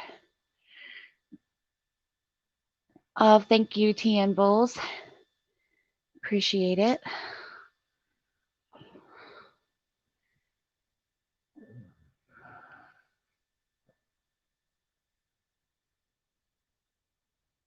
Is it just me, or does anybody else think that maybe this lady's credibility has just been shot entirely, and maybe they shouldn't have used her as a witness?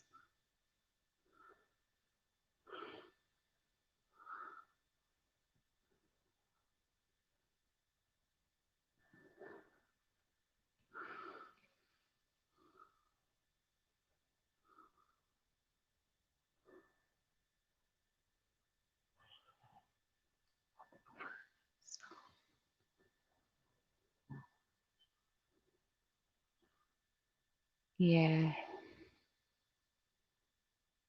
she's a little bit confusing.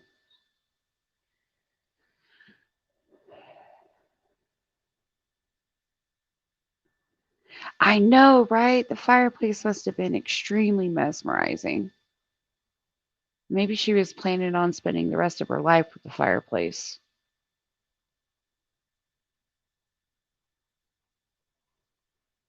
Yeah, I agree, Thrive Life. She probably did want to be more important than what she actually was. And I feel like she was a little bit, I don't know, I felt like there was an infliction of jealousy when she talked about Darlie's shopping.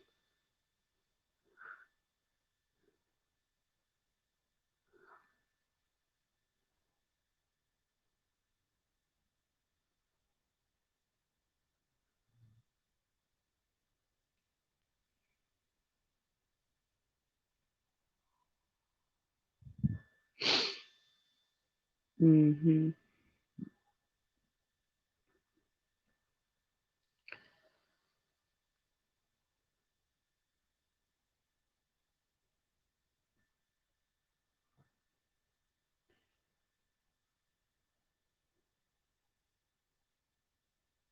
Yeah, Darlie's had two. She gets three appeals.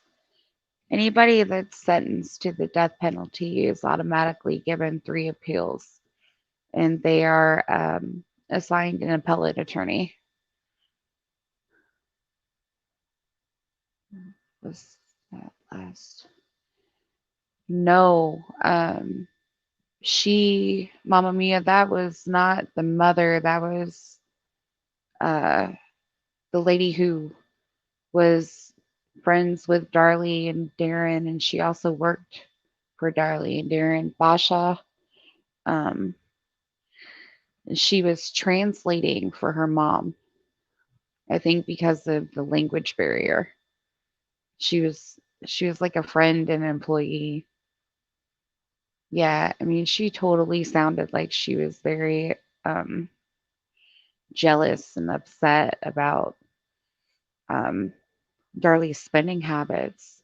But what I find most interesting is if you take a look at some of the interviews that are out there, when she talks about, they didn't have any money in the business, they were failing. There's an interview that's out there that Darren said that there was $26,000 on the books in the business.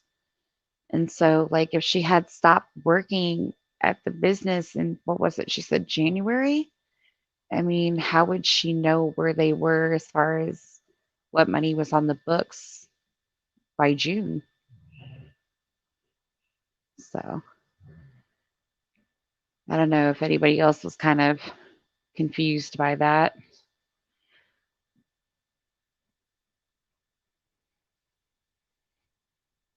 Yeah, I wish they wouldn't have used her as a witness either.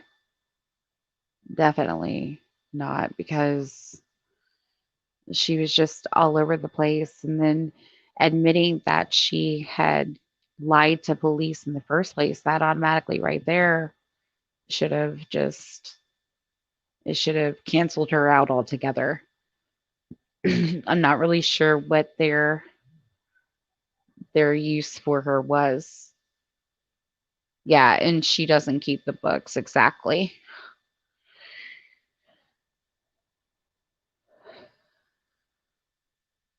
Yes, very easily confused. Hi. Hi. Took a minute. No, you're good. I fed my little girl. She's in her little cage perched up on her we got her a new wood log to like perch on in a hammock, and she was in there just perching, and she was ready for dinner. You said she's a night owl. Your lizard. Yeah, yeah, she's nocturnal. She's a gecko leopard. So she's like actually nocturnal. Yes. So she's not a night owl by choice. No, It's her nature. She's naturally, yeah, she's naturally nocturnal.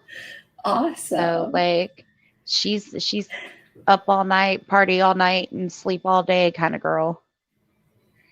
She's just like us. Look at us over here. Mm-hmm. We're all up. Oh, Thank you everyone in chat for joining us. Yes. Sorry for the laughing fit, but I didn't know why she was describing all this stuff going around her, like Darlie pacing, but then she's talking about staring in the fireplace. I know.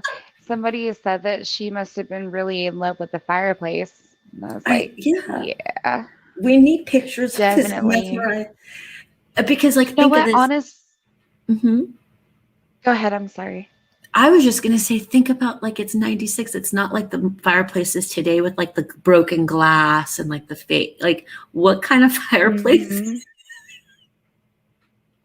I don't know. It was a fireplace that she was ready to exchange vows with, I guess.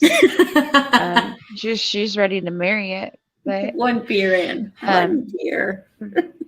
I know, right? It makes you wonder.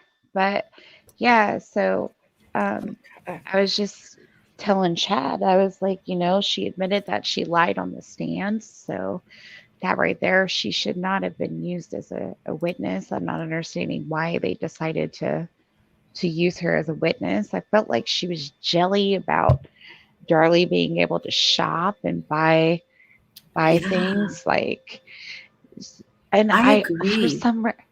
I really wish I could hear her voice like in real life. Like I wish I could find an interview with her so I could hear her voice in real life, or like look at her mannerisms, because I don't know. I feel like and then when she was translating for her mom, another thought that I had was, why wouldn't they want to get somebody in there who was not her translating for her mother?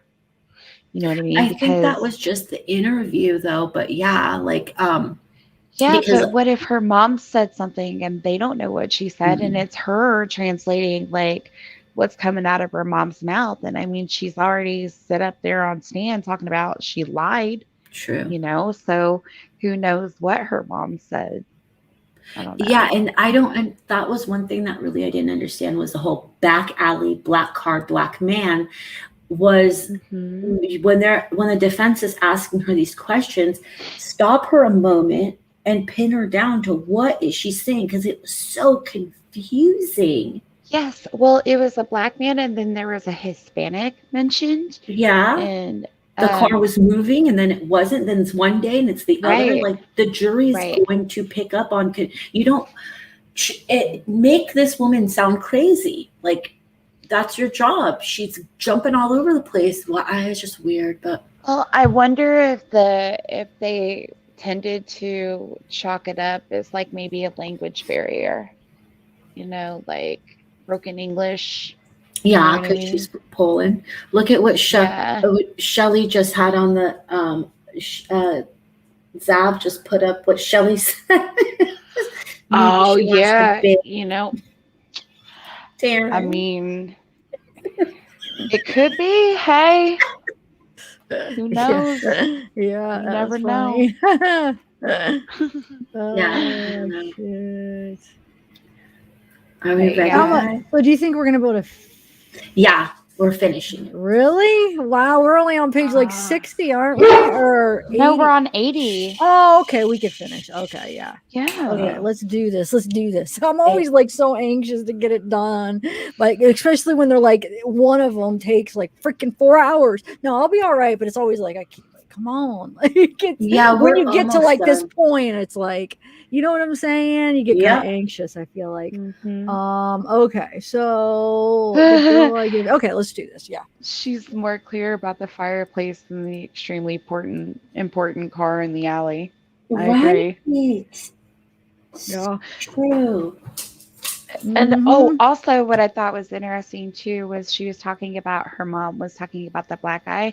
And remember the regression therapy Mhm. that Darlie did that when she described the black man, like assailant. I don't. I gotta go back and listen to that again. Yeah, I I don't remember Yeah. that part. Refresh us. When she had gone under that the regression therapy while in prison or whatever, and she was talking about the assailant, she had described one of them as African American, you Mm. know. And then I find it interesting that that her mom had, you know, was talking about the black people, but who knows, like, you know what I mean, So being in the true. neighborhood. And I don't know, Mhm. it just kind of Staring in like the caught my garage. attention. Yeah. Yeah. So. All right. Well, yeah, I have to read. I have to go back over that. I remember Rich explained a little bit, but I didn't. Mm-hmm. That was a bad day for me.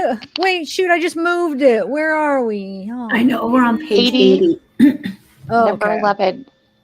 Wait, which number 11? I'm on the wrong Okay. 11. Are you guys ready? Which 11? Hold on. 11's going to be the witness Wait. saying, Yep. okay, thank you. Oh, okay. I was in the right thing. Okay, cool. All right. Yep. We good? Yeah. Okay. Okay, thank you. Wait, maybe we're not good. Where am I? Oh, there it is. Okay. Oh, that's the court then. Go ahead. Leaves. You're doing fine. Go ahead. Where did your conversation with Darlie take place? Sometime after I came back from my vacation. Where was the question?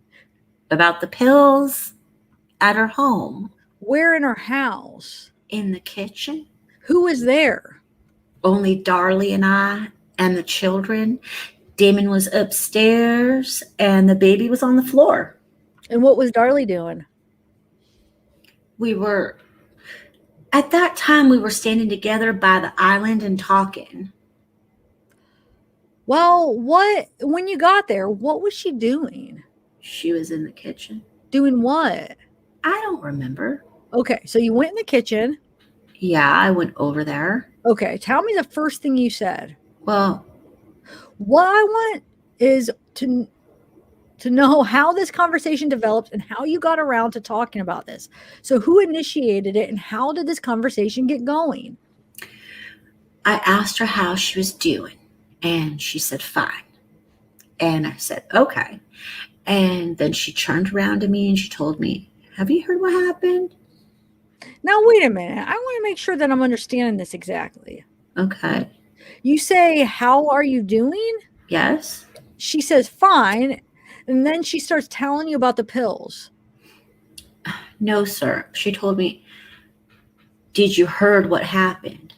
And at that time, I didn't tell Darlie that I have heard from my daughter and Darren because she gets upset when somebody...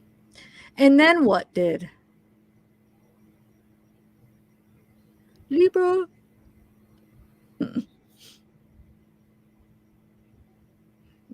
I understand when you're not reading. Sometimes you're not looking at the chat. I can do it really quick. Yeah, go ahead. Judge, we will object. She has not finished answering the question. Oh, I'm sorry. I thought I hit the unmute button. I'm sitting here talking. Sorry. Do the court. Yes, finish your answer, ma'am. Well, excuse me, Your Honor, but I thought that's all. Well, she says she gets upset. You were cutting her off in the middle of the sentence. Well, that gets upset was not near the question. I was asking. It was who said what? Thank you. She was giving the answer. Finish your answer, ma'am. Darlie told me that I heard what happened, and I lied to her, telling her that I didn't know what happened. And I said, what? She says, well, Bashia, I was just going to do it. And I said, do what? And she said that she was going to take her life.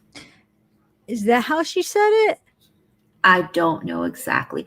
I can't tell you word for word. Best you can. What words did she? But to the best of my knowledge, that is what she was going to take her life away. And she had already taken pills out of wrappers. She had them upstairs. She was upstairs. She was. Excuse me, Miss Jovell. What I would like for you to try to do is say it as if she were saying it, like saying, I was doing this. That is what I'm asking. What were the exact words, as best as you can tell me, in her own words? I will try, but. And maybe it's easier if we go through it about who said something or who said something next. We won't go through the whole thing at once. We'll go through it so that we can get it down as it happened. All right? All right. Now, she said something about I had them out of the wrappers or something. Tell me how she said that, as best as you recall. She said that she was upstairs. She was taken. She had all the pills out of the wrappers or out of the wrappers. All the pills out of the wrappers? Yes. What kind of wrappers? I have no idea. She didn't describe the wrappers to you? No, sir. Like she had opened a bag? No, only wrappers. She didn't say anything about pill bottles, did she? No. She said wrappers. Wrappers. Oh, thank you, Shelly. Oh, she said Mez is doing a great job. Yes, Thank you, she Shelly. is. Yeah, she's a Her great Her mom. first day, Marty. Oh, Gail Gailster, what's up? I love saying that name. It's so fun to say that name. Okay, I just had to stop and thank you, Shelly. Thanks. Thank you, Shelly. And Mez, yep. See, I knew it. You're doing awesome. Hey, Yep. Donna, Olaps. Okay. Wow. I do have a question though. Like as she's describing like what happened in the conversation between her and Darlie, how is that not considered hearsay? Isn't there something else though that it could be? I mean, there's always ways around whatever they're. I know. Too tired to think about it, but I don't know. We'll see if they try to object or anything. They never do with things that are like this. They don't object. Yeah. I don't know. I don't really have the answer right now, but is it my turn or something? Oh shoot! I have no idea. Do you lose your place? Oh yeah, because we're talking about rappers. So now we're on. Okay, now then, what did she say? She said that she had all the pills ready, and she was writing a note, and that if Darren wouldn't come in, she would have took those pills. But she heard Darren come in, and she put the pills away. She quickly, because he was coming up, threw the wrappers underneath the bed. Did she tell you where she put the pills? No. Just put them away. She hid them away. Okay. She didn't say whether or not she put them in the wrappers or out of the wrappers? No, she just said that she put them away, and she shoved the wrappers under the bed, and she hid everything. And when Darren came in, Darren would not have known until the dog started playing with the wrappers and took them from under the bed. When did the dog come in? Well, she told me about it. Domain, the dog, was playing around with those wrappers. That's such, by the way, that's horrible if that's true. Could kill a dog, but okay. The dog was playing around with those wrappers underneath the bed, and he took them out from under the bed. And this was right after Darren. And that is when Darren saw the wrappers. Okay. Did Darren come in the room actually? She said he came in. Okay. So she threw the wrappers under the table. Darren came in. Under the bed. Under the bed. Darren came in, and then the dog came in. The dog stays upstairs most of the time. But the dog went under the bed, and he brought out the wrappers. Yes. And so Darren caught her right then. Darren saw the wrappers, and that's when I told Darlie. I said, Darlie, well, go ahead with your question.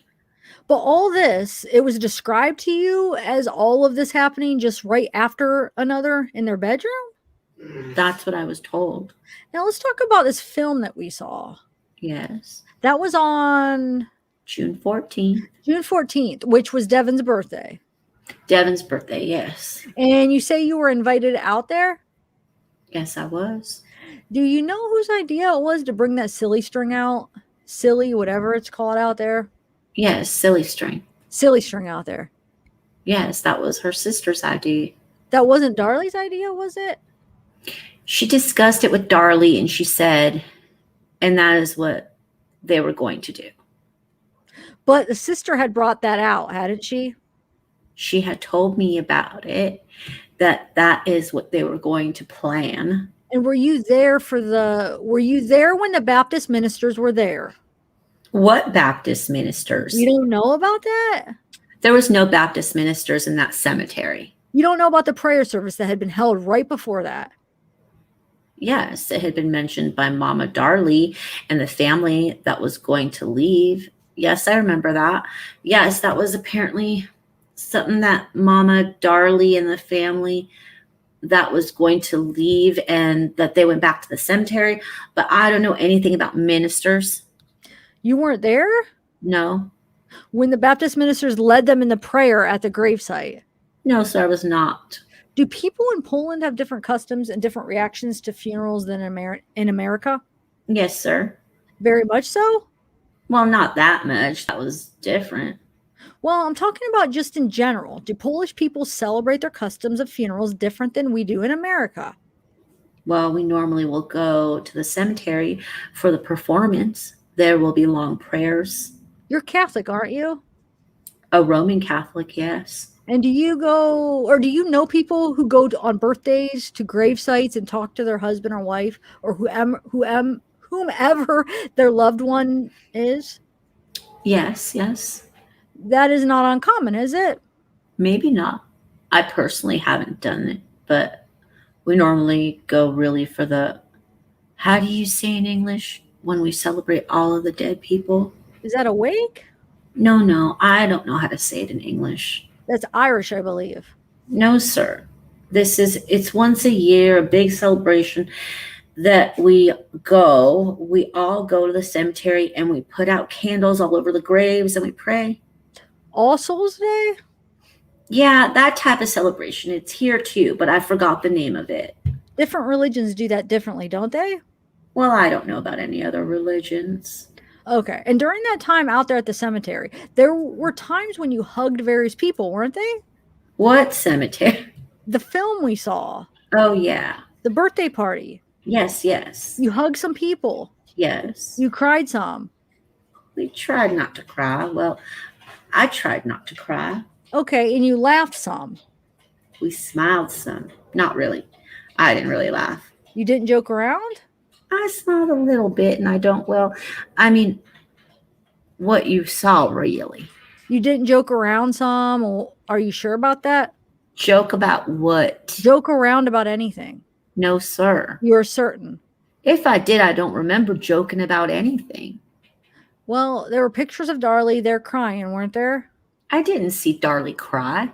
You never seen Darlie cry at that whole time at the birthday party? I didn't. Did you see her wipe away a tear? No. Never did? No, sir. Did you see the film? That moment on the film, her head was down. She was faking wiping away a tear?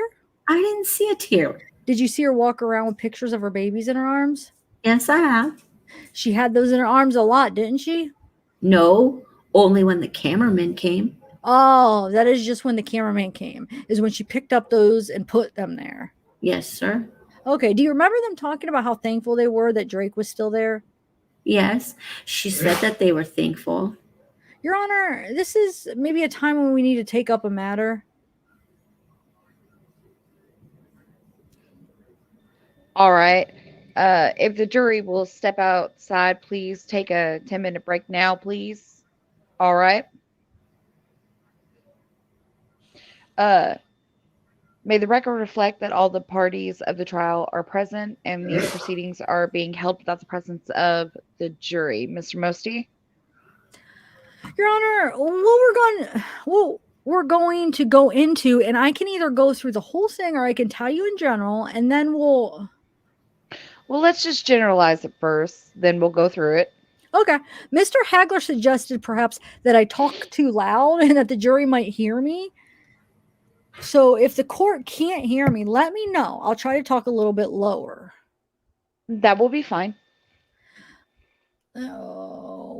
What we are going to propose to go into at this time is, in a nutshell, Miss Jovell's psychiatric history, the various commitments, various times that she had been in and out of insane asylums, and into some of her background and her experience with depression and her own relationships, at which are all relevant about what she is talking about. That she's counseled Mrs. Routier on psychological matters, and so forth. And so we're going to go into show that. And so a substantial part of this is in the Baylor medical records when she was in there, and a lot of background in there of what her history is, and describe what her history is that she described. Perhaps she could summarize it, and if you need to ask more questions, you might for the purpose of this hearing. Well, Judge, what about the time frame are you talking about? Well, we're going to pull it right on up to date. It's going to go from 96 backwards through, she is, the first time she was ever committed or hospitalized in an insane asylum was her first bout with depression. She was 16. The first time she was in the hospital was 22. She was 22 years old. She was in an 89, and we're going to bring up that whole history of her when she is sitting there counseling Mrs. Routier, what her background is and what her history is a fundamental part of that. Excuse me, is 89 last year you have there? That is the last hospitalization I have got. Judge, obviously we would object then. There is no relevance to that. In 1989, about some stay in the hospital, it's completely irrelevant. It's only being tried to be introduced to dirty this witness up in irrelevant matters. Overruled. I'll let them do it. Go ahead. Well, but if we could could you ask a summation question and get it for the purpose of this hearing? Kind of tell us about all the times that you have been in an insane asylum or something like that. Well, the medical records, as you might suspect, are replete with things that she said. So I will try to move quickly through it. All right. Thank you. All right. Sorry.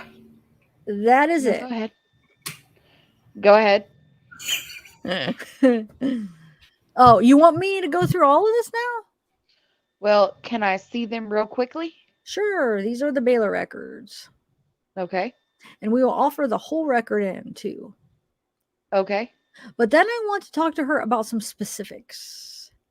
Let's break and let me review these, and then we will look at them. All right. If you will step down, please, ma'am. Thank you. All right. All right, everyone, please have a seat.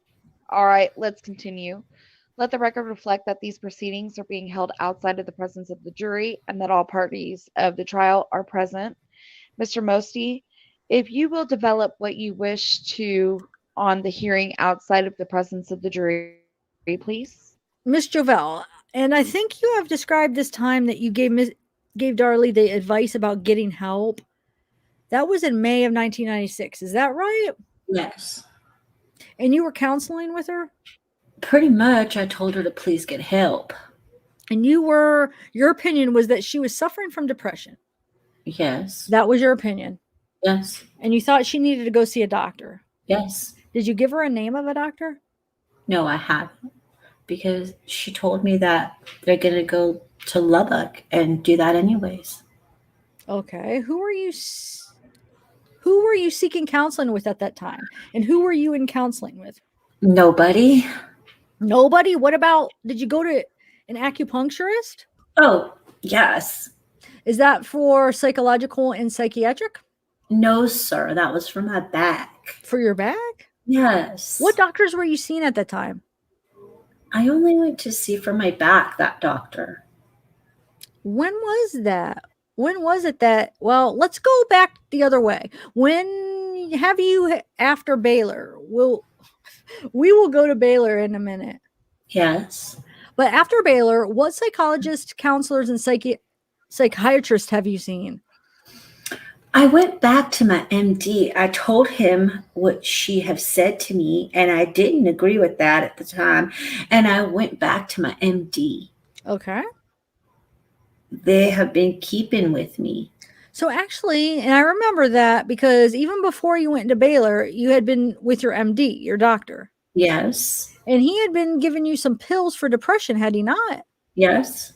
And then you went to Baylor, and then you went back to that same doctor. Yes. What is his name? Dr. Niamatali. Actually, he is the one who has been continuing to give you. Would you inquire as to the first name of the doctor, please? Habi Niamatali. Habby? It's an Indian name, I think. Can you spell it for us, please, ma'am? I don't know. I'm sorry. He's in Garland. All right. All right. And then that is the doctor you went to before you went to Baylor? Yes. And that is the doctor you went to after you went to Baylor? Yes. And that is the doctor that you have continued to see? No, I quit continuing seeing that doctor. When did you quit seeing him? Because I didn't need no more help. When did you quit seeing him? Shortly after. No, maybe I maybe saw him. I don't really recall, but I went there for, I don't know, really, 4 more visits to be on the safe side. Okay. And what medications have you continued to take for depression? I don't remember, sir. What are you taking now? The name of it? No, sir, I don't. Are you taking anything now? No, sir, I don't. Are you taking anything for it now? No, sir, I don't. When this whole thing started, I was very emotional. I went to my acupuncture doctor, and that helps me to relax. Okay, so you were upset and you were emotional and you went to your acupuncturist to... When the events took place, when all this happened. So you went to your acupuncturist because you were under stress and you were not feeling well mentally? No, sir. I was grieving for the boys. That is a mental condition, isn't it? I don't know what you call it, but I was... Whatever it is, it's an emotion. It's something in your mind. Well, yes, it's an emotion. It's a very painful emotion. You were treated by your acupuncturist for that. Yes, because it helps me to relax because I couldn't sleep and I cried a lot. That is to get over the emotional... To help me get to sleep and not be so well. I was very hurt. What have you done over the years for depression since Baylor? I didn't have to, sir. Not a thing? Not a thing. You have not taken any drugs at all? Not one pill. Not a pill one. You have not had a depressed state since then? No, sir. In your counseling with Darlie Routier, did you call on some of your background and your experiences at Baylor? Not at Baylor. I tried to tell her that when I had my daughter, I had a postpartum depression when my child was born. I had postpartum depression and I tried to take my life away. Okay, and all of that was part of when you were talking to Darlie, part of what you were trying to do was to relate to your life's experiences to her? Were you not? Because I see the difference, more or less, telling her after what happened to me after I had a baby. All right, so you were taking your past, the one where you were hospitalized for postpartum depression, that was not at Baylor, was it? That was at a previous hospitalization. Yes, when I had my daughter. So you took these two. How many times have you been hospitalized? Twice. In some kind of psychiatric or psychological hospital? Twice? Twice. And you took those life experiences and they were part of why you wanted to discuss getting help with Darlie, weren't they? Pretty much so, seeing her behavior. Because you, in your background and in your makeup, you had that. And so you wanted to share that with Darlie. Well, she had known that. I have told her that before. Hold on one second. Hold on one second. I got to do something because that's why. Oh, wrong one. Hold on. Shoot. Oh, okay. All right. Sorry. All right. Where are we? Where are we? But that 4? was part of your, yeah. But that was part of your recommendation of visiting with her about getting help and suicide note. No, I went there because I wanted to make sure that Darren didn't lie to me about getting help for Darlie. But my question is that part of what you were counseling her about. I didn't counsel her. You didn't counsel her. No, I just told her. Let me take that back. Your advice. Let her answer the question, please. Go ahead and answer the question. It's not counseling. I was very concerned about her, yes. I'll take the word counseling back. Your advice to her. Yes. Part of your advice was based upon your own previous hospitalizations and your own previous mental problems. Pretty much so. And you were recommending that she take the course you took. Yes. Now let's talk then about some of your depression when you were admitted to Baylor. You told them at that time that your depression was so bad that you could not function. Yes, sir. And that was your second time in the hospital. Yes, sir. But your first episode with depression was when you were 16. I was 16, yes. And when you were 16, you were dysfunctional for a year, weren't you? No. Do you remember telling them at Baylor that at the age of 16, you stayed home from school the whole year? So this is before HIPAA. No, that is when I had my accident. She must have misunderstood me. Isolating and doing absolutely nothing except sleeping all the time? I slept quite a bit. I remember, yes. That was the summertime, and I prefer sleeping. So this statement in the Baylor medical records is wrong? Well, I don't know how she put it down on the paper, but I remember being in my 16. Through the summertime, I felt depressed. I more or less wanted to stay home and just sleep and don't go nowhere. Okay. Do you agree with this statement that you told Baylor that your first episode with depression was at the age of 16 when she stayed at home from school the whole year, isolating and doing absolutely nothing except sleeping all the time? Did you tell Baylor that? Judge, could we get a specific time when this statement was supposed to have been made and to who? That's sustained. I would like that. If you could get the dates and times. Your date of admission to Baylor was October 15th of 1989. Somewhere, yes. Okay, but this incident that you're describing was many, many years before. No, the same incident. How old were you when you went to Baylor in 89? I don't know, 35 maybe? 35? Maybe. So when you told Baylor about your depression at age 16, you had been describing something that happened 19 years before. Well, I have told her that I could go over with her and go ahead and tell her what happened to me, but I already had that behind me. There was something else that occurred at that time that I want to go into. By that time, you said 19 years ago you had that behind you, but now you are back at Baylor? What have happened? Well, yes, sir. But there were some different reasons that I went back to Baylor. Well, at 16, it was depression when you stayed home the whole year, was it not? I didn't really stay the whole year. I don't know why she put that down. Well, whatever it was, you were 16 years old. That was summertime, and I felt depressed. Yes, I didn't go get out nowhere. I just wanted to stay home and sleep. The court understands what happened there. If we could move on to the next time frame, please. Wow. At 16, however, you were not hospitalized, were you? No, sir. And then the first time you were hospitalized, you were 22. When I had my daughter. Okay. And that is not the daughter that you have now. Yes, I have a daughter. Judge, I'll object to him asking for history. If he's going to go for statements made in the record, we will just ask that the question be limited that way. He is going to ask her from the records. That's what I'm trying to do. Well, I think this is what he is trying to do. The main thing, we understand that apparently there's been some treatment for depression. If we could just go through the dates in chronological order, please, for the purpose of this hearing.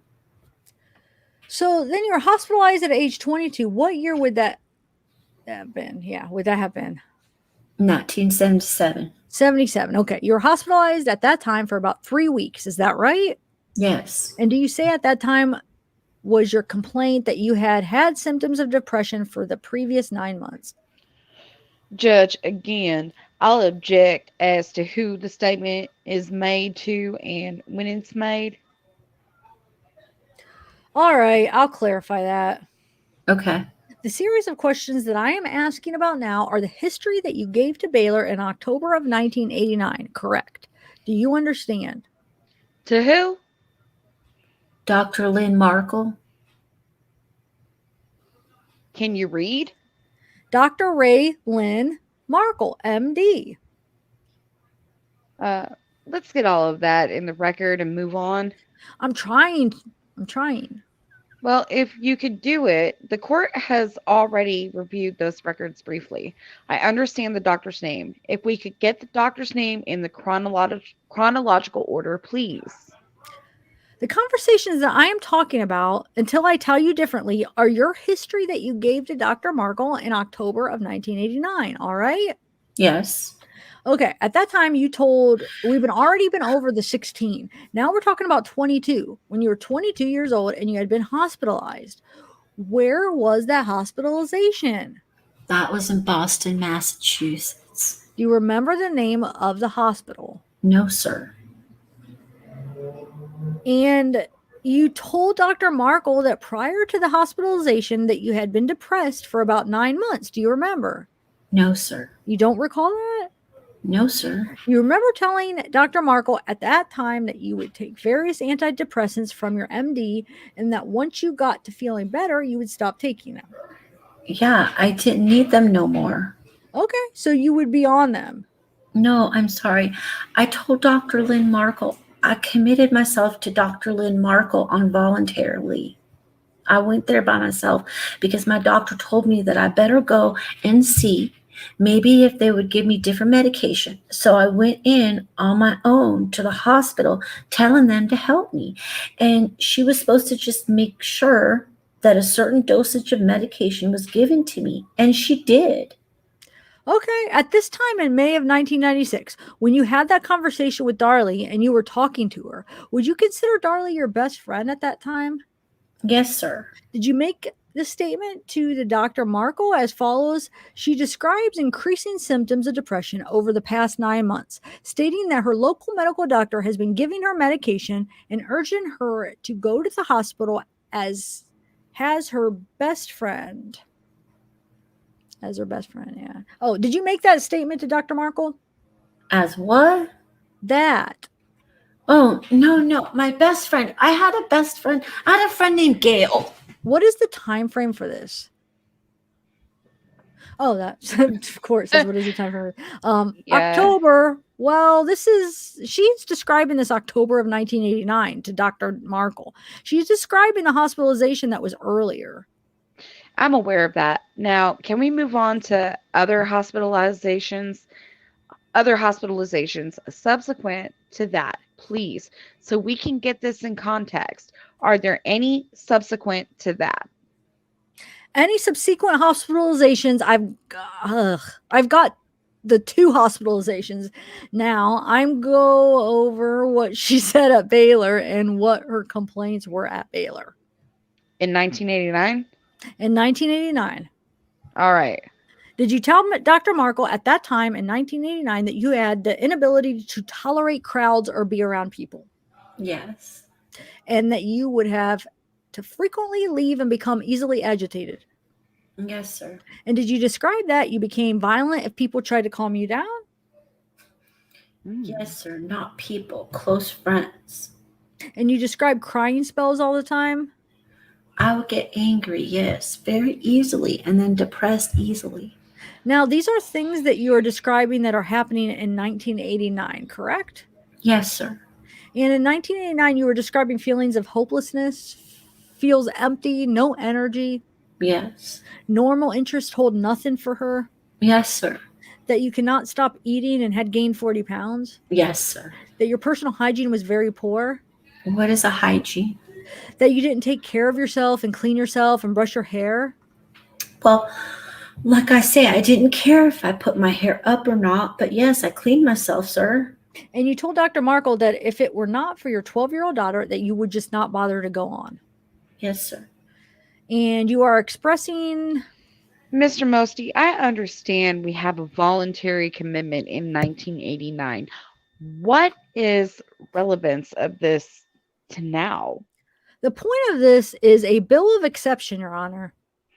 Well, I think the court understands satisfactorily what happened. Well, the essential part of it is that here's a lady who has a history of depression who is now becoming an advisor counselor, to quote her best friend. And, you know, it goes to show about these conversations about suicide, and these conversations, did they arise in the mind of Miss Jovell, or did they arise in the mind of Miss Routier?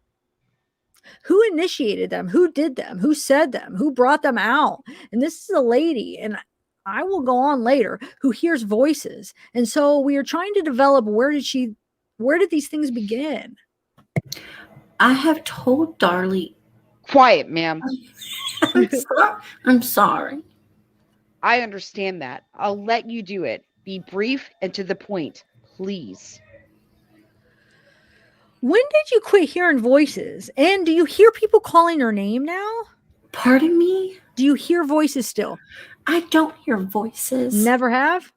No, I don't recall telling her that.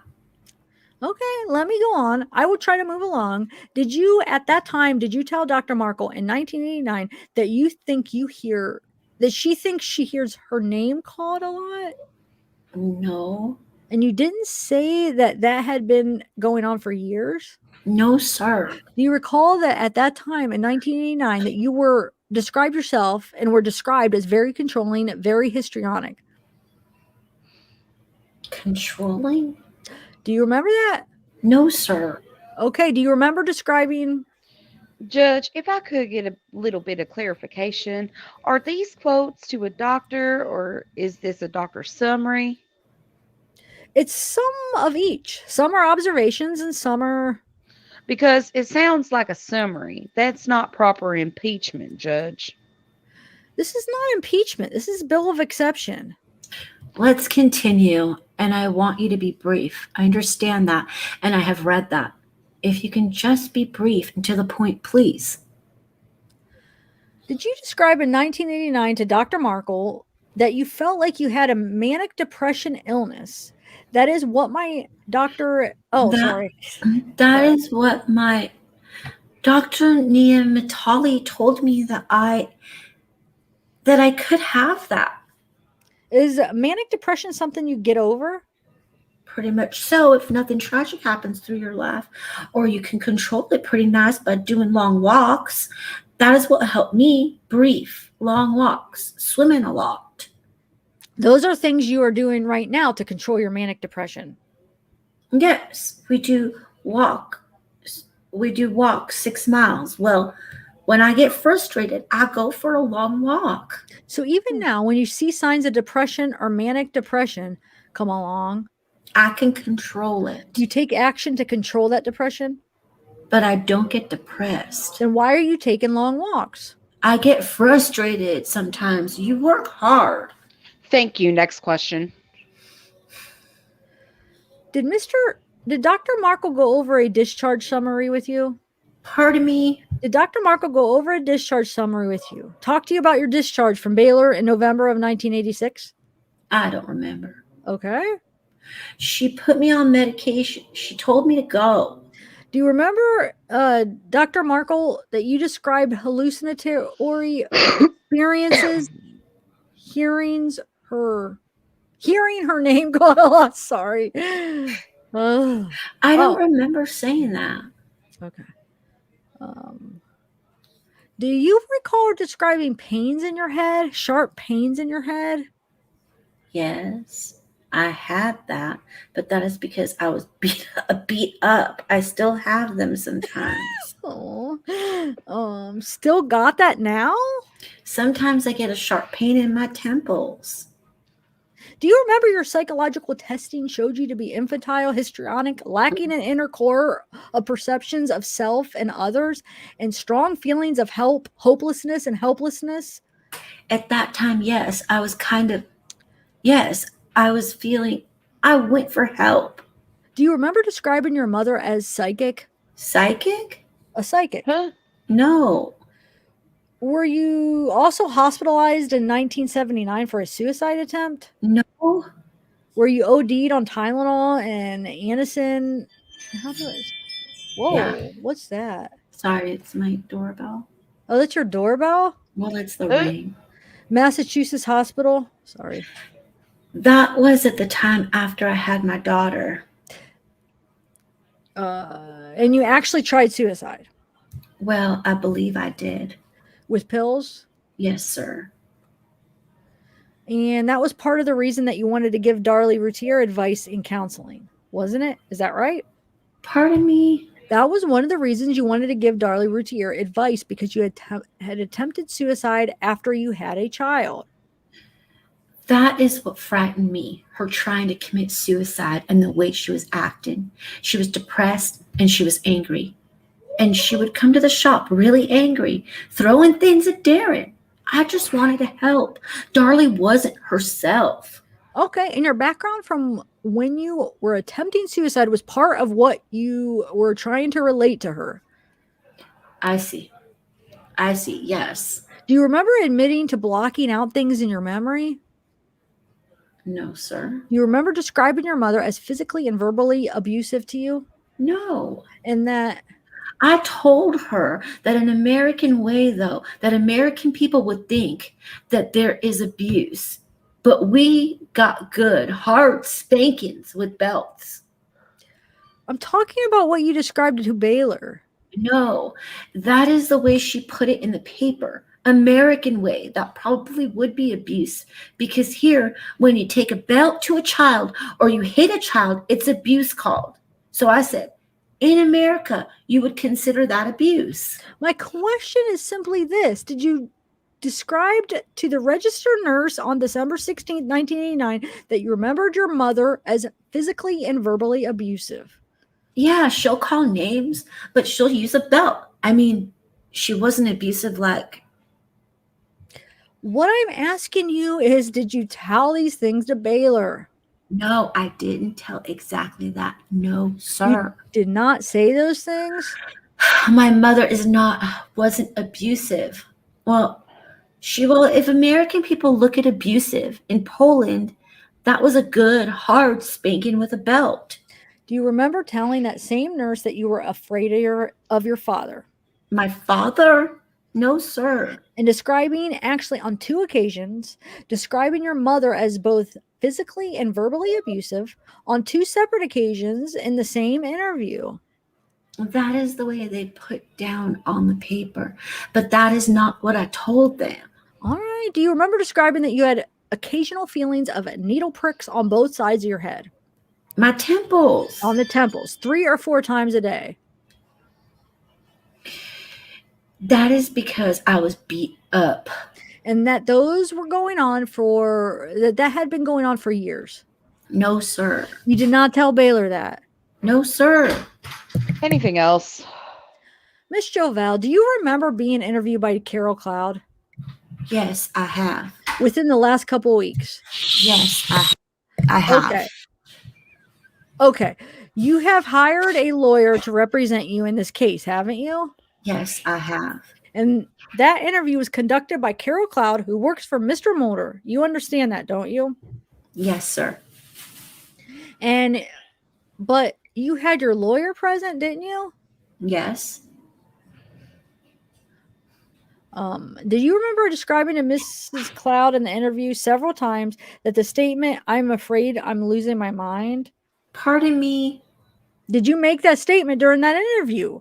Not once, but several times, that you were afraid you were losing your mind in those words. No, I don't believe it. Well, of course, you were there. Yes, and my lawyer was there too. Did you say that? Did you say that to Carol Cloud? No, sir. Did you tell Mrs. Cloud at the time that you did not believe that Darlie Routier was capable of these murders? I didn't say that. You did not say that either? I said I have questions.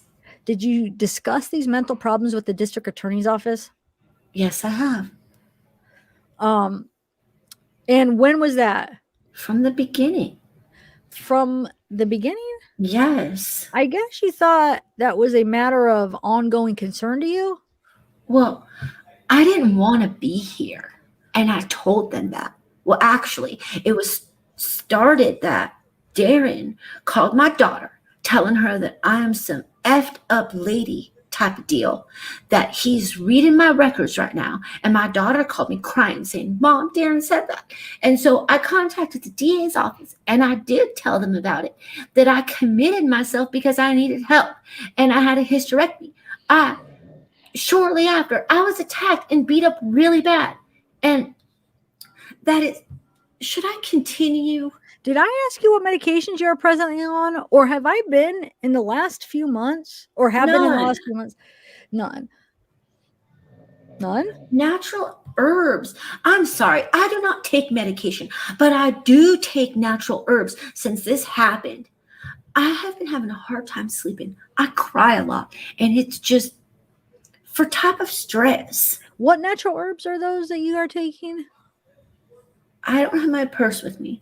Dr. Bunzo, it's all natural herbs. He only deals with natural herbs and needles. Natural herbs and needles. Well, he puts needles in your body. That is different, doctor, than the one you told me about a minute ago?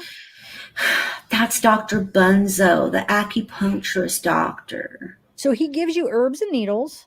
He only started doing this since this happened. Sometimes I don't need them, and sometimes I do. Well, they really don't do anything, just kind of relax you a little bit. Have you told people that you can fly out of your body?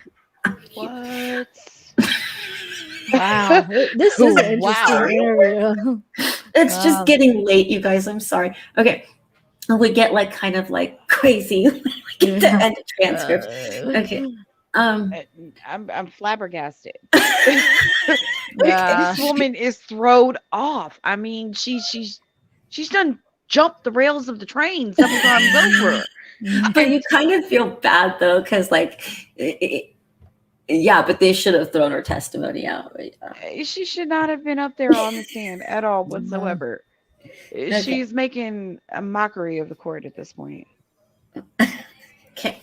I used to dream a lot that I was flying. Yes. Okay. Well, that is more recent.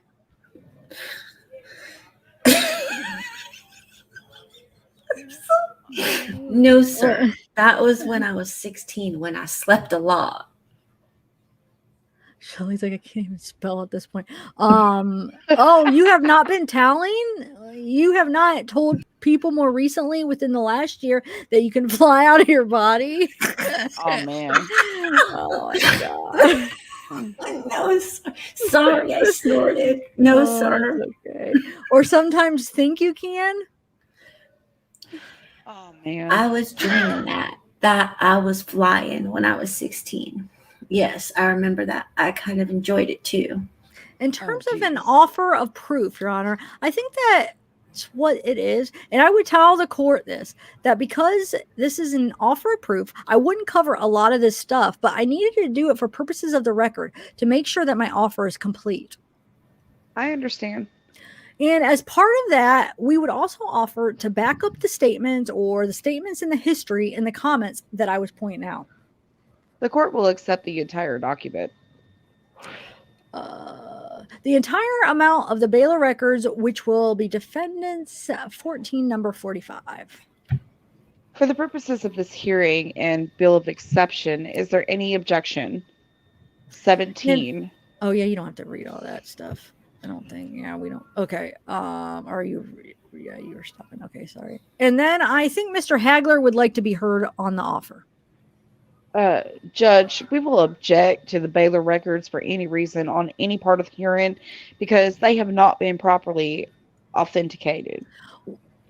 Well, I think he is just putting it on his bill of exception. Is that not so?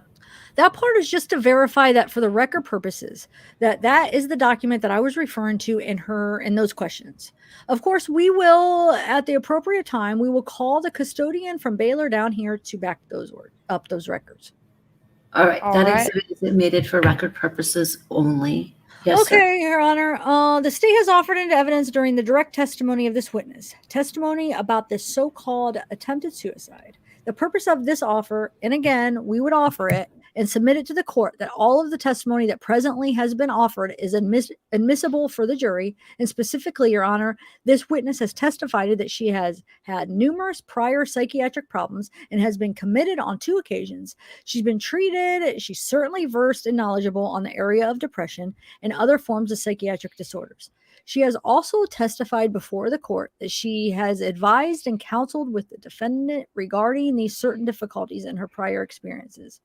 Now, it is the purpose of our offer, Your Honor, of this testimony, that this would tend to show the state of mind of the defendant. You know, her actions and reactions to this advice and counsel made by this witness. Shorthanded, Your Honor.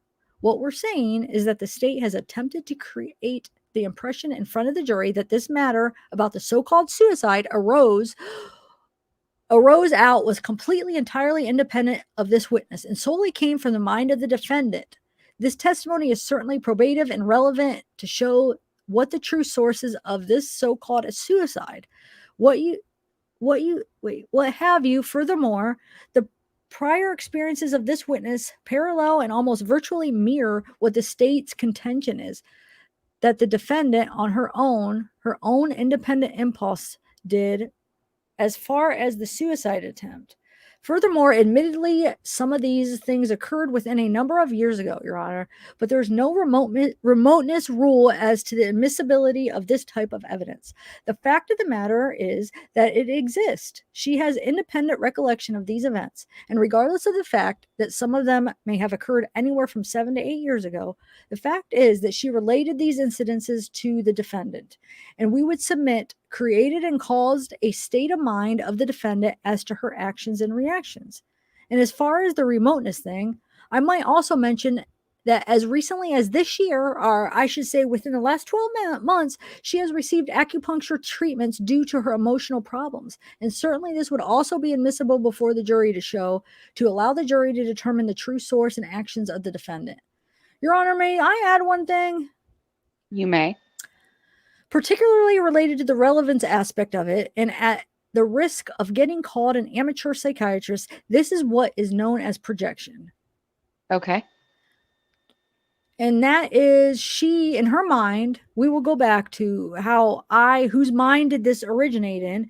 She, in her mind, attempted suicide after having had a baby. Actually attempted it. Didn't think about it. Actually attempted it and was hospitalized for it. And that life's experiences projects into another. And she sees it in another that doesn't exist. So she's So she sees depression in Darlie Routier. That is her projection of her life experiences, not those life experiences that she is actually observing. Anything else? All right. Well, the court holds that the testimony elicited by Mr. Mosty is not relevant to the witness's character for truthfulness or untruthfulness regarding I her knew it. testimony in this case and will not be permitted before the jury. And you have made your bill of exception, and it will be noted and it will be put in the record. I knew they weren't going to let it. I knew it. Okay, Man, Your Honor. What? He had a great argument. A great Well, he argument. did, but I just Great knew. I mean, argument. you knew the judge wasn't going to let it. I mean, Yeah. not because it wasn't a great argument, but because look how it's all going this trial. I mean, But what is the bill of Oh, yeah. exception? Why is the bill of exception then never going to come up that this was objected to and the judge overruled the objection? I So don't know. what's the point of the bill of exception? I don't know. Go on, sorry. Your Honor, let me make it clear. We're not offering that for purposes of demonstrating her truthfulness or untruthfulness. We're offering it to demonstrate her life experiences and how they relate to her testimony to impeach her version that these thoughts, that what she described as a depressed person, she was really describing herself. That is why we are offering it, not for the truthfulness or untruthfulness. Overruled for that reason too. Thank you. And may I also be afforded the opportunity to put a real psychiatrist other than myself in to describe that projection at the appropriate time? Mr. Mosty, you have leave to call any witness you want to call. All right, thank you. As part of this bill of exception? Yes, sir. A real psychiatrist, we're happy to hear it. On this bill, we are still open on that subject.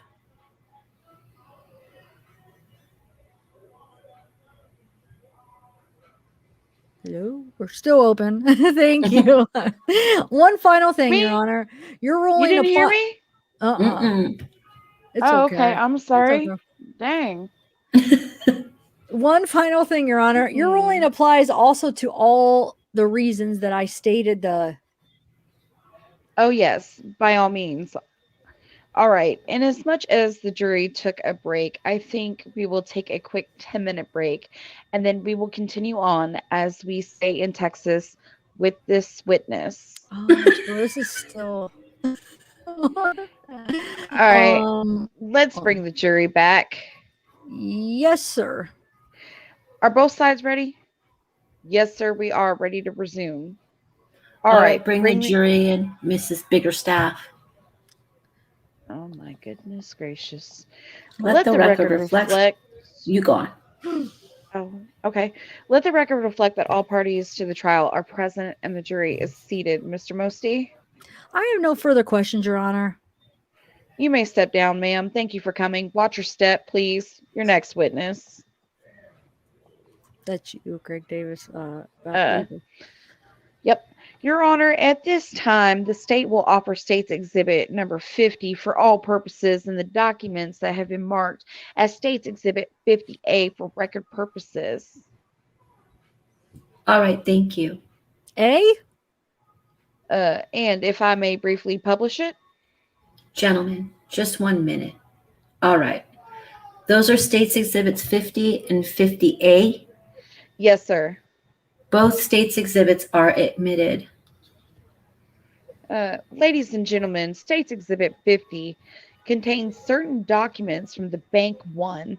In those documents, I would refer you to the first document, which will be a loan document originated August 3rd, 1993. The maturity date was to be August 17th of 1996 for $10,000. And it will show that the monthly payment on that loan was $343.62. The next document will be a loan on a boat. This one originated in May 17th of 1995, principal amount $24,145 with a monthly payment of $343.17. The next document will be a loan. This is on November 3rd, 1995.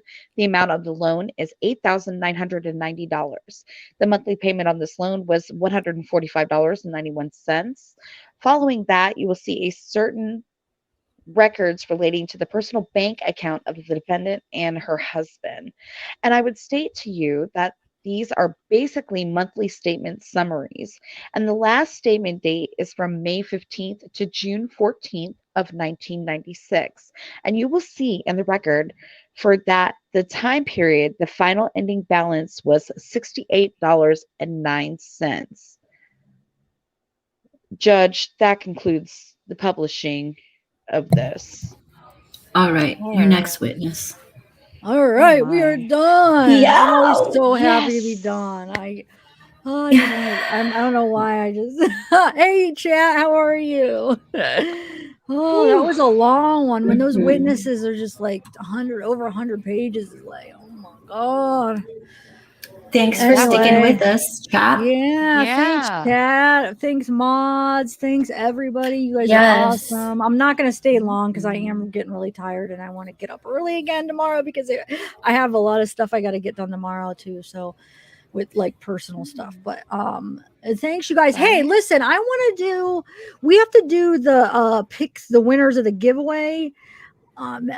Maybe I should pick a day and time so the members to make sure you're there because I know a lot of you guys don't see the community post. What about, do you guys want to do it tomorrow at 8:00 members live? You have to find it in the community post, members. Okay, that's where it'll show up and that's where the link will be. So you have to get the link from the community post to go in it, and we'll pick the winners of the giveaway. So if you haven't signed up, go ahead. You have all Yeah, night you tonight, guys. all day If you're a tomorrow, member, fill out the sign up to form. win the merch because Yeah, this is like it's going to be called Tomorrow, Zav. yeah, the merch, the forms are in the community post now. So go to the form and go to the community post. You'll see the form to sign up for the giveaway, and I'm going to pick the winners tomorrow. So if you haven't signed up yet, sign up by tomorrow because I'll do it tomorrow at 8. So I'm making a date. I usually don't make ahead of time because I never like Woohoo. to. I don't know, but so tomorrow 8:00. Picking the winners, and we'll have a members live. And I was thinking we could do a members live. I might do an open panel for everybody. We'll go over guests. So let's get some voices in here, you guys. Nobody showed up last time. You guys bring in some, and this will just be the I members though, showed 'cause up. no, I know. I'm talking about like new, like nobody. I don't know. Nobody else did. TC I don't know. Wade, TC Wade or whatever showed up, but we were the Yeah, no, only I didn't two. mean nobody. I just meant there. I know what I you just thought meant. there was going to be a lot of people like last time, and there really wasn't because last time it was Chris Watt, so everybody was there. But Oh what I'm just saying yeah. is it's a member, so just come, you guys, because I haven't done a members in so long because nobody would come when I did them, and because everybody's like, I didn't know they were there, and I try to explain where they're at, nobody knows, so I almost like feel like it's like pointless sometimes to do them. So come, so people. I shouldn't say that because people there was like 5 people that showed up, so but like sometimes there's like 20, but like they didn't stay long. Usually they Can you set a reminder on the community board in the morning or something like that? That like kind of gives them a heads up, and then like yeah, I can. You know what I mean, so that I they'll could get send the the link. notification. Yeah, I could put the link. I could do the reminder already. Yeah. But that's where it'll be. That'll be the link. Maybe I'll put the link a couple times. So do you guys know how to get there? So well, I should when just you're show on here. Hold oh on. sorry No, I mean I could share my screen and show them is what I was saying. Don't you think that'd be better? Yeah. Oh, sorry. I thought you meant the helicopter. Yeah, do it. Yeah, because when you get to her page, you scroll over to the right all the way where it says community. Yeah, hold on. It shows your community board up there. Yeah, I guess some people don't know because I don't know. Yeah. But maybe you guys don't see the notifications, and that's why I'm telling you now, so you guys know. So you're like, I didn't know what was going on, but I'm telling you tomorrow at 8 Eastern time. But here, I'll show you real quick. Hold on. And also make sure that you guys hit your bell, and you can also highlight it and mark all. So that might be because sometimes it's like hit or miss on it. Like it'll give you the announcement sometimes, but if you hit the bell for all, it'll give you every time. So you go to It's my supposed to. homepage right here. Yeah, Right do what here. she said. So you go to my homepage right here. You go to community, and it's right there. So you see, this is where did I do the forms? Right here is the giveaway. So it's not my last post, but it's the post before that.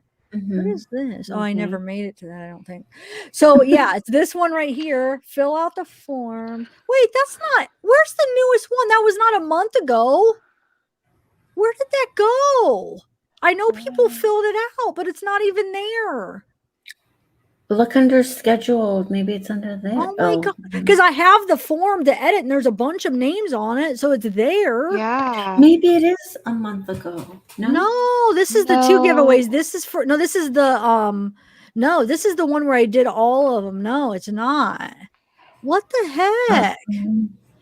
That is so weird. Hold on a second. How did that even happen? I don't even understand how Go that under happened. membership. Go under membership. No, it's not membership. But trust me, it's not. It's the. I'm just It's talking going about to the. be under the community. Oh, here it board. is. Wait, no, it's not. I don't. Wait, no, this is the. Yeah, Oh, maybe it is under member. it is But because it's not it was like membership. But why did that? Hold on, let no, me figure out how to it's do on the this. community board because I became a member last month and it was released like 2 Oh, days here after I it became a is. member. Oh, Here so it is. weird. It wasn't pulled. All that was missing. It's in different order because look, this is a month ago, but this is 3 weeks ago. It's in a different Wow, order. That's why? weird. Yeah.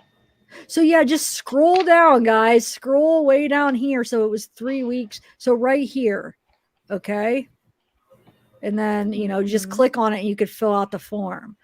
And then it gives me email. It gives you email because I need to know how to get a hold of you if you guys win.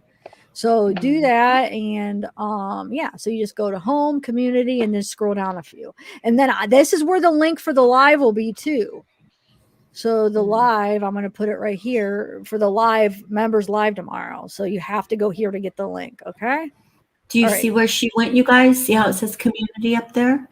Sometimes I need to see it twice to see how to do it again. Yeah, So when you're on Zav's channel at her home, this is what it looks like. And then look at where she's pointing right now. Yeah. Yeah, and then you just Then go you go right down there. to here. I could have swore Or it gives here, you no. Right here, you have to go down. Oh wait, hold on. Make sure you don't stop at this first one because that is a giveaway, but it's not the right giveaway. So you make sure it's not this one. It's not the first one. It's the one that says 3 weeks. Gosh, why does that have to be so confusing? It's the one that says merchandise. The drawing to win your pick of merchandise, and it only has one link, okay, for the forms. So it says from the merch shop. So make sure you do that one because this one's already done. All right, go ahead though, guys. You want to say your goodbyes or whatever?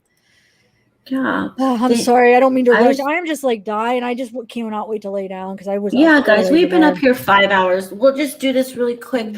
Thanks everybody for joining us and for having a laugh. I'm glad you guys all had a laugh with us. Sometimes we do that. I mean, I think we do that every time. But thank you guys so much. And we're trying to do this once a week. We just missed last week, but we've been really good other than that. So thanks everybody. Good night. Thank you, Zap. Thank you, Libra. Thank you guys for like spending your time, volunteering your time to do it. I really appreciate you. I know sometimes I don't say it, but thank you guys. And I'm over here the one being a baby. Like, I can't wait till it's done. You guys are like helping me out. So thank you. It's just, I think because I got up so early, so I'm like extra tired because I got up really early. So I'm being a baby. But no, I had fun actually. This was an interesting witness. I'm about where you are because I only had an hour's sleep. I didn't go to bed last night. I was watching Ray Donovan, binge watching. Yeah, so well, get some sleep tonight then. Yeah, I am because I am so super tired. I'm like, yes, it's time to go to bed and go to dreamland. Yeah, I can't wait. And I got a bunch of stuff I got to do, like more errands tomorrow. Look at what Mama Mia did. Sorry, but she dropped the link for the giveaway. Why didn't I even think about doing that? Good thinking, Mama Mia. Our mods are the best mods. I'm an idiot though. I don't even think of that. And then you guys do. That's why I got you there, guys. That's why I got you there. Thank you so much. Thank you, everybody. I'm going to Yeah. sign off. Good night. Good Love night, you both. Bella. Talk to you Thank you. guys Love you soon. too. Thank Bye. you so much. Bye. Bye. Libra, thank you. Yes. Thank you again for having me. And I've always have a great time with you. Thank you guys all in chat for coming out and supporting. Be sure to hit that like button if you haven't already. Show Zav some love and some support. And see you guys next time. Make sure you get some sleep, Libra. Go to bed. I am. All right, good. I'm going to bed. Good All night, right, sweetheart. Good night, Libra. Thank you. Bye. Bye. All right, guys. Bye. You guys are awesome. All my mods have been awesome. Oh, Mamma Mia. That was a great idea. So if you guys want to hurry up, she put the link in the chat for the mod giveaway. So, or the mod oh my God. I just said mod giveaway. Well, we could do a mod giveaway. Oh my God, I'm silly. The merch giveaway. For the merch giveaway, I'm gonna pick 2 winners. So and like I said, I have not had a members live in so long, so I figured let's just do one, and we might as well do it. We pick the giveaways, so hopefully it'll get people in, and we'll do an open panel. So if any of you guys have a case you want to talk about, just come on up, and we'll do an open panel for any case, and it'll be fun, Karen, Lavina, you guys are awesome. It was actually a good turnout today, because usually the Darlie transcripts are like my least viewed videos out of the cases I'm covering so far, and as far as lives and stuff. But tonight was actually pretty good. We were like hit like at like 80 or 90 the whole time. Normally we're at like 60, and then we go down like 50 or 40. So actually it's doing good. I think for next time we're gonna try to get other videos to play in between times, because I think that kept your attention a little bit better too. So I'll try to be prepared. I want to get some pictures to show as we're doing it, so it might be a little bit more visual, to keep your attention. Oh, Holland Vera, yes, watch it on. Thanks. So yeah, definitely. Helen Vera, we're just saying I'm doing a members live tomorrow. I'm picking the giveaways. So go to the community post. I'm going to put the link in there. There's a form that Mama Mia if you didn't fill out the giveaway yet, it's on my community post, but it's a little bit confusing. Well, you'll see when you watch it, because it's way down on the list. So you'll have to see. But Mama Mia did just post the link. If you haven't filled it out for the giveaway yet, do it up. Bye, Gail. Gailster. Bye. Karen, Chelsea Brooke. Hey, Chelsea Brooke. Lavina, let's see. We got Linda, Karen, Mama Mia, Lonnie Kim, I see Purple, Tennessee Zavgirl, Nay Folk. Yay, I'm glad, Nay Folk. Mama Mia. Is it Diana Wright? Diana Wright, I think this week I'll have yours up. I swear, I know you probably think she's lying, but it's just a matter of doing it, and believe me, it's going up at a time. But when it goes up, it's going to be like, yeah. And I am going to, remember that thing you offered? Yes, I might have to take you up on that. So while I have yours up there, I could send you this one, Yes. So that's when I should do it. Yeah, because Diana Wright made me this amazing quilt, guys. I'm going to put it in the background. And then she said she could even make a quilt out of this. So I could put hers in the background while she's making this, and I send it to her. It's like such a good quality quilt. And I would show you right now, but I'm planning on hanging it back there. It's 2 sides. They're both really cool. And I think it'll make a good background. And it's like so thick, and it's like the way you sewed it all together with those shapes and stuff, like with the, I don't know, you're very good at what you do. You should put your like information if you want to advertise here. I wouldn't mind, like, if anybody's interested. I don't know how you feel about that, but she's really good, you guys. Very quality quilt, like very good. I show my family, and they're like, I want to order something, like, I'll pay. Yes, I want to order something, like with maybe a family thing or whatever. So I'll have to let you know when they decide, Diana, if you're up for it. Okay, so all right, guys, I am going to hit the hay. I am so tired. I can't wait. And we'll see you tomorrow. Okay, bye, everybody.